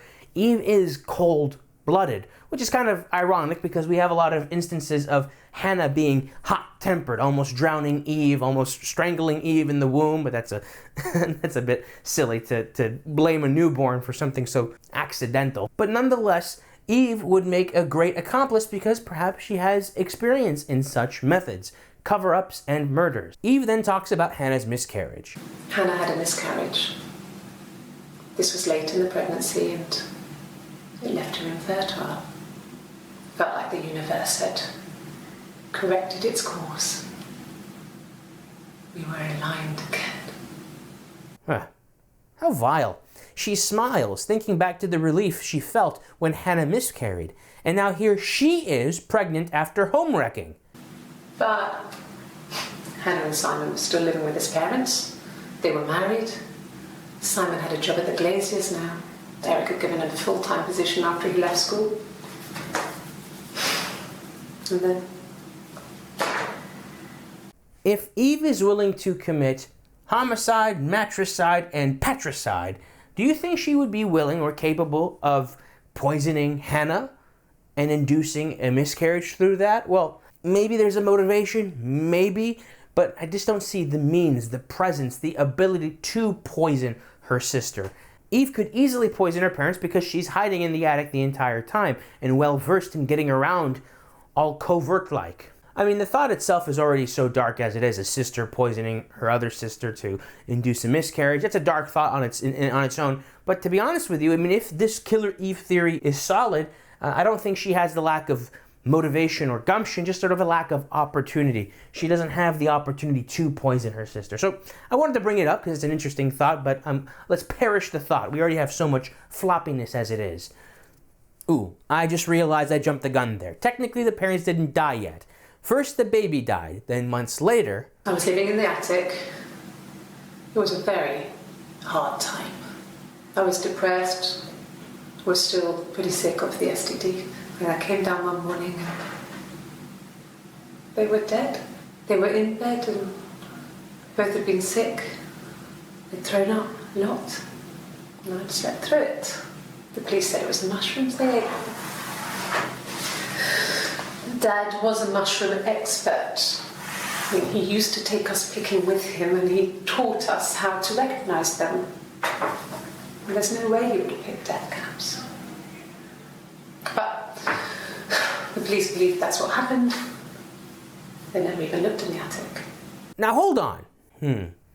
If you notice, the STD lines up with the miscarriage. Hannah experiences her miscarriage shortly after Eve gets the STD, trying to match her pregnancy to Hannah's. If we take our system theory and combine this with the possibility that Eve and Hannah do really believe that they are separate twins with separate bodies, this twinship is fully imagined. Well, number one, we could interpret these meetings in the park as a purely conceptualized communication. And this could be an internal communication that they are experiencing as an external, real-life communication in the park. Despite them both sharing the body and perhaps not being even aware of this concept, aware that they are sharing this body, what if Eve was not able to get pregnant to match Hannah because she was, or the body that she was switching into already was pregnant? She said herself, my period stopped. They stopped right when Hannah got pregnant. Eve kept trying to get pregnant, kept trying to experience the pregnancy herself. She couldn't because Hannah was the one that got herself pregnant, got the body pregnant. And because Eve was so desperately trying to match this, she got an STD, and whatever that STD was, a lot of STDs, if gotten during a pregnancy, can lead to miscarriages. So that STD lined up with the miscarriage. That could be a causal thing. I mean, it's not like a huge bit of evidence, but it is fascinating to think about. I'm going to give this one 2 stars. Eve seems genuinely puzzled, emphasizing that her father wouldn't have made that mistake. And what's odd is that the police didn't look in the attic. Now that I find hard to believe, but perhaps they thought not to pry any further since they ruled it an accident early on. Now we already went over this, but shortly after the pregnancy threw the twin sisterhood off the rails, Hannah married, miscarried, and the parents passed away. Hannah and Simon inherited the homes of the late parents. Unbeknownst to Simon, Eve resided in the attic. This wasn't even intentional. I really like how this sort of panned out. The separation and reuniting, the coupling, then the decoupling, or look at this, right? The umbilical cords going into the Rapunzel braid. I should start a YouTube channel. Eve then describes the funeral. Yes, it was a cremation for the best. We both wore black and had veils, so it was easy. And after the funeral, everyone came back to the house. Hannah served up sandwiches, and I stayed out of sight. Well, that was bold of them to both be present at the funeral. She then describes the inheritance of the house. The legal stuff was completed very quickly. Hannah moved back in with Simon. Eric gave Simon the week off to help with the move. He decorated, modernised wallpaper, curtains. Hannah insists the attic be left as it was, dollhouse and all. Simon never went up there. Gosh, how screwed up. It's now starting to dawn on me. I mean, I can wrap my head around a child hiding in an attic, kind of. You've got an imagination, you can occupy your time with books, trinkets, the dollhouse, but as an adult, you're just sort of sitting there. And for what? Like, dude, go outside, be your own person, damn it. No, I need to be in the attic while you're in the house, because twins. Anyways, she does wise up after 6 months. And then she moved out. She got a tattoo to mark the occasion, got a bedsit, which is a small room with a shared bathroom facility, paying for the rent by singing at the bar in the evenings. And it's been like that ever since. Good for her. She finishes her summary of her new independent life with this statement. I haven't put down any roots. I don't exist. There's a lot of ways we can pick that apart, but personally I think she's just being profound with her language. She's a ghost in the system, she doesn't exist, and that is the purest of freedom. She then tells the story of how the affair with Simon started. He saw me singing one of my shows, pure chance. Not sure I remember what he was even doing there. Afterwards, I had a drink at the bar and he came over and we got talking. I knew who he was. Obviously, I knew who he was, but he didn't know who I was. He was fascinated by the likeness. He guessed my name from my tattoo.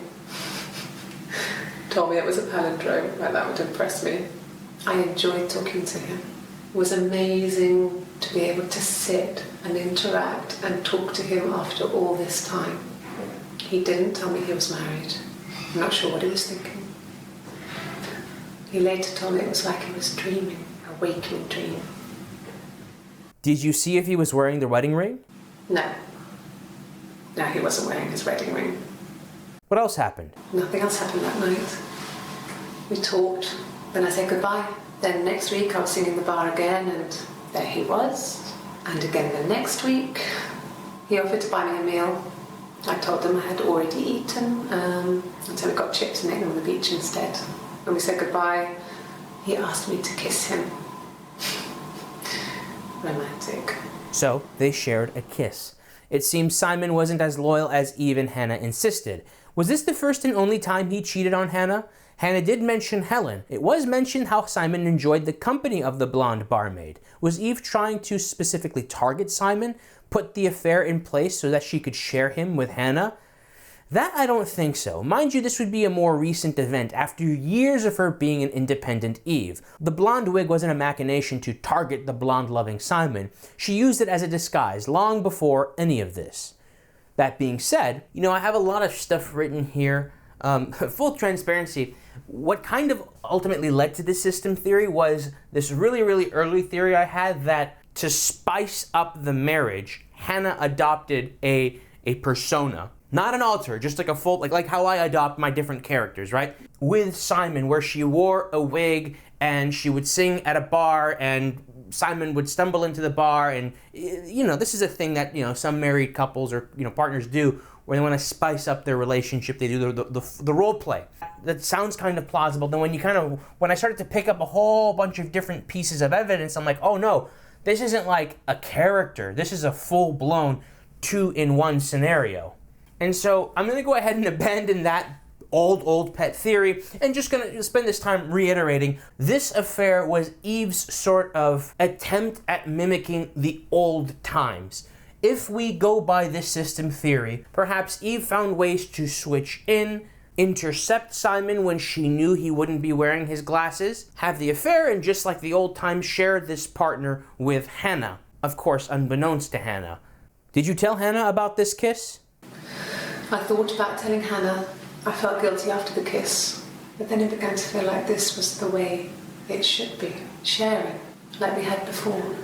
He never mentioned her to me. There was the Simon with me and the Simon with her. It was almost like it was a different Simon. But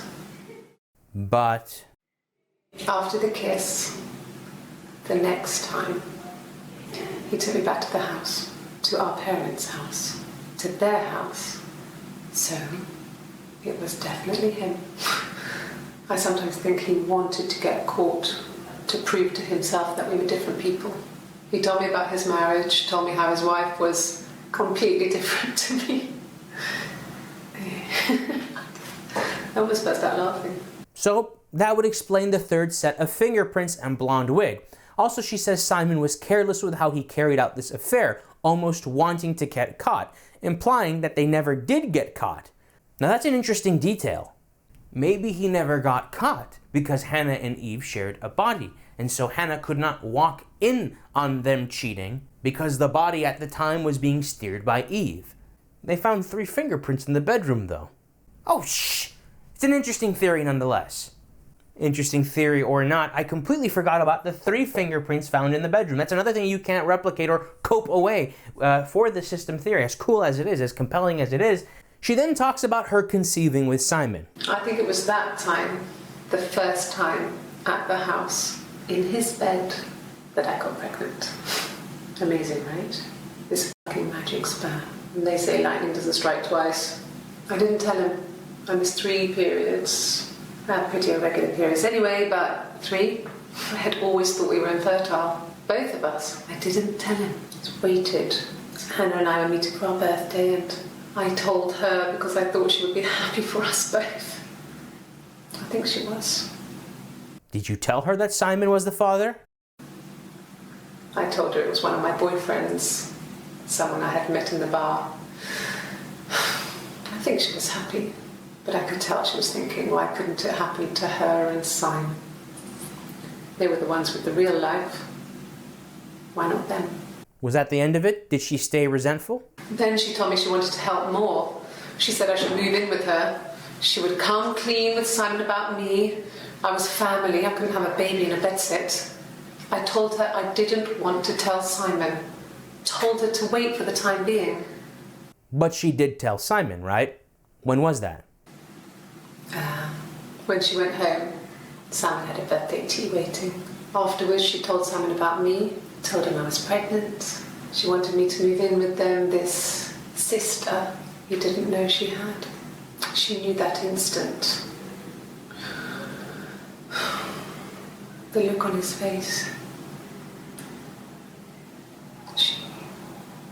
So Simon's face had a very specific expression. He starts this affair he had with this woman who looked so much like his wife, and then his wife reveals that she has this long-lost sister who is suddenly pregnant. This isn't a coincidence, and so his face betrayed that he and Eve betrayed Hannah. So what happened after that? She sent him out the house, kicked him out, called me up, crying, and I went round. I guess I had a feeling I could hear something was wrong in her voice, but I wasn't sure what it was. She called me sister on the phone. She never calls me that. And did you go? What time? This was about 9. I went round and she was waiting for me. She was furious and so angry, the kind of anger you can only have towards yourself. The kind of anger you can only have towards yourself. Huh? See?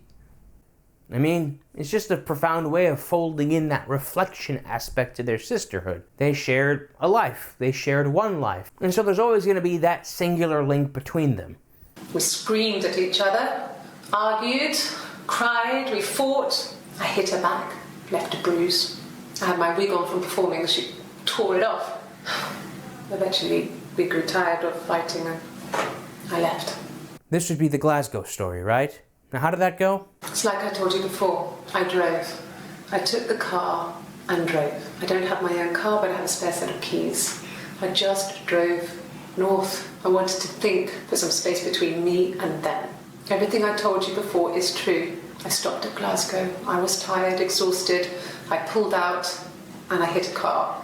My car was okay, but I was worried about the baby, so I went to A&E to get the okay. Everything was fine. Slept in the car. When I woke, I tried to call Hannah from a payphone. She wasn't answering. And then I decided to drive back.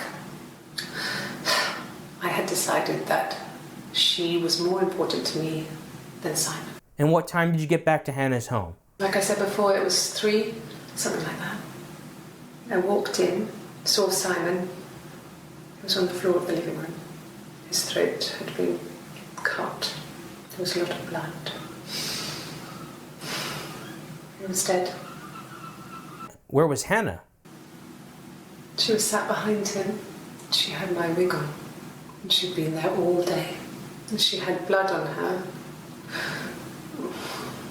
And she was in shock. What happened? How did this come to pass? The murder? Her story is that she'd waited for him to come back. She put on my wig, some of my clothes, pretended to be me. They talked. She'd enjoyed being me. He said he wanted to be with me.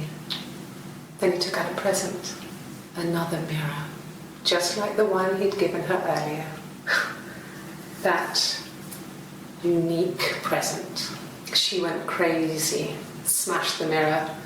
They argued, screamed. He hit her, so she grabbed a piece of the mirror and just swung it round. She cut his throat clean open. She'd only meant to scare him off. And what was your reaction? It happened very quickly. We hardly had to talk to each other. We agreed almost silently. The baby was what mattered. We'd help each other. We cleaned up. We bagged up the broken mirror, her clothes, they're gone. We took him down to the cellar. We knew we had an alibi, and we wanted the body to be found later. We wanted to have suspicion on us, so we could then disprove it. rather than have it linger. Better to keep the body in the house than risk being seen with it. The watch, that was my touch, to make sure the alibi stuck. Yeah, some good that did her. So the body was placed in the cellar, and the murder weapon and bloody clothes are gone, discarded, never to be found. But the silver in Simon's throat combined with her confession is pretty rock solid. Everything that she confessed to here was already foreshadowed to by the police investigation, like the strange fingerprints and the blonde wig hairs being corroborated by her testimony of the affair. Now, where is Hannah now? My sister is gone. And she's never coming back. She's guilty of murder. When we find her, she will be placed under arrest. You're delaying the inevitable, Eve. Can you arrest someone who doesn't exist? Well, we can arrest somebody for aiding and abetting, obstruction of justice even. I'd like to speak to a lawyer now. Please. You have no murder weapon. You have nothing. And all these stories we've been telling each other. Just that. Stories. Nah, I'm calling BS. The fact she confessed to a bunch of things that completed the image that the police were already putting together, I think seals her fate. Those are all the clips. I think we, and Sarah, Eve's daughter, are going to have as complete a picture as possible.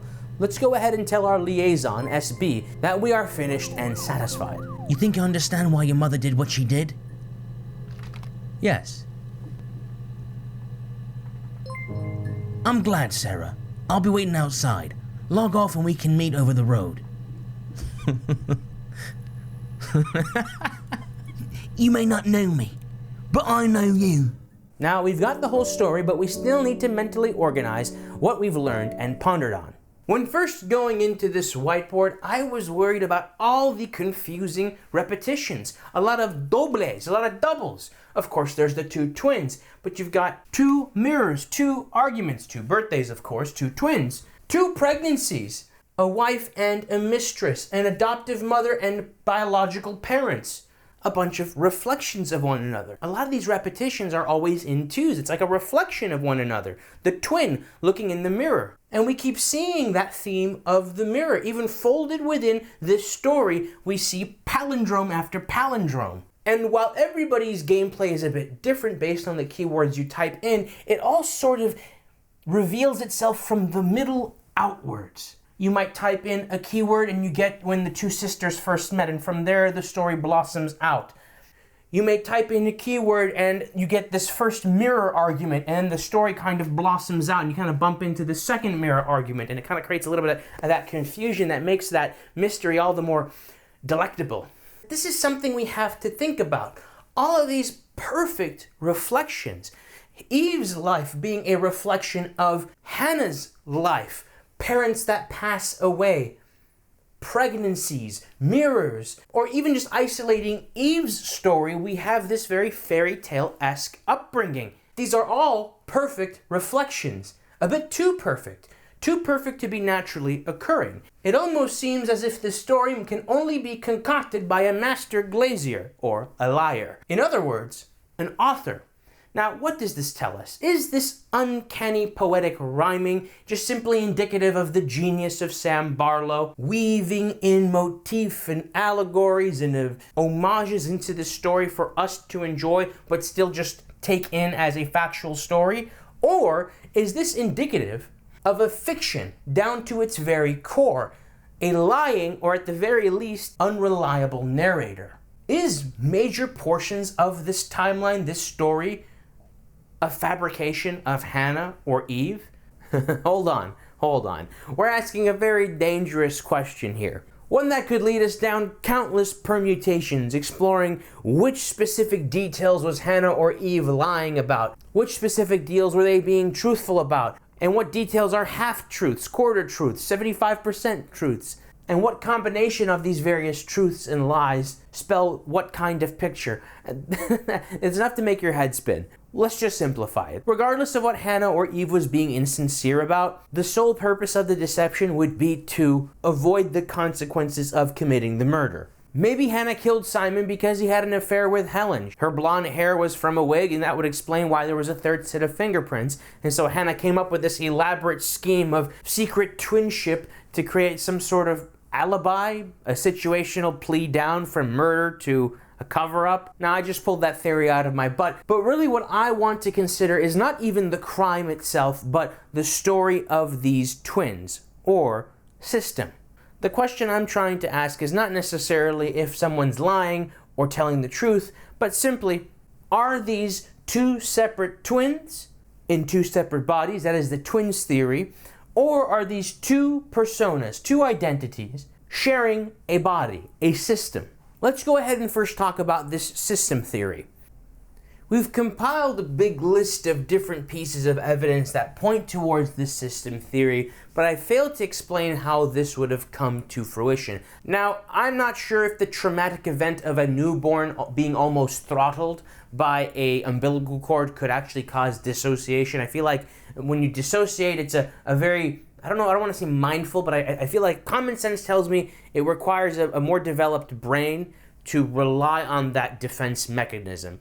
Don't get me wrong, when you're a newborn, really negative and traumatic experiences you have do affect your childhood development. I'm just not sure if dissociation is one of those things. So, to be on the safe side, I'll posit this. What if Hannah did have a twin, and that twin did die from being throttled by the umbilical cord? And at some point in Hannah's childhood, she was made aware of this twin sister that didn't make it. Combine that with maybe the feeling of loneliness and abandonment she feels not having that twin sister. Having parents that are so busy that she spent a lot of her time alone in the attic playing with a dollhouse. So you have that loneliness, you have that abandonment, maybe that's a trauma. And there Hannah sits in the attic playing with that dollhouse. She's expressing herself, she's creating all these elaborate backstories, she's outwardly verbalizing things, she's getting comfortable with this dialogue with no one but herself. And so perhaps in tandem with this,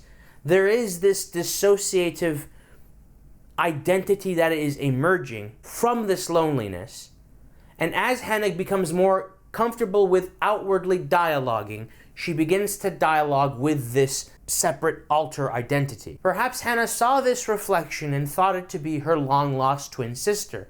But unlike Hannah, this twin sister didn't have a backstory, didn't have a name, so Hannah named her a palindrome, like her own name, Eve. Hannah gave her a backstory that was much like the fairy tales that they both grew up with. I say both retroactively because, again, I'm saying these, as far as I know, these dissociative identities don't just happen out of nowhere. It's a very gradient, it's sort of like, it simply is until you notice it. At least that's the model I'm going with when it comes to Hannah and Eve within this system theory. The parents never discovered Eve the separate twin because there was never a separate twin body to discover. And whenever Eve was present, or Eve was caught, or Hannah was caught communicating with Eve, the parents just chalked it up to an imaginary friend. There simply was no second separate sister to discover. I say separate as in separate physical body. That's the framework. That's me trying to kind of rationalize how this could even be from the beginning of Hannah and Eve's story. Standing in front of this whiteboard, having the confidence of this framework, I'm of the mind that the layers of the story are this. You play the game, you discover that there is a crime, you discover that crime is a murder, you discover the fact that there is a sister, you discover the fact that this is a secret sister, and then a twin sister. You discover which sister did the murder and which sister helped cover it up. But then after that point, after all the things have been said and done, you've discovered all of the facts of the matter, you're kind of caught in this sort of circular tornado of it's two separate twins in two separate bodies to it's two separate twins or two separate sisters in one singular body or system. Which is, I think, a great model for any really deeply interpretive game, is a very satisfying digging and investigating, and then ultimately you're stuck in this sort of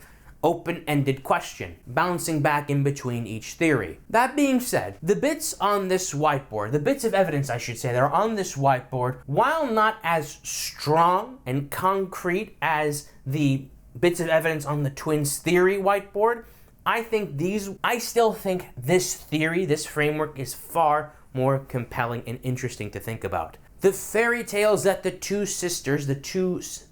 fairy tales that the system grew up with would naturally inspire Eve's own backstory for her to match her sister.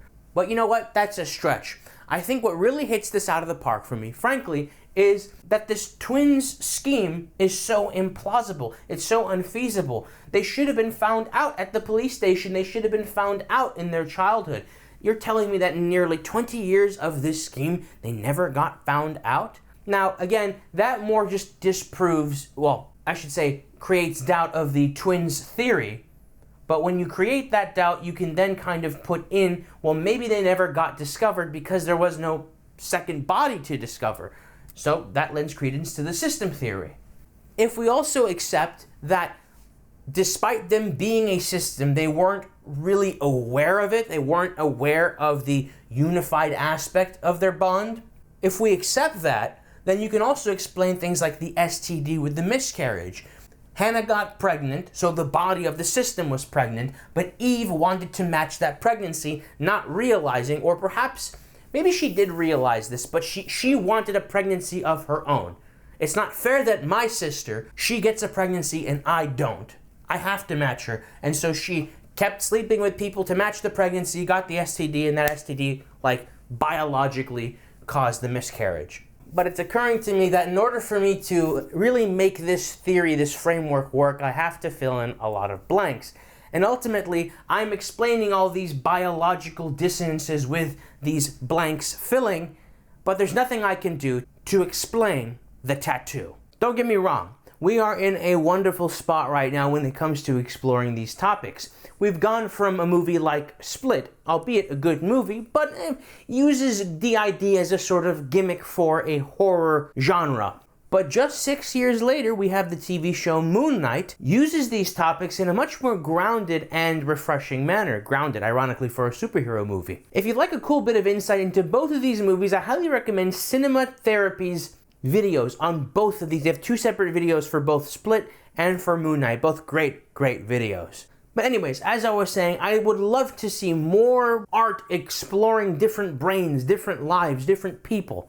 It's just that I don't feel like I can put together enough of a case to prove that her story is a secret story about 2 sisters inside of one body or inside of one brain, 2 personas in one brain system, if you will, but somehow not realizing it, perceiving their twinship as 2 separate twins. I just don't have enough here to prove that theory. Now, don't get me wrong, there's a lot of stuff there that would make that theory very compelling. Really, the big thing that just disqualifies it for me is just that damn tattoo. The fact is, we saw Hannah's bare arm in interview 4, and I want to say a few days later, we see Eve's arm with a tattoo on it. She rubs it, it's not scabbed or bloodied, it's not a fresh tattoo. She even says herself it's an 8-year-old tattoo. But perhaps I got so married to this system theory that I almost overlooked, I think, the profundity of the story itself, the face value story itself. After all, Eve, you don't need a DSM diagnosis to tell a profound story. You don't need a perfect array of symptoms to tell a specific story. You can tell a very stew-like story, like the one of her story. And I think many different people with many different brains can relate to it, can see parts of themselves inside of it. We don't need a DSM diagnosis to point out that Eve was a victim of kidnapping, robbed of her childhood. She was trapped inside a home by Florence from her twin sister. Maybe juxtaposing her situation with fairy tales helped kind of ingest some of that trauma. And so the princess of her fairy tale slayed the witch and reunited not with a prince, but with her long-lost royal sister. I can't imagine the kind of anxiety, pain, abandonment that must have caused Eve to be so codependent on her beloved twin sister. But we don't need to be professionals to feel it from this story. And on the flip side, you have Hannah, who has her parents, who has her childhood, and suddenly she just finds her long-lost twin sister, her reflection. And while the prospect of sharing a secret life with her twin sister is fun and novel, she slowly begins to resent it and resent Eve. At first desiring to kill Eve, but then later in life taking measures to decouple herself from Eve. Hannah keeping Simon to herself, getting pregnant with Simon, forcing the situation so that she would be separate from Eve. perhaps in hopes that if her situation decoupled from Eve, her mind and heart would soon follow. I call it a decoupling, but let's not forget, from Eve's perspective, her perhaps codependent perspective, this is not a decoupling, but an abandonment. And so we have a story of a push and a pull, the waves of an ocean, the wind and the rain, the push of Hannah and the pull of Eve. Eve, who would do anything to get her sister back, and Hannah, who would do anything she could to repel Eve from her and from her life. Eve is the seducer, the charming peacock, if you will, and Hannah, the closed-off, thorny fox. But after all that's said and done, something tells me that Sam Barlow perhaps didn't intend for us to think too deeply about this game. That once we got all of the clips, any reasonable person would get a good amount of closure. The fact is, a lot of the stuff I'm coming up with here is a lot of reading between the lines. But you know what? Actually, that's a pretty reasonable thing to do with art. So I don't know. I can't get into the mind of Sam Barlow. Something just tells me, despite all the floppiness, all the fun we've had, I hope you had, with this video, something tells me that the twins, once you discover that there's a secret twinhood, that's the bottom of the mystery. But hey, it's never, it never hurts to get floppy and fun and come up with some cool new theories. But alas, I have exhausted my abilities with her story. Whoop. While this will be the last time we hear of Eve and Hannah, this won't be the last time we have a little tussle with some of Sam Barlow's video games. But until then, I just want to thank you all so much for your support and most importantly, your patience. And as always, ma salama, sudesutun, hasta luego. I'll see you soon.